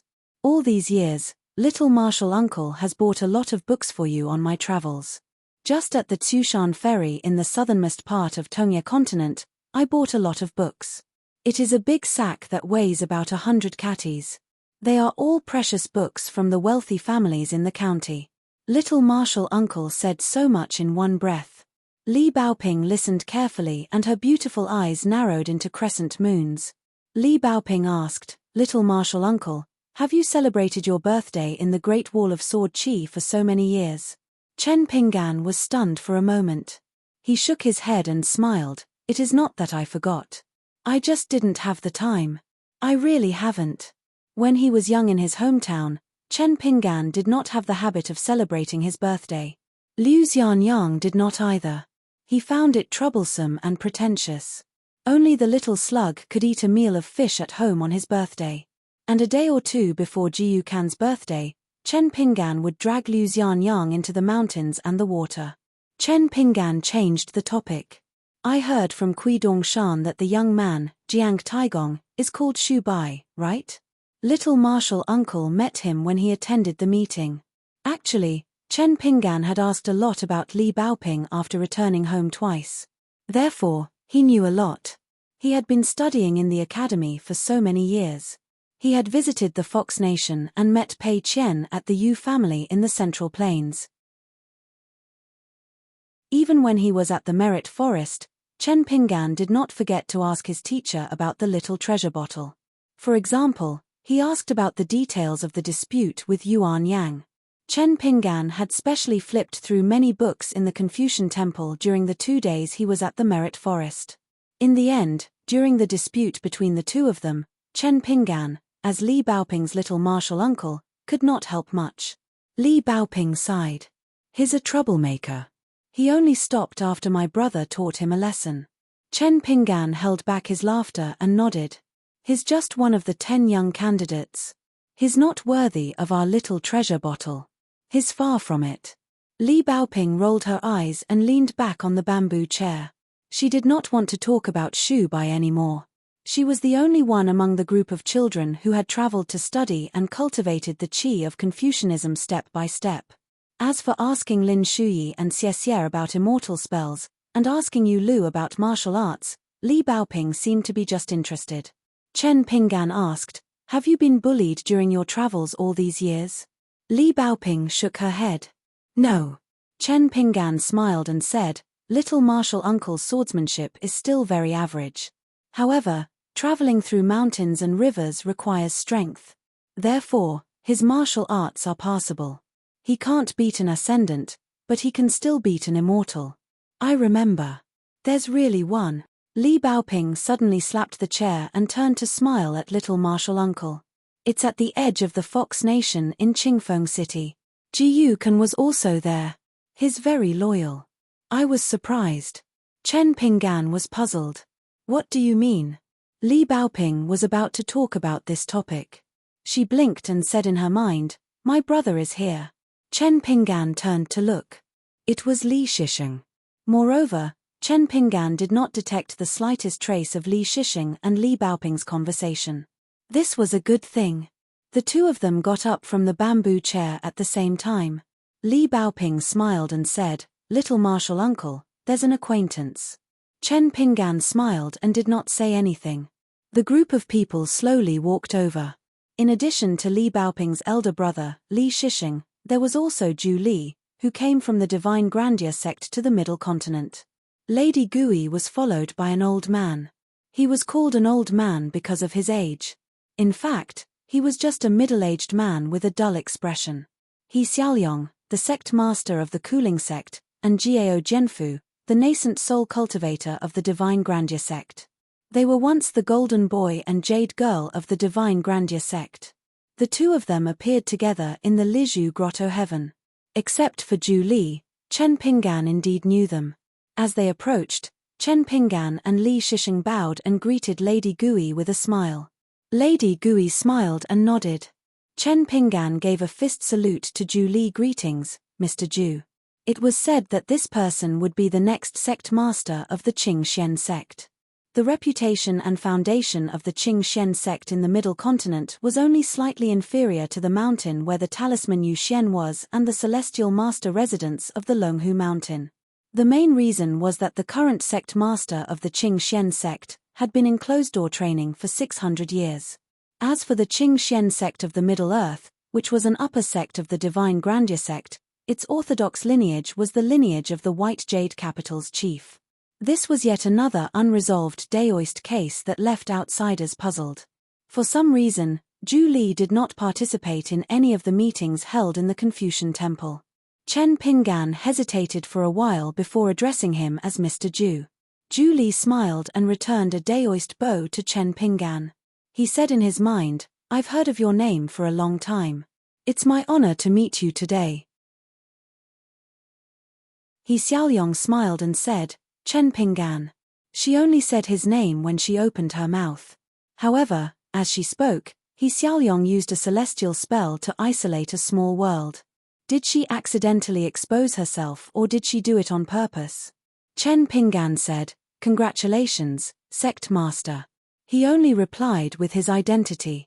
Old Josie nodded and said to himself, "Kid, you're quite promising. I didn't misjudge you in the past. Otherwise, I would have scolded you today." Madame Gui turned her head. Old Josie immediately shut up. Jiyu Qingsong, or Xian Cha, had not shown up in the Middle Continent for a long time. He did not expect to reappear in the Jianghu. He did not disappoint at all. At Panshui County, he made a name for himself in a single battle. With a few words, he scolded Zheng Juzhong, Han Qiaosa, Liu Kaicheng, and Fu Jing. Putting aside the sparring of Daoist spells, it was as if the entire White Emperor city had been wiped out by him. Most importantly, Jiyu Qingsong could still leave alive and well. Even when Han Qiaosa and Liu Kaicheng appeared at the gate, old Josie was still able to escape unscathed. Chen Pinggan and old Josie had not only met but also chatted on Osmanthus Island. At that time, Chen Pinggan, who was still in his youth, had almost imparted some knowledge to old Josie. Even though Chen Pinggan knew old Josie's identity and that he was Lu Chen's eldest disciple, Chen Pinggan did not feel any ill will towards him. One could distinguish right from wrong and wrong from kindness. Li Shisheng smiled and said, "Let's continue our stroll. We won't disturb your fishing." Intentionally or otherwise, Li Shisheng was speaking to Little Treasure Bottle telepathically. The group left. Chen Pinggan and Li Baoping returned to their chairs. Li Shisheng walked far away and shook his head. "Great, now that you have Little Master, you've forgotten about me." Little Treasure Bottle did not even turn around. He Xiaoyong turned around and looked at the green-robed man sitting on the bamboo chair. There was an indescribable smile in her eyes. Beside him, Jiao Jianfu was dejected. He wanted to drink, but it seemed like he had already drunk. Looking at the blue sky and white clouds, the sad man woke up drunk. Jiu Qingsong carefully called out a nickname. "Gui." Madame Gui, who had always been graceful, replied with one word, "Get lost." Jiu Qingsong was actually a little flattered that he could finally talk to her.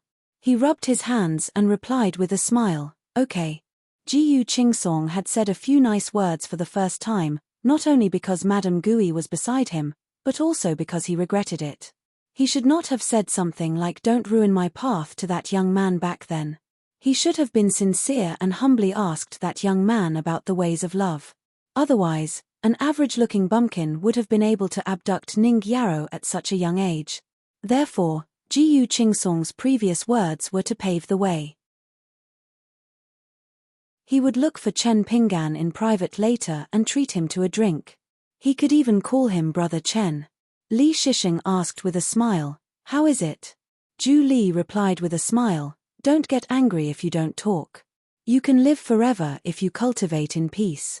Besides, the good thing is that when you interact with people, you don't care about the pleasure of making friends, and you don't get tired of being together for a long time." Further away from the Mandarin duck shoe, the girl nicknamed Rui Feng could not help but ask again, "Sister Huanyan, who is that person? Why do you seem to be afraid of him? You clearly know him, so why are you avoiding him?" When they were a little further away from the green-robed man, Madame Huanyan smiled and said, "I'm afraid that is joking." The girl suddenly realized. "Sister Huanyan, could it be that you like him?" Madame Huanyan was stunned. She quickly reached out and covered the silly girl's mouth. "Don't talk nonsense. If that guy heard it, she would have to compensate him with a plum blossom garden at the very least. Liking him was equivalent to having a sword fight with that black-hearted and merciless hidden official, wasn't it? If she was not careful, she would really be beaten to death by him." By the river, Chen Pinggan caught another golden carp and put it into the fish basket. Both sides looked at each other. Of course, it was not because they coveted that carp. Instead, both groups of people used this opportunity to size up the young man in green again. He took the initiative to call Madame Gui Aunt Gui. He was even praised by the famous Jiu Qingsong. "Kid, you're promising. You didn't pick the wrong person. I won't scold you anymore." Obviously, it was the wording of an elder on the mountain and half of their own junior. He also seemed to recognize He Xiaoyong from the North Continent and greeted him as Sect Master. Congratulation. If they were not mistaken, He Xiaoyong seemed to be smiling. It was different from the gossip in the Shanshui Palace in the early years.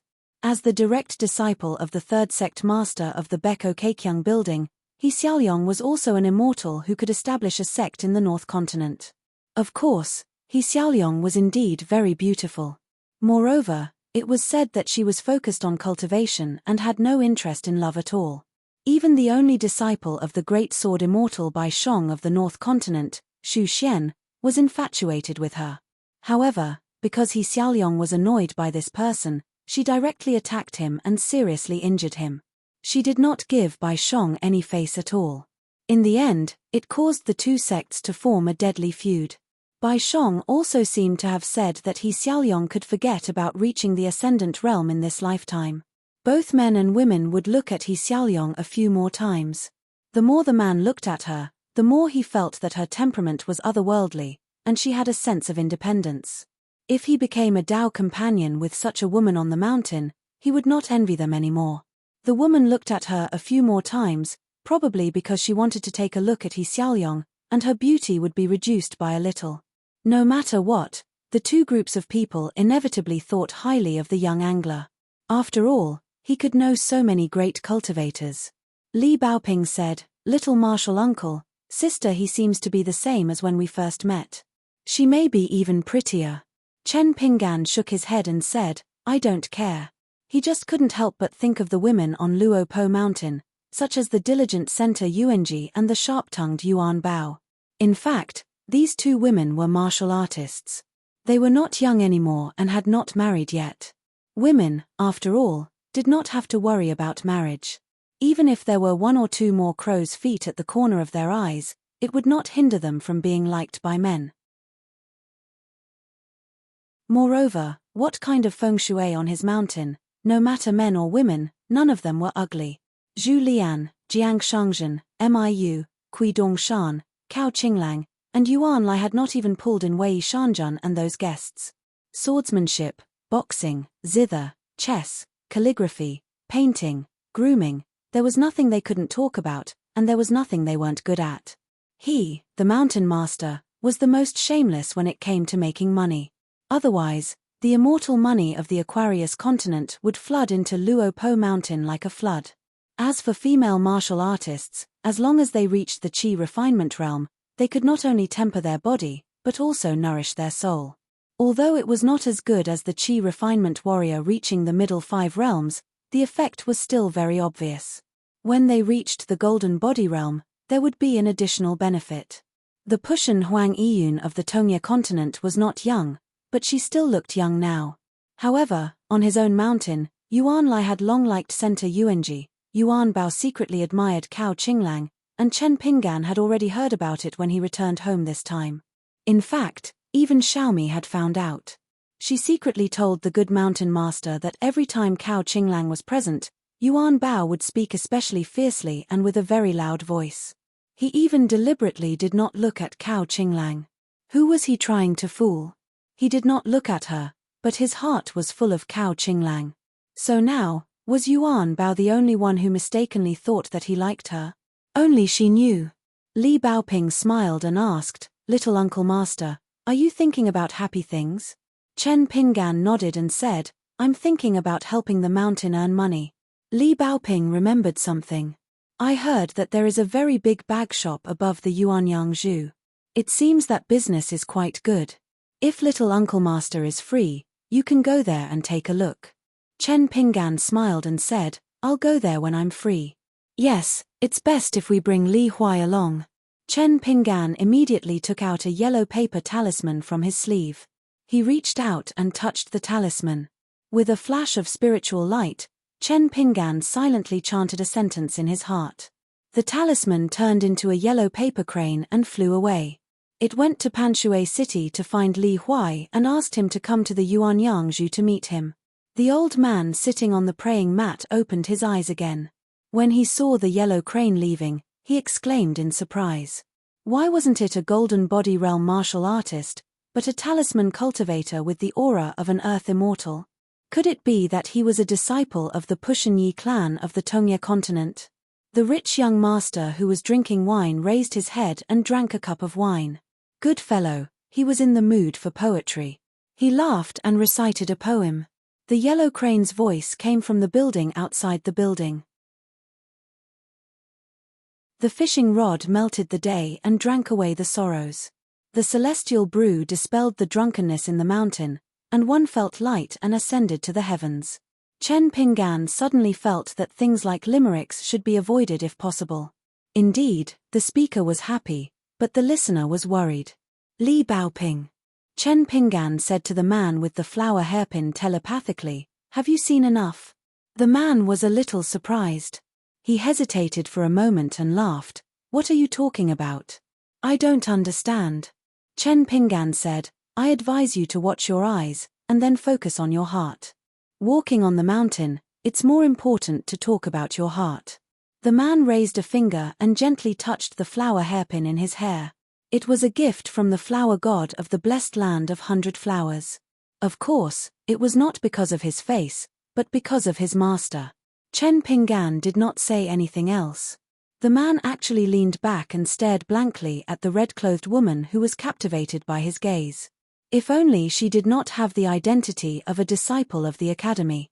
He maintained that posture and asked the man in green with a smile, "What's wrong? I just took a few glances and you want to kill me? Who are you to kill?" Chen Pinggan smiled and turned his head. The man raised a hand and patted his neck gently. He laughed in his heart. Come, come, come. Throw a talisman here. Take it that I'm sincerely begging you. How about that? This outsider who did not know the immensity of heaven and earth only knew Lady Gui and Jiyu Qingsong. At most, he could barely say a few words in front of Zhu Li and He Xiaoyong. Did he really think that he could do whatever he wanted in the central divine continent? Li Baoping asked, "Little Uncle Master, what's wrong?" Chen Pinggan put down the fishing rod in his hand and smiled. Someone begged me to hit him. I was almost scared to death by him. He was not killed by Wen Hai's careful plot and was not killed by the sword cultivator dragon god.